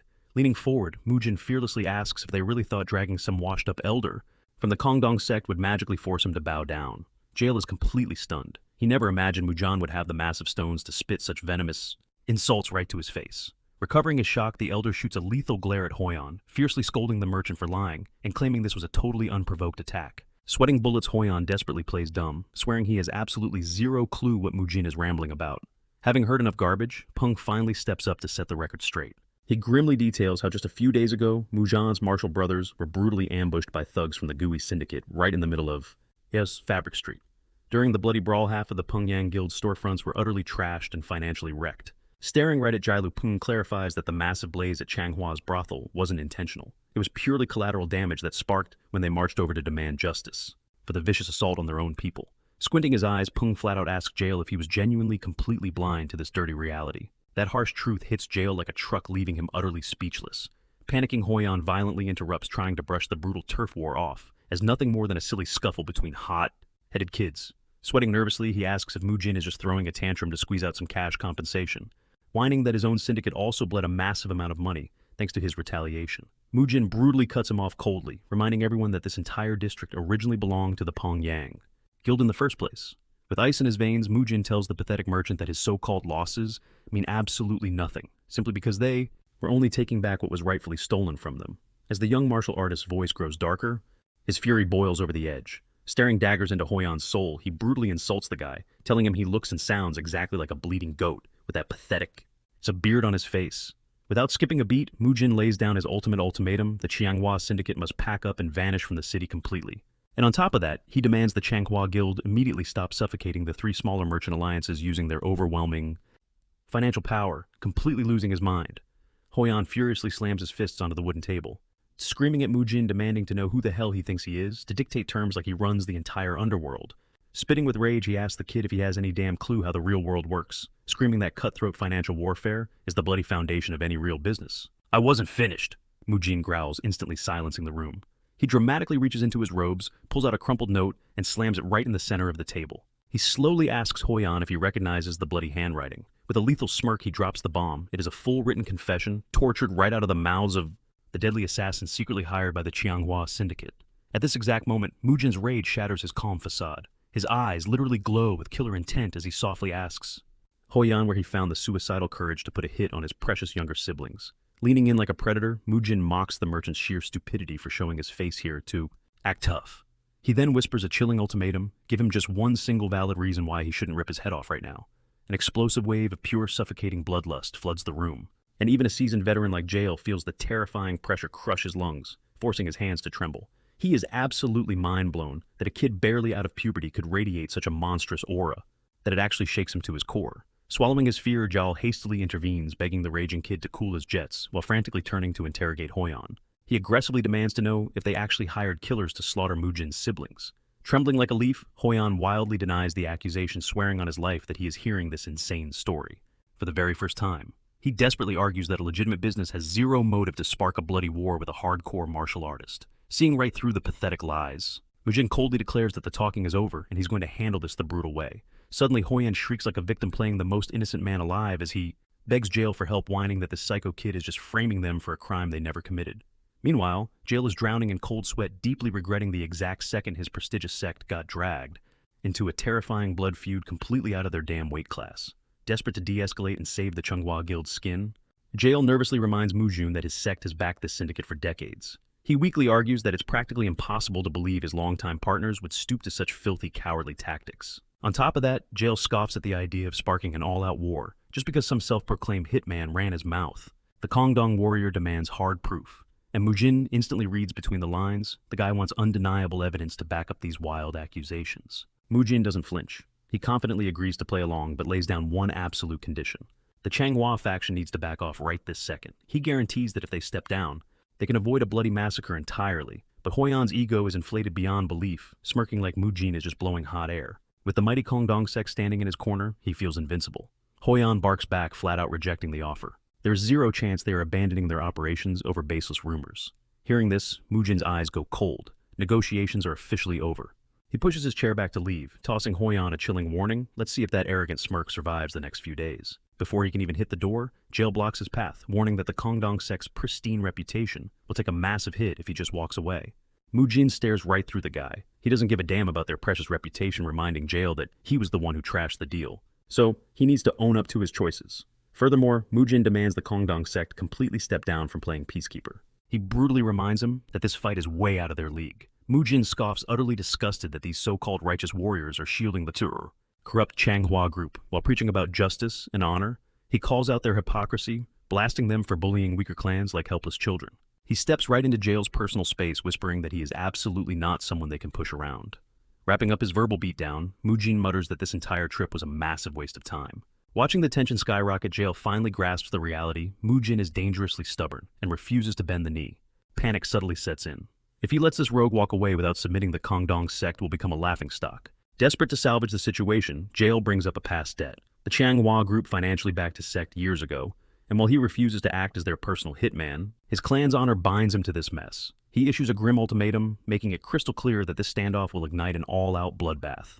Mujin doesn't miss a beat. He fires right back, stating that the exact same logic applies to the Pungyang Guild. He refuses to turn a blind eye to their torment. He brushes off the threat of their mighty sect, declaring that true justice fuels his blade. Feeling backed into a corner, Jail pitches a radical idea, a one-on-one duel. Whoever eats dirt first has to pack up and completely withdraw from the turf war. Plus, he vows to help hunt down the scum who tried to assassinate Mujin's disciples. Unfazed and practically itching for a fight, Mujin instantly locks in the deal. Minutes later, they march into the courtyard to settle things in blood. Off to the side, Pung is sweating bullets, praying desperately for a miracle win.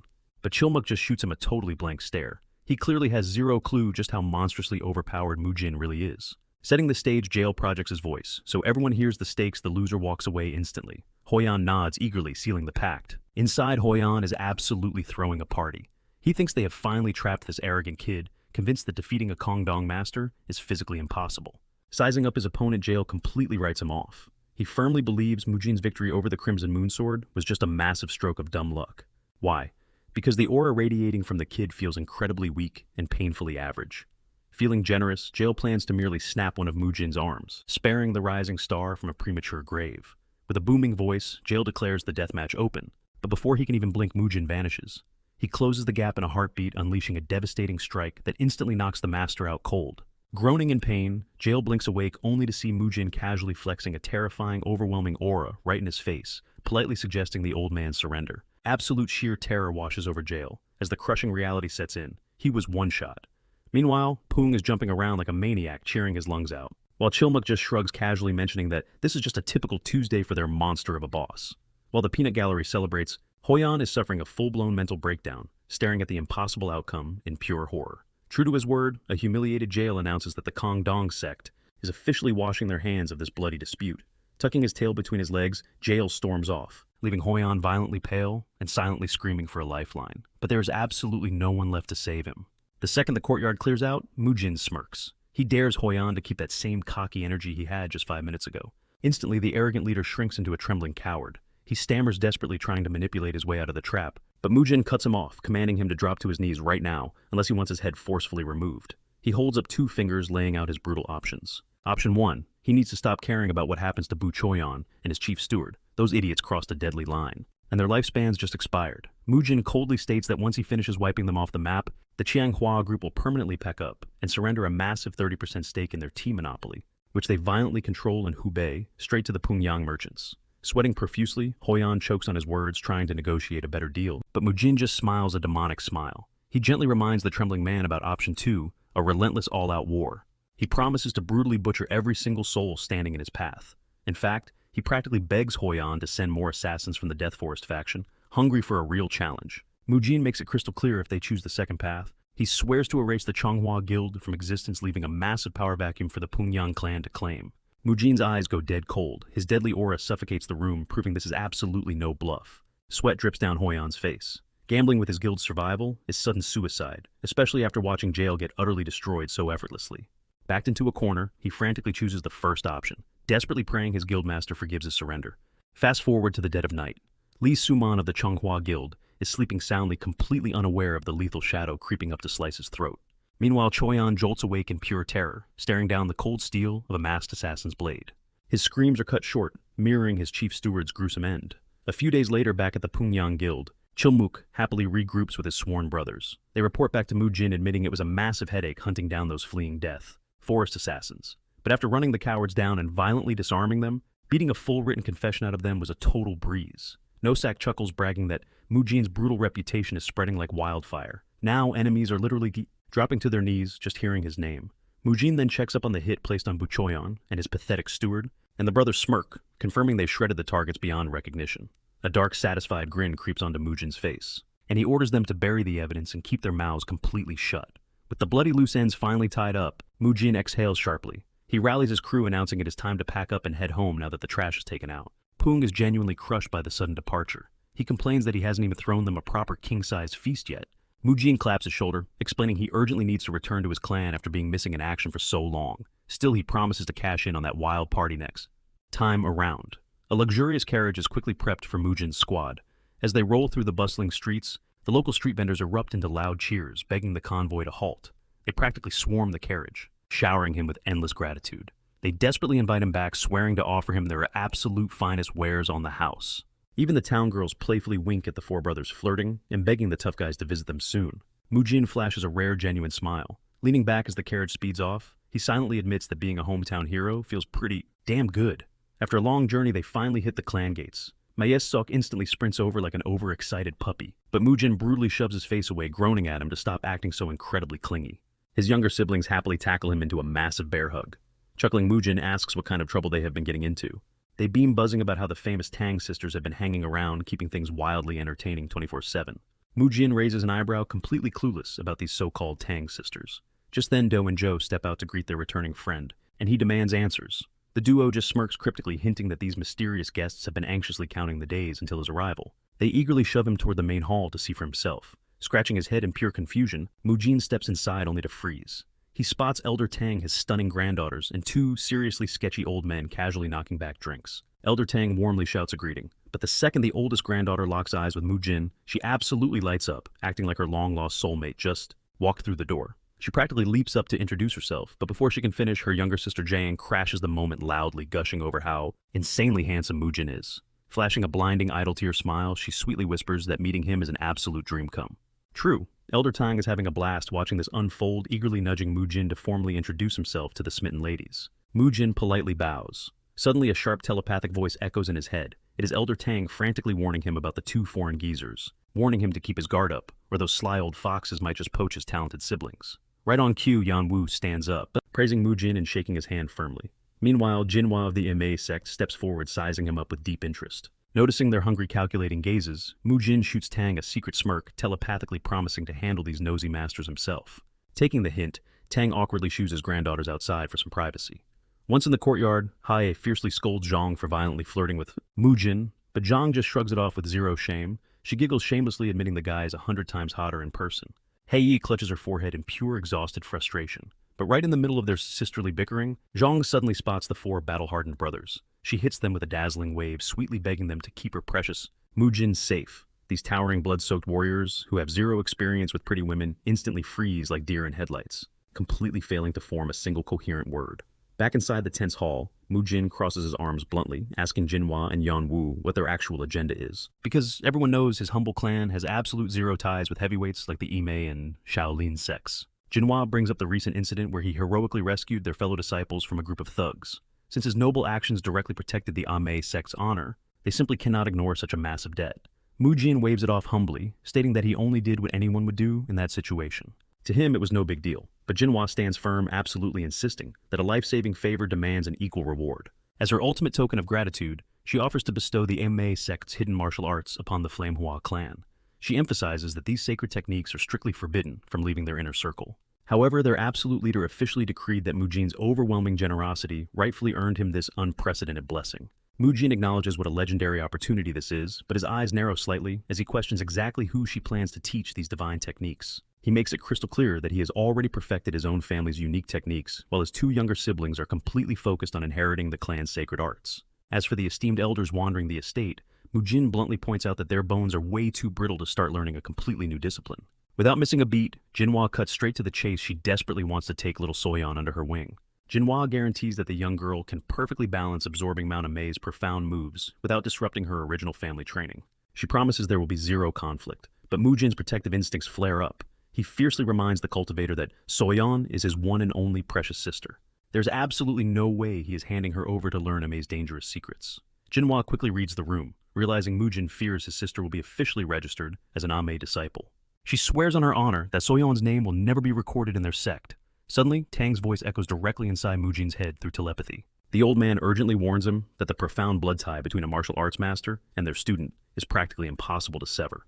Mujin opens his mouth to completely shut the offer down, but before a single word escapes, Soyeon comes bursting through the courtyard doors, excitedly screaming her brother's name. She jumps up and down, practically begging to learn the mind-blowing moves Jinhua just offered the legendary snowdrifting. Cloud-piercing palm strike Mujin whips around his jaw, dropping in absolute disbelief. He instantly realizes these cunning cultivators have already manipulated his innocent sister behind his back.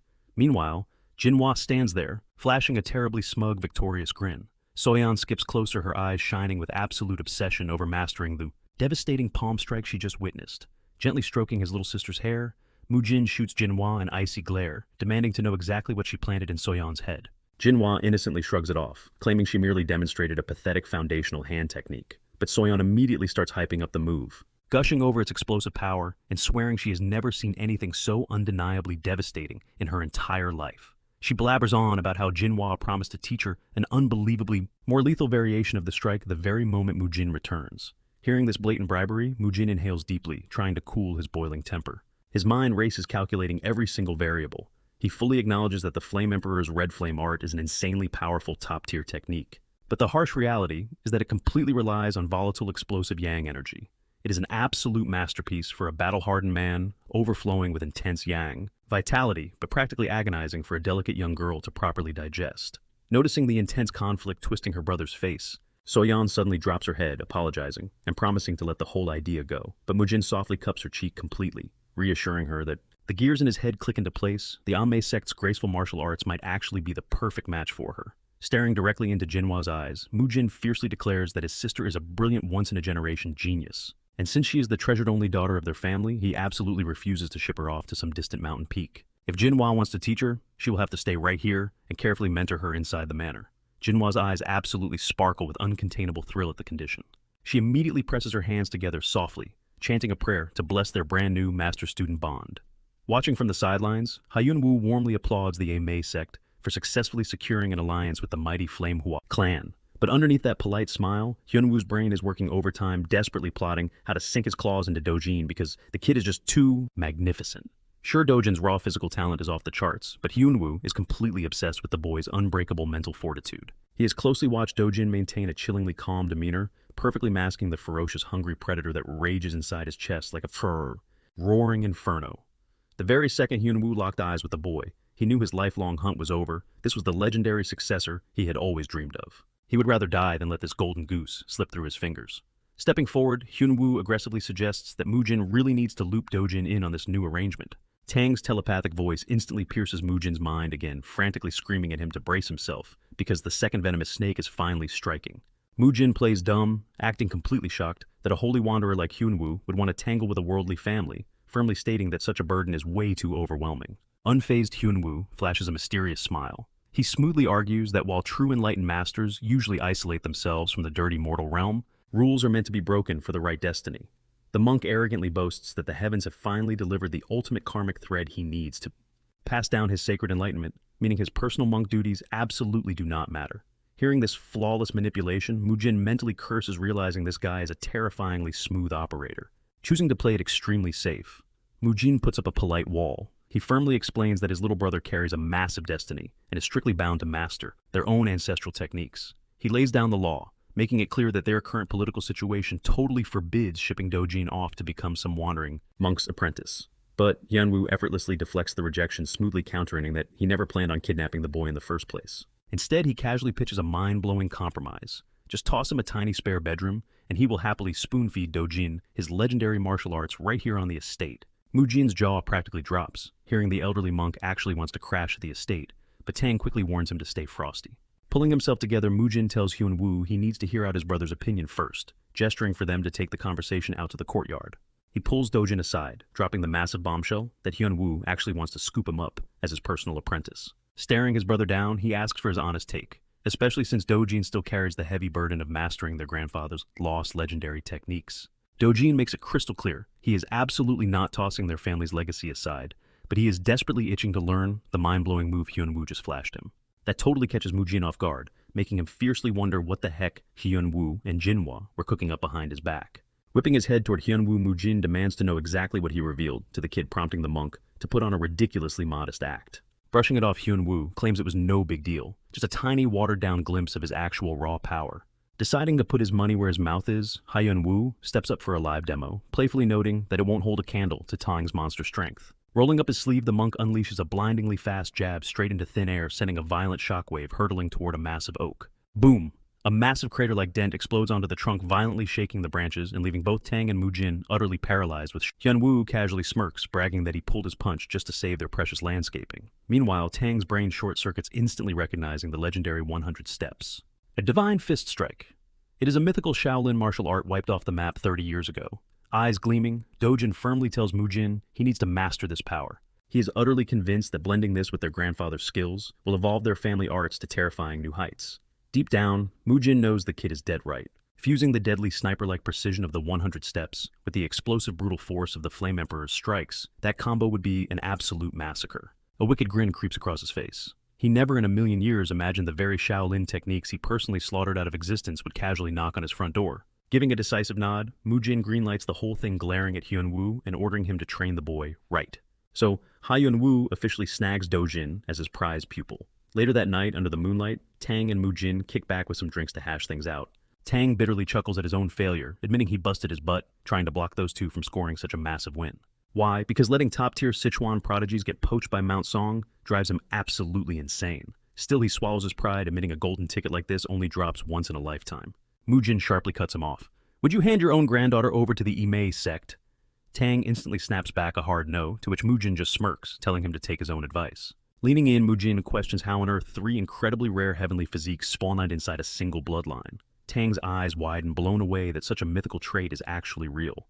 It is the ultimate holy vessel. Mujin explains a body completely immune to demonic corruption, designed to push pure orthodox martial arts to god-tier levels. Hearing this hardcore martial arts trivia reignites Tang's burning obsession to recruit Mujin into his own family ranks. Slipping into matchmaker mode, he smoothly asks for his thoughts on Zhong. Mujin instantly barks at the older man in sheer frustration. He aggressively reminds Tang that he already slammed that door shut. Tang just blinks, totally baffled by the younger man's ironclad stubbornness. Raising an eyebrow, Tang jokingly asks if he just doesn't swing that way, but Mujin fiercely shoots that ridiculous rumor down. Letting out a heavy sigh, Mujin flips the script. He asks why Tang tolerates him. He is way younger, yet the old master lets him run his mouth with zero respect. A warm smile hits Tang's face. He is actually thrilled Mujin picked up on it, confessing that whenever they talk, the massive generational gap completely vanishes. He admits their vibes match perfectly. Honestly, it feels exactly like trading war stories with a lifelong brother in arms. A bittersweet, melancholic smile tugs at Mujin's lips. Staring into the night, he softly drops a piece of his hidden past. Decades ago, there was a breathtaking woman who stole his heart. He was so incredibly whipped, he was ready to burn his entire martial arts career to the ground. He was dead set on completely trashing his master's dying wish, all just to live a quiet, ordinary life with the girl of his dreams. Tang chuckles, thinking it is just some dramatic sob story, but Mujin's eyes grow intensely dark as he keeps spinning the tale. He paints a picture of a girl born in absolute poverty, yet she fiercely raised her two younger siblings with a heart of pure gold, never asking the world for a single dime. She bled and sweat through every hardship completely alone, a walking symbol of absolute purity and unbreakable grace. As Mujin softly praises her flawless character, Tang finally gets curious, gently asking why they aren't still together today. Mujin's smile instantly cracks into something utterly terrifying. Because, he whispers, she is. The venom drips from his voice as he mocks his own pathetic naivety. How stupid was he to think a blood-soaked assassin could ever protect an innocent civilian? His voice drops to a deadly growl. The woman, her siblings, butchered like animals by so-called righteous orthodox warriors hunting him down. And right there over their lifeless bodies, a monster was born. That was the exact second he swore to brutally rip all 9 great sects to bloody shreds. A cold sweat breaks across Tang's forehead. He reels back seriously, wondering if the kid sitting across from him has gone completely psychotic. He nervously asks if the liquor is messing with his head, but Mujin locks eyes with him, radiating a terrifying, crystal-clear sanity. He assures the old man he is just laying out his tragic origin story. He chillingly adds that the bloody clash with the Namgung clan was just the opening act of his vengeance.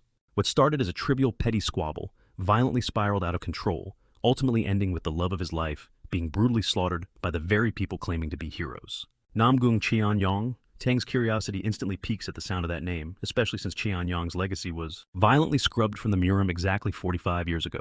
Mujin darkly confesses that this is the title of a hated nemesis he hasn't stopped obsessing over, not even for a single second. Once his soulmate and her entire family perished together, his entire universe instantly shattered into absolute darkness. For the following 15 long years, he relentlessly waged a bloody war against the 9 great sects. Mujin coldly recalls that the Namgung family was the very first faction he butchered, and within the blink of an eye, every single orthodox faction across the martial world placed a massive bounty on his head. Yet without a shred of mercy, he slaughtered every last one of them. Shortly after that legendary massacre, the terrified survivors branded him with a chilling new title, the Divine Demon.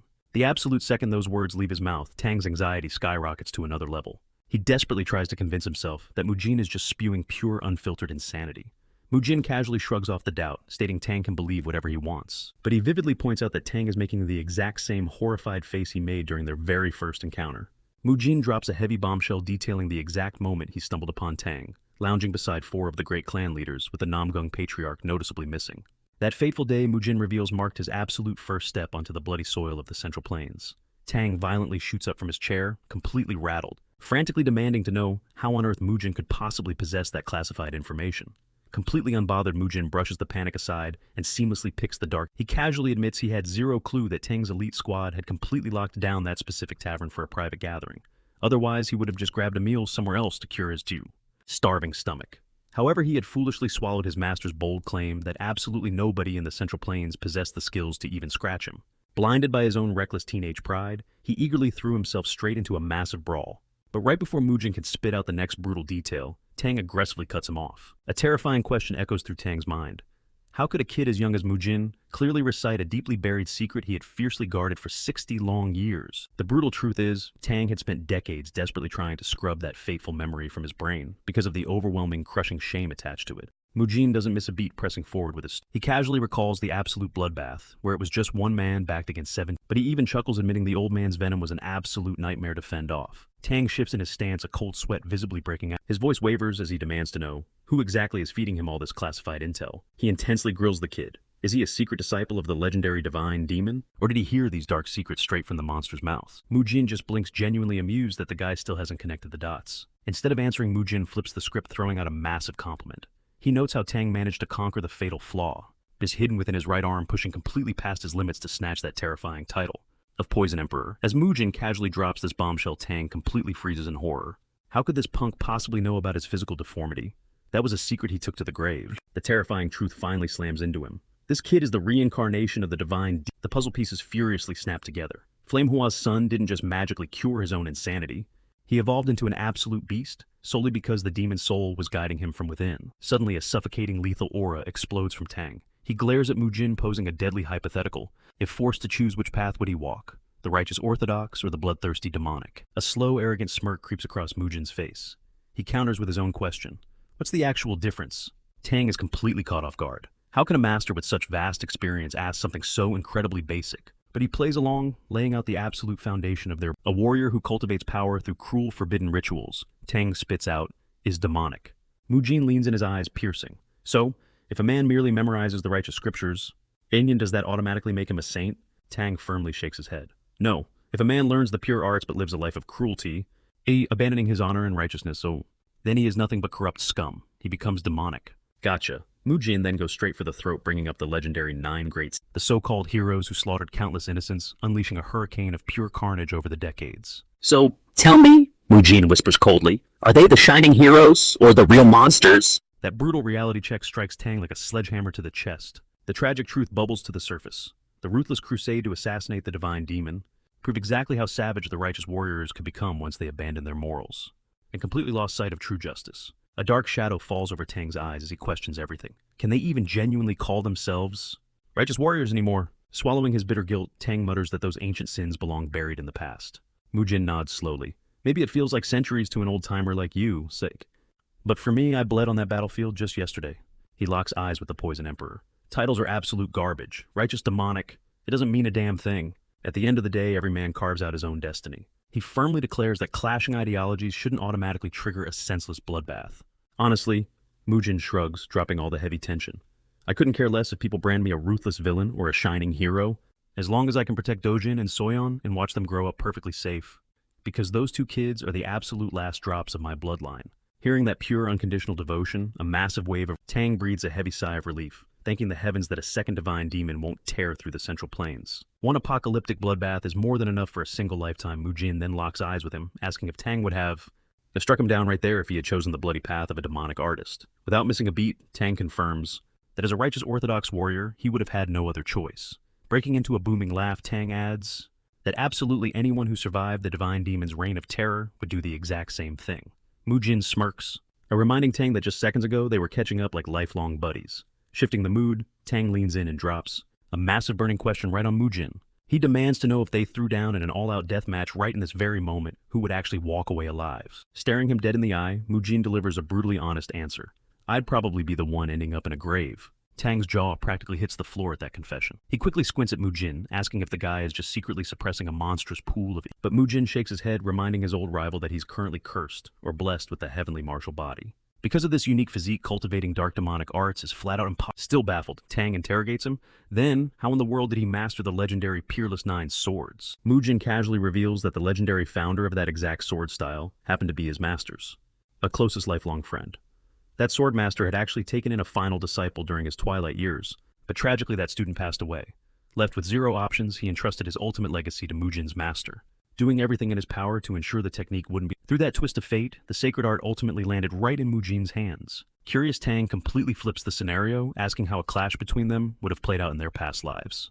Assuming Mujin wielded the exact same arsenal of martial arts he uses today, Mujin doesn't sugarcoat it bluntly, warning Tang that unless he has unlocked the mythical state of enhanced poison, he'd get absolutely utterly obliterated without a sliver of hope. Tang is entirely thunderstruck, paralyzed by the sheer revelation that an impossible realm like enhanced poison actually exists. With a confident smirk, Mujin swears it's real, simply because he himself once shattered the ceiling of a terrifyingly similar realm. The tension completely shatters, and both legends burst into a roaring fit of laughter, shifting the topic to how Tang somehow pulls top-tier liquor out of thin air like magic. Tang playfully glares back, warning that if he spills his trade secrets, he'd be forced to silence Mujin forever. Soon after, Tang and his beautiful granddaughters finally pack up and get ready to. Before stepping out, he casually waves at Mujin, promising to drop by and crash his place from time to time. Mujin shrugs, telling the old man his doors are always open, but strictly warns him not to make it a weekly habit. That blunt, almost rude response practically gives the two eavesdropping clan elders. The second Tang's shadow vanishes. The panicked elders swarm Mujin, frantically demanding answers. They aggressively check if he's lost his damn mind, because who in their right senses tells the legendary Poison Emperor to stay away from their turf? Calm and collected Mujin reassures the terrified duo that he actually has a brilliant reason for doing this. Desperate, they beg him to spill the secret. But he coldly brushes them off, stating that it's way above their pay grade. Meanwhile, miles away, Tang is still trembling from the reality-shattering truth that Mujin is none other than Zhang Qian, the legendary world-ending divine demon. This was a terrifying monster who nearly burned the entire Central Plains to ashes, all for the sake of one single woman he hopelessly loved. And walking away today, Tang fully realizes that Mujin's raging obsession for her hasn't faded one bit, even after being reborn into a completely brand new life. Recognizing that unbreakable loyalty, Tang decides the smartest move is to just back off and honor the man's unyielding devotion. It's a massive shame, though, because Tang really desperately wanted to drag him into the family but he had to swallow his pride and accept the hand fate dealt him. He spots the heavy concern etching her granddad's face, prompting her to press him about his all-night conversation with Mujin. Tang brushes it off, casually, dropping that they had a lot of catching up to do since it had been 45 long years since their paths last crossed. This bizarre confession leaves Heya completely stunned, struggling to process his words. Meanwhile, Dojin and Soyan are absolutely tearing through their training rapidly, absorbing the hidden arts of Imei and Shaolin respectively, leaving their two legendary masters utterly speechless at their monstrous talent. Thrilled beyond measure, the mentors pour their souls into teaching the prodigies every single martial form they are meant to master. Even Mujin cannot hide his awe at his siblings' explosive progress. While Joe chuckles, admitting he would probably sweat trying to block their combined strikes now, Mujin instantly shuts that down, however firmly stating the kids still have mountains to climb. Joe pushes back, insisting the dynamic duo has already left their peers biting the dust. Right then, Mujin catches Joe and Do sharing a suspiciously sneaky grin, and narrows his eyes, demanding to know what they are plotting. Bursting with hype, Joe announces that the time has finally come for the Grand Clan Head succession ceremony, hitting Mujin like a truck as the massive reality finally sinks in. A few days later, the entire manor is decked out in glorious festival colors, with the whole clan swarming the courtyard to watch Mujin claim his father's throne. Even Masak breaks down sobbing happy tears as he witnesses the miracle he thought he would never see. Mujin commands the spotlight, rocking a breathtaking ceremonial robe and flashing a deeply proud smirk. Striding through the roaring crowd, gathered to celebrate his rise to power. Mujin sharply hisses at Joe and Do, chewing them out for dragging in this massive audience, when he specifically ordered them to keep things strictly low-key. They just laugh it off, pointing out that a quiet party was impossible with titans like Tang, Jinhua, and Hunwoo crashing the venue. Surprisingly, even Siyun shows up just to bow his head to Mujin, formally paying his respects to the newly crowned patriarch. Mujin playfully roasts the guy, admitting he never expected him to hike all the way from the Beck Manor, but internally, Siyun is sweating bullets, knowing he does not dare cross. A monster like Mujin who now has absolute backing from true powerhouses.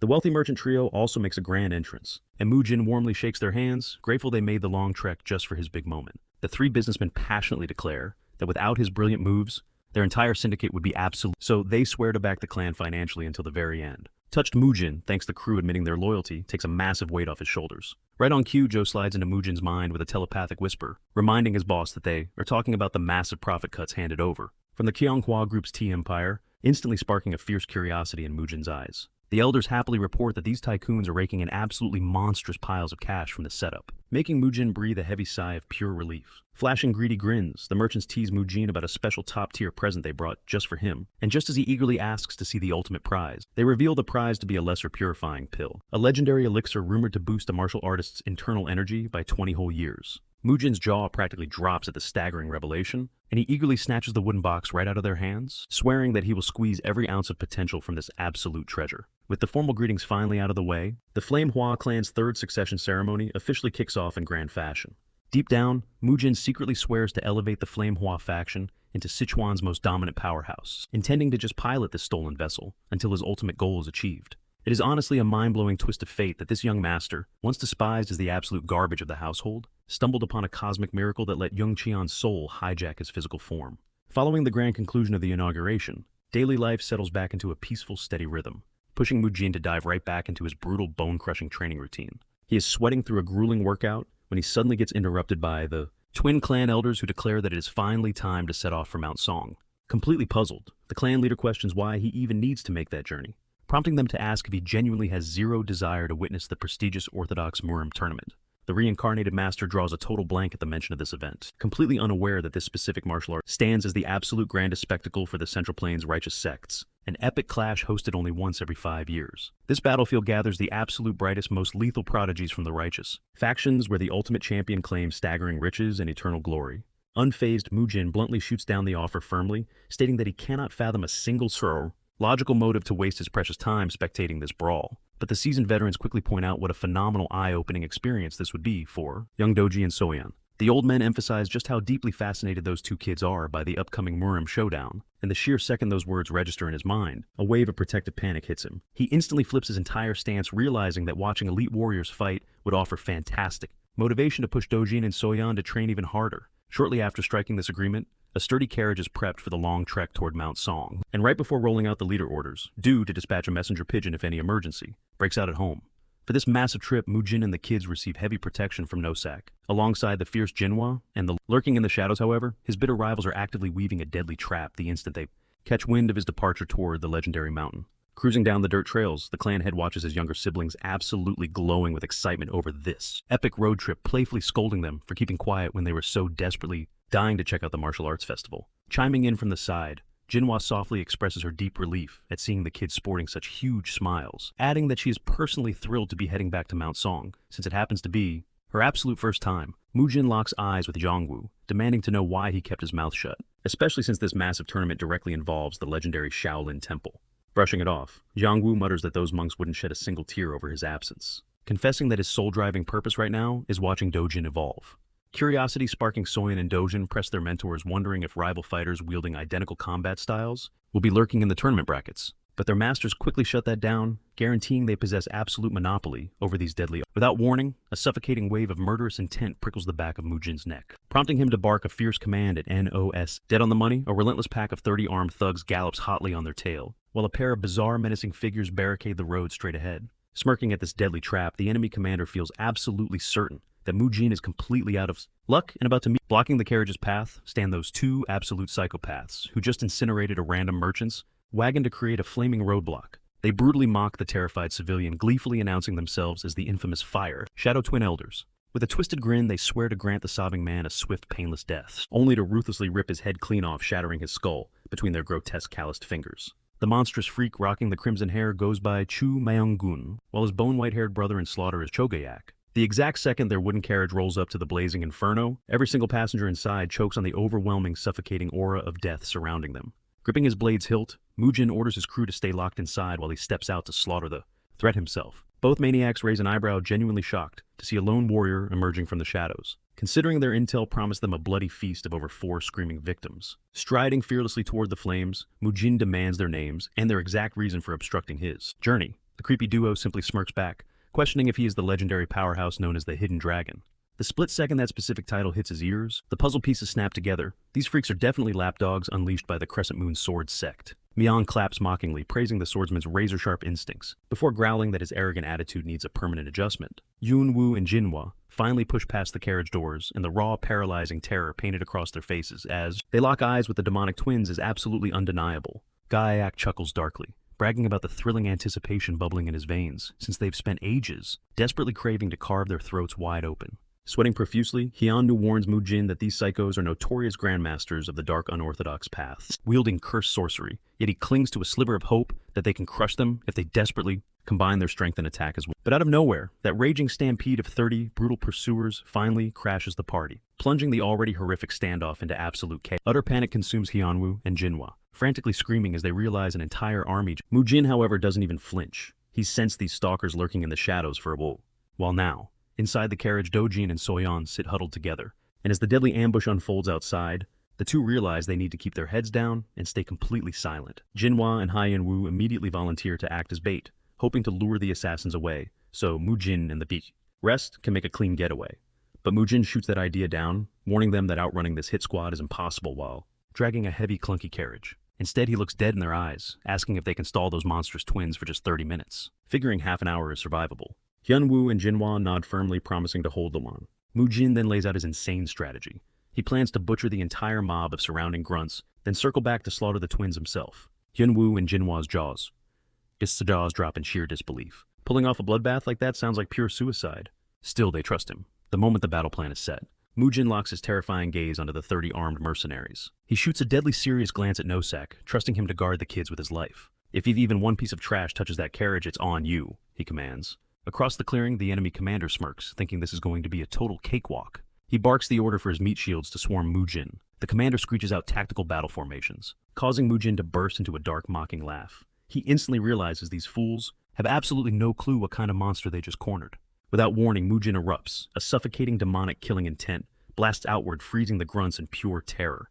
This murderous pressure is so thick even the arrogant twins flinch. They recognize that this savage aura belongs to an elite unorthodox demon of the martial world. And this kid isn't even an adult yet. Seizing the moment, Hyunwoo launches the opening strike. He violently thrusts forward, unleashing the 100 Steps Divine Fist, sending a devastating shockwave ripping straight toward Gaiak. The hulking brute crosses his arms, barely bracing against the explosion. The sheer force sends Gaiak skidding back. Glancing down at his heavy iron gauntlet, Gaiak's eyes widen in shock as he spots a deep, jagged crack splintering the metal. It's a terrifying testament to Hyunwoo's raw explosive power. Standing nearby, Ma Young-gun chuckles, thoroughly impressed after recognizing the legendary martial art. But his brother Gaiak, he is absolutely enraged. With a fiery aura blazing from his boots, the beast charges Hyunwoo like a runaway freight train. Hyunwoo instantly feels the crushing gravity of the giant's killing intent. Acting on pure instinct, he pivots hard, sprinting straight into the dense forest, dragging the furious brute away from the carriage. Mid-sprint, Hyunwoo violently whips around, firing off a brutal barrage of kinetic blasts that strike Gaiak dead on. Blinded by absolute rage, the giant roars, swearing he will rip Hyunwoo's spine out the second he gets his massive hands on him. While Hyunwoo dances with death against the giant, Jinhwa locks her deadly focus onto her own target, the cunning Ma Young-gun. Flashing a twisted, arrogant smirk, Ma Young-gun, he hits her, with the ultimate disrespect, pointing out that time hasn't exactly been kind to her since their last encounter. But Jinhwa doesn't miss a beat, firing right back that his face is still a walking tragedy. She mocks him, saying she fully expected him to fade into obscurity completely solo. Yet somehow he managed to dig up a bottom-tier soulmate who perfectly matches his dreadful vibe. That brutal roast strikes a nerve, sending Ma Young-gun into a blind rage as he ignites his blazing aura, gearing up to clash head-on with Jinhwa. Not backing down for a second, she drops into a flawless combat posture, daring him to step up, and proving she isn't someone he can just brush aside. Exploding off the ground, he launches a ferocious assault right at her, but she effortlessly deflects the incoming strike, using a masterclass palm parry. Meanwhile, Mujin has been chilling in the background, casually observing the chaos. Seeing the enemy squad hesitating to make the first move on him, he decides to bring the brutal beatdown directly to their... The frontline grunt gets his ticket punched to the afterlife, before his brain can even process the blur. Mujin instantly pivots to the next target, casually keeping a tally, as he flattens them one by one. He unleashes a flurry of devastating slashes that forcibly part their skulls from their shoulders, and violently rearranges their anatomy until their insides are literally catching a breeze. Watching his crew get dismantled, the enemy captain absolutely panics. Desperately trying to swallow his fear, he barks frantic orders at the surviving grunt, demanding they lock into a tactical squad structure to overwhelm the lone powerhouse. But our boy Mujin is drowning in the thrill of the brawl, so he tosses his mental scoreboard out the window, shifting his entire focus strictly to sending these fools to the Shadow Realm. Gripping his absolutely massive blade, he bulldozes straight into the mob, carving through their ranks like a hot knife through butter. One exceptionally unlucky foot soldier literally gets chopped into two separate fractions from the waist up. Yet the delusional captain genuinely thinks victory is still on the table, relying on some clunky group tactic to ambush him all at once. The boss man is left scratching his head, absolutely baffled at how his elite tier mercenaries are struggling so heavily to handle a single guy. Realizing this frontal assault is a complete disaster, the desperate captain commands a handful of his troops to switch targets and storm the nearby carriage, aiming to permanently silence Mujin's defenseless siblings. The goons nod in agreement and sprint toward the wagon, but Nosak fiercely plants his feet, ready to demonstrate exactly why he was trusted to act as the ultimate bodyguard for the little ones. The enemies launch a coordinated pincer strike, but he completely shuts down their momentum with a sweeping arc of his polearm. One unlucky attacker catches the blunt end of the shaft right to the dome, sending a crystal clear message to the rest that this defender is no laughing matter. Riding the high of the moment, Nosak starts aggressively, passionately boasting about his elite status as one of the legendary four brothers. The flex is so unbelievably painful to listen to that even the kids have to cover their faces from the massive cringe. Throwing caution to the wind, he forces the squad backward with a wild, aggressive sprint. But out of nowhere, a pair of lethal projectiles zip through the air from his blind spot, burying themselves deep into his shoulder. Jerking his gaze to the flank, he realizes those two flying shafts were no accident, and they were actually gunning straight for a fatal headshot. But the strike grazes his shoulder instead. As the volley of arrows shifts the battlefield's momentum, the strike team swarms toward Nosak, sending him into a complete panic as he braces to be absolutely overrun. Out of nowhere, Mujin blurs past like lightning, slicing the archers clean in two before delivering these Exact same brutal fate to the grunt's swarming no-sack. His speed is so mind-bendingly fast that his own siblings do not even realize it is him. The enemy commander roars at the top of his lungs, ordering his troops to keep up the merciless assault. But Mujin materializes right in front of him, instantly taking his head clean off his shoulders. Cutting back over to Jinhwa and Myunggun. Jinhwa pours everything she has into driving Myunggun back. But his raw physical power is just on another level. He mocks her with a smirk, asking if she has just been goofing off this entire time. Furious, Jinhwa snaps and blasts him with a devastating palm strike. But that only gets the psycho hyped up for more. Meanwhile, Hyunwoo completely loses his footing in his own fight, leaving a wide-open gap for Gaiak to violently snatch him up and crater him into the dirt. In sheer desperation, Hyunwoo fires off a frantic barrage of attacks, but Gaiak effortlessly weaves through every single strike, smugly declaring that there is zero chance he will ever land a hit on him again. Dominating the exchange, Gaiak drives a brutal fist straight into Hyunwoo's ribcage, a blow so devastatingly heavy that it sends him violently coughing up blood. With his ribs shattered, Gaiak snatches Hyunwoo by the collar and launches him across the battlefield like he is absolutely nothing. Right at that moment, Jinhwa is winding up to obliterate Myunggun with a lethal combo when she watches Hyunwoo get tossed into the dirt like a piece of garbage. That split second of pure shock drops her guard, handing Myunggun the perfect opening to fiercely gut punch her before brutally smashing her skull into the solid earth. Both siblings are literally inches from death when Mujin suddenly drops in. Parrying the fatal blow, he launches Gaiak away with a heavy kick while simultaneously clashing with Myunggun. Recovering quickly, Gaiak lunges from a blind spot to ambush Mujin, but Mujin's reflexes are insanely sharp, and he instantly makes him pay the ultimate price, severing his left arm clean off before the brute can even blink. Screaming in agony, Gaiak rapidly forces a recovery spell onto his stump to stop himself from bleeding to death. Dragging Hyunwoo to his feet, Jinhwa desperately begs him to snap out of it. Mujin casually glances at the twins, admitting his timing was slightly off, which is exactly why he only managed to chop off Gaiak's arm. But he darkly promises that he will not miss when he swings for their ugly necks on his very next strike. Myunggun spins around utterly baffled that Mujin single-handedly slaughtered 30 top Pawigis, tier fighters without breaking a sweat. He claps his hands, praising Mujin's freakish power, but Gaiak is absolutely seeing red, screaming at Myunggun to stop goofing around because he is ready to rip Mujin's head right off his shoulders. Myunggun shoots a knowing glare, and the deadly duo begins channeling their aura. It is a terrifying level of raw power they haven't unleashed in years. Jinhwa watches the fiery energy spiral and instantly knows these monsters are finally getting serious, firing a desperate telepathic warning to Mujin. She begs him to stay on high alert as their combined lethality is off the charts. Mujin flashes a quick smirk of gratitude, silently promising he will not take them lightly. Without warning, the twins explode forward in perfect sync, but Mujin slams his massive blade down like a steel fortress, bracing for impact to absorb their savage opening strike. However, his boots violently skid across the dirt as their overwhelming pressure forces him back. Suddenly, a bone-rattling shockwave bypasses the steel entirely, slamming directly into his chest with crushing. Just as his defense starts to shatter, Hyunwoo and Jinhwa dive into the fray, unleashing a rapid-fire barrage to buy their ally a crucial breathing window. But that turns out to be the massive mistake as the twins immediately pivot, brutally punishing the pair for daring to enter. Gasping for air, Mujin barks at his bruised comrades to fall back immediately.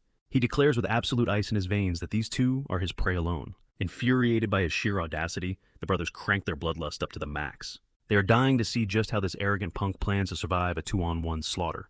Throwing all caution to the wind, Mujin goes completely berserk. He snaps a ruthless kick right into Myunggun's jaw before grabbing the guy's skull and bashing it into Gaiak's nose. A razor-sharp slash then nearly decapitates Gaiak, but the twin ducks just a fraction of an inch from sudden death. Retaliating fast, Myunggun throws a devastating hook. The swordsman barely brings his weapon up in time, catching the heavy blow but getting blasted. Seizing the opening, the brothers merge their chi to unleash the legendary Fire Dragon Destructive. Palm.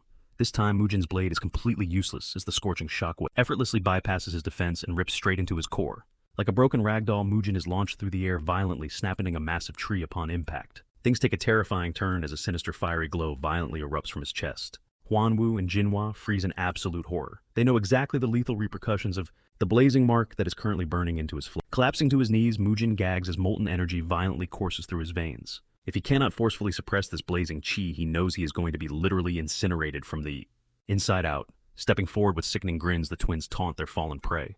They gloat that he has exactly 7 minutes before his internal organs melt into ash, which guarantees a slow, agonizing end. Gaiak casually suggests they just rip his limbs off right now to speed things up. But that sadistic threat only pours gasoline on Mujin's burning resolve. The murderous duo darts forward, ready to deliver a final bone-crushing palm strike. In a shocking twist, Mujin catches their fists barehanded with his right arm, locking them down in an ironclad grip. Stunned but arrogant, the brothers sneer, demanding to know if this dead man walking honestly thinks he can stop their ultimate power. Even the thickest steel plating would melt like butter. Backed into a corner, Mujin channels his reflective aura, violently deflecting the incoming hellfire, and the scorching backlash detonates right in his enemies' faces. Gaiak howls in sheer agony, and the split second Mayong whips her head around to check on her partner, Mujin's left arm blurs into a lethal arc, slicing both of their heads clean off with a single merciless strike. The onlookers stand paralyzed, jaws dropping at the brutal execution, but the victory comes at a terrifying cost, as the demonic flames are already gnawing at Mujin's inside. He violently hacks up blood that sizzles like liquid magma, sending his crew sprinting toward him in sheer panic. Hold it right there. The two elders bark at the kids, warning them to back off, because the volatile heat could easily incinerate them too if they are not incredibly careful. The younger siblings watch utterly helpless as their older brother writhes in excruciating pain. Gasping for air, Mujin desperately orders Nosak to dig out the lesser purifying pill from his travel pack. Nosak scrambles frantically to snatch the life-saving medicine, and Mujin instantly dry swallows it the moment it touches his hand. Gritting his teeth, he grunts that he needs to forcefully flush out the blazing venom, demanding that they set up an absolute defensive perimeter while he focuses. He orders everyone to lock down every single angle and keep their eyes peeled, but fiercely warns them to stay the hell away from his body. Dropping into a lotus stance, Mujin instantly feels the terrifying reality of his condition. He realizes that stalling for even another second will permanently fry his meridian network. So, he aggressively channels the pill's icy inner aura, pushing back against the raging infernal heat. By forcing every last drop of the demonic corruption straight into his middle core, he violently exhales the blazing venom out of his mouth, like a literal fire-breathing dragon. With the lethal energy finally purged from his system, his eyes roll back and he collapses cold as Hyunwoo rushes in to check his pulse. The elder confirms the scorching taint is completely gone, but Jinhwa insists they haul ass to Ganluo County this exact second. Nosak hoists Mujin's unconscious body over his broad shoulders, safely loading him into the wagon. And as the carriage rattles down the bumpy road to Ganluo, his siblings huddle close, faces pale with dread, praying he actually wakes up. Meanwhile, Hyunwoo and Jinhwa sit in absolute, their brains still short-circuiting over the fact that Mujin just slaughtered two elite demonic killers completely single-handedly. A few days later, inside the quiet halls of Ganluo's medical wing, Dojin and Soyeon tiptoe into Mujin's room, carrying a hot tray of recovery food, only to find his bedsheets tossed aside and his room completely. Just as the panic starts bubbling up in their chests, a sharp rhythmic swooshing echoes from the outdoor courtyard, and when they peek through the wooden window frames, they catch sight of Mujin already grinding out a brutal workout. He is ruthlessly swinging his massive greatsword muscles, trembling completely drenched in sweat. He pauses, glaring down at the ugly burn scar etched into his right palm, finally realizing just how deadly the woe. That right there is the terrifying power of the twin. He is right in the thick of his recovery when his brother and sister burst into the room. Panic is written all over their faces. After all, the doctors ordered Mujin to stay bedridden for an entire month. Yet here he is, up on his feet and casually stretching his muscles, flashing a confident smirk. Mujin quickly calms them down, swearing he is completely back. He immediately orders the duo to gather their gear because it is time to set off for Mount Song. As their carriage rolls down the dusty trail toward the legendary, the trio laughs and jokes around the lighthearted vibe, making it seem like Mujin wasn't knocking on death's door just a few days ago. But outside their little bubble, the atmosphere in the provinces of Ganlu and Xichong is absolutely electric. Wild rumors are spreading like wildfire, detailing exactly how Mujin absolutely crushed the infamous Fire Shadow twin elders. The streets are buzzing, and the entire martial arts underworld is A few days later, their long journey ends at the sacred grounds of the Shaolin Temple, the exact battleground where the massive Orthodox Murim tournament is about to kick off. The second their boots hit the dirt, the younger siblings gaze in pure awe at the towering golden statues and majestic ancient architecture surrounding them. Meanwhile, Mujin raises an eyebrow, genuinely shocked to see that the massive structures he completely wrecked back in the day have already been. Hyunwoo steps up, explaining he needs to split off to meet with his fellow masters, but quickly calms the crew, promising he already scored them some prime VIP quarters right inside the inner courtyard. A resident monk takes the lead, and the hyped-up kids practically sprint past him to check out their new base, but they have no idea they are being tracked. High up on a shadowy balcony, two mysterious figures lock their eyes on the group. A sinister smirk creeps across the young master's face as he glares daggers at Mujin, clearly plotting something deadly. He snaps his fingers, ordering his lackey to summon a very specific dangerous man. He wants Dong Ho on the job, immediately swearing he will personally clean up any messy fallout, just as long as he finally gets to erase Mujin from the face of the earth. Cutting over to Hyunwoo, the seasoned warrior formally greets the venerable temple elder, Hyun-gok proudly dropping the massive news that he has finally taken in a formal student. The wise elder raises a curious eyebrow, asking who managed to impress the tough master. In response, Hyunwoo smirks and asks if Gok recalls that wild kid Higwang dragged in years ago. Gok leads out a deep chuckle, stating there is no way he could ever forget Mujin, the absolute maniac. The elder nods, revealing he has heard the explosive rumors crowning Mujin as the legendary hidden dragon of Sichuan province. Gok leans forward eagerly, asking if that powerhouse is the new disciple. But Hyunwoo shakes his head, revealing he actually recruited the guy's younger brother instead. Hyunwoo's eyes gleam as he drops a bombshell. Dojin is blessed with the legendary one in a million heavenly martial body. Not only is the kid a physical freak of nature, but Hyunwoo praises Dojin's rock-solid morals and unbreakable mental toughness. A warm smile spreads across Gok's face, genuinely thrilled that Hyunwoo's endless agonizing search for an heir has finally reached its conclusion. However, Hyunwoo's tone shifts as he admits they cannot officially enter Dojin into the sacred Buddhist archives simply because the boy is tied to his noble bloodline as the second son of a prominent clan. Bowing his head in shame, Hyunwoo begs for forgiveness for passing their clan's ultimate secret techniques to an outsider. But Gok waves off the apology with a gentle laugh, declaring that titles mean nothing, and Dojin will always be considered their true student deep down. Deeply moved, Hyunwoo bows low, expressing immense gratitude for the elder's wisdom and mercy.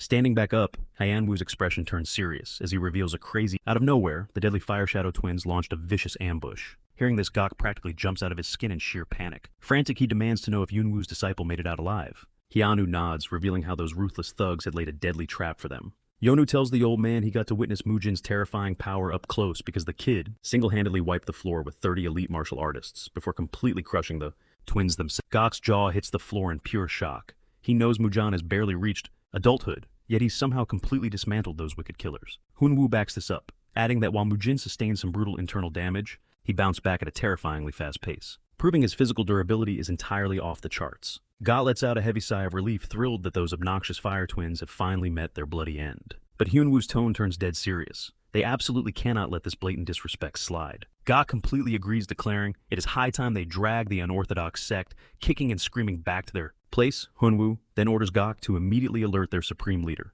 the first Emperor Hyamoon, about this explosive new development. Meanwhile, Mujin and his younger siblings are escorted to the cozy guest quarters they will be staying in. Before leaving, the monk drops a strict warning. Absolutely 0 outsiders are permitted near the Repentance cavern hidden right behind the Great Hall. Buzzing with pure excitement, Soyeon begs Mujin to let them explore the magnificent grounds. Mujin gives them the green light, but firmly instructs them to bring Nosak along for safety.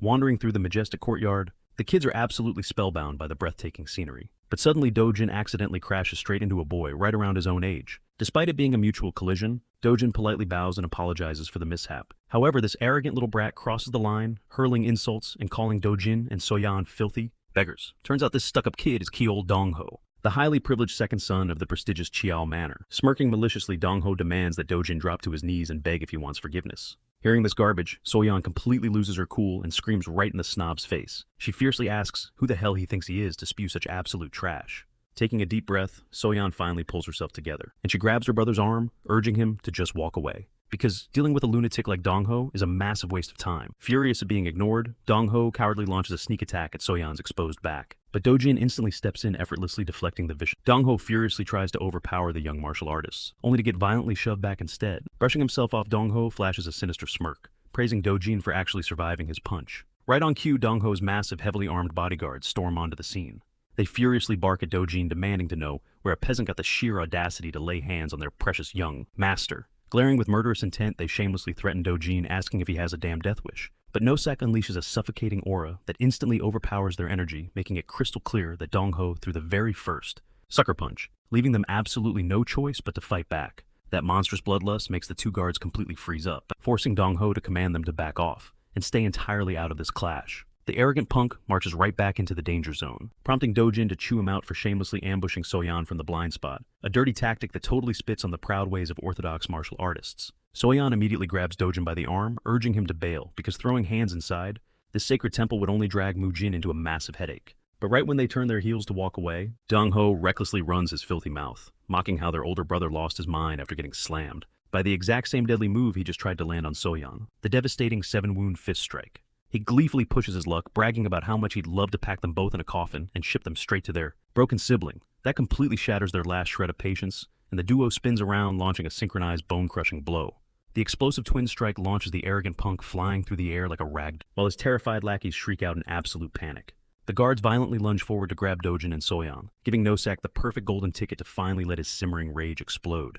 He utterly flattens both of the goons into the dirt with just one brutal sweep, coldly declaring that adults have zero business jumping into a brawl between kids. With the pesky bodyguards totally knocked out cold, Dojin and Soyeon mercilessly close in on Dongho, ready to teach him the brutal price of trashing their beloved family. Fists rain down like a vicious storm, violently rearranging his smug face with every thunderous impact, while Nosak cheerfully hypes them up from the sidelines. The brothers tower over the battered mess, growling at Dongho that every single ounce of pain coming his way is entirely his own fault, simply because they were totally prepared to walk away.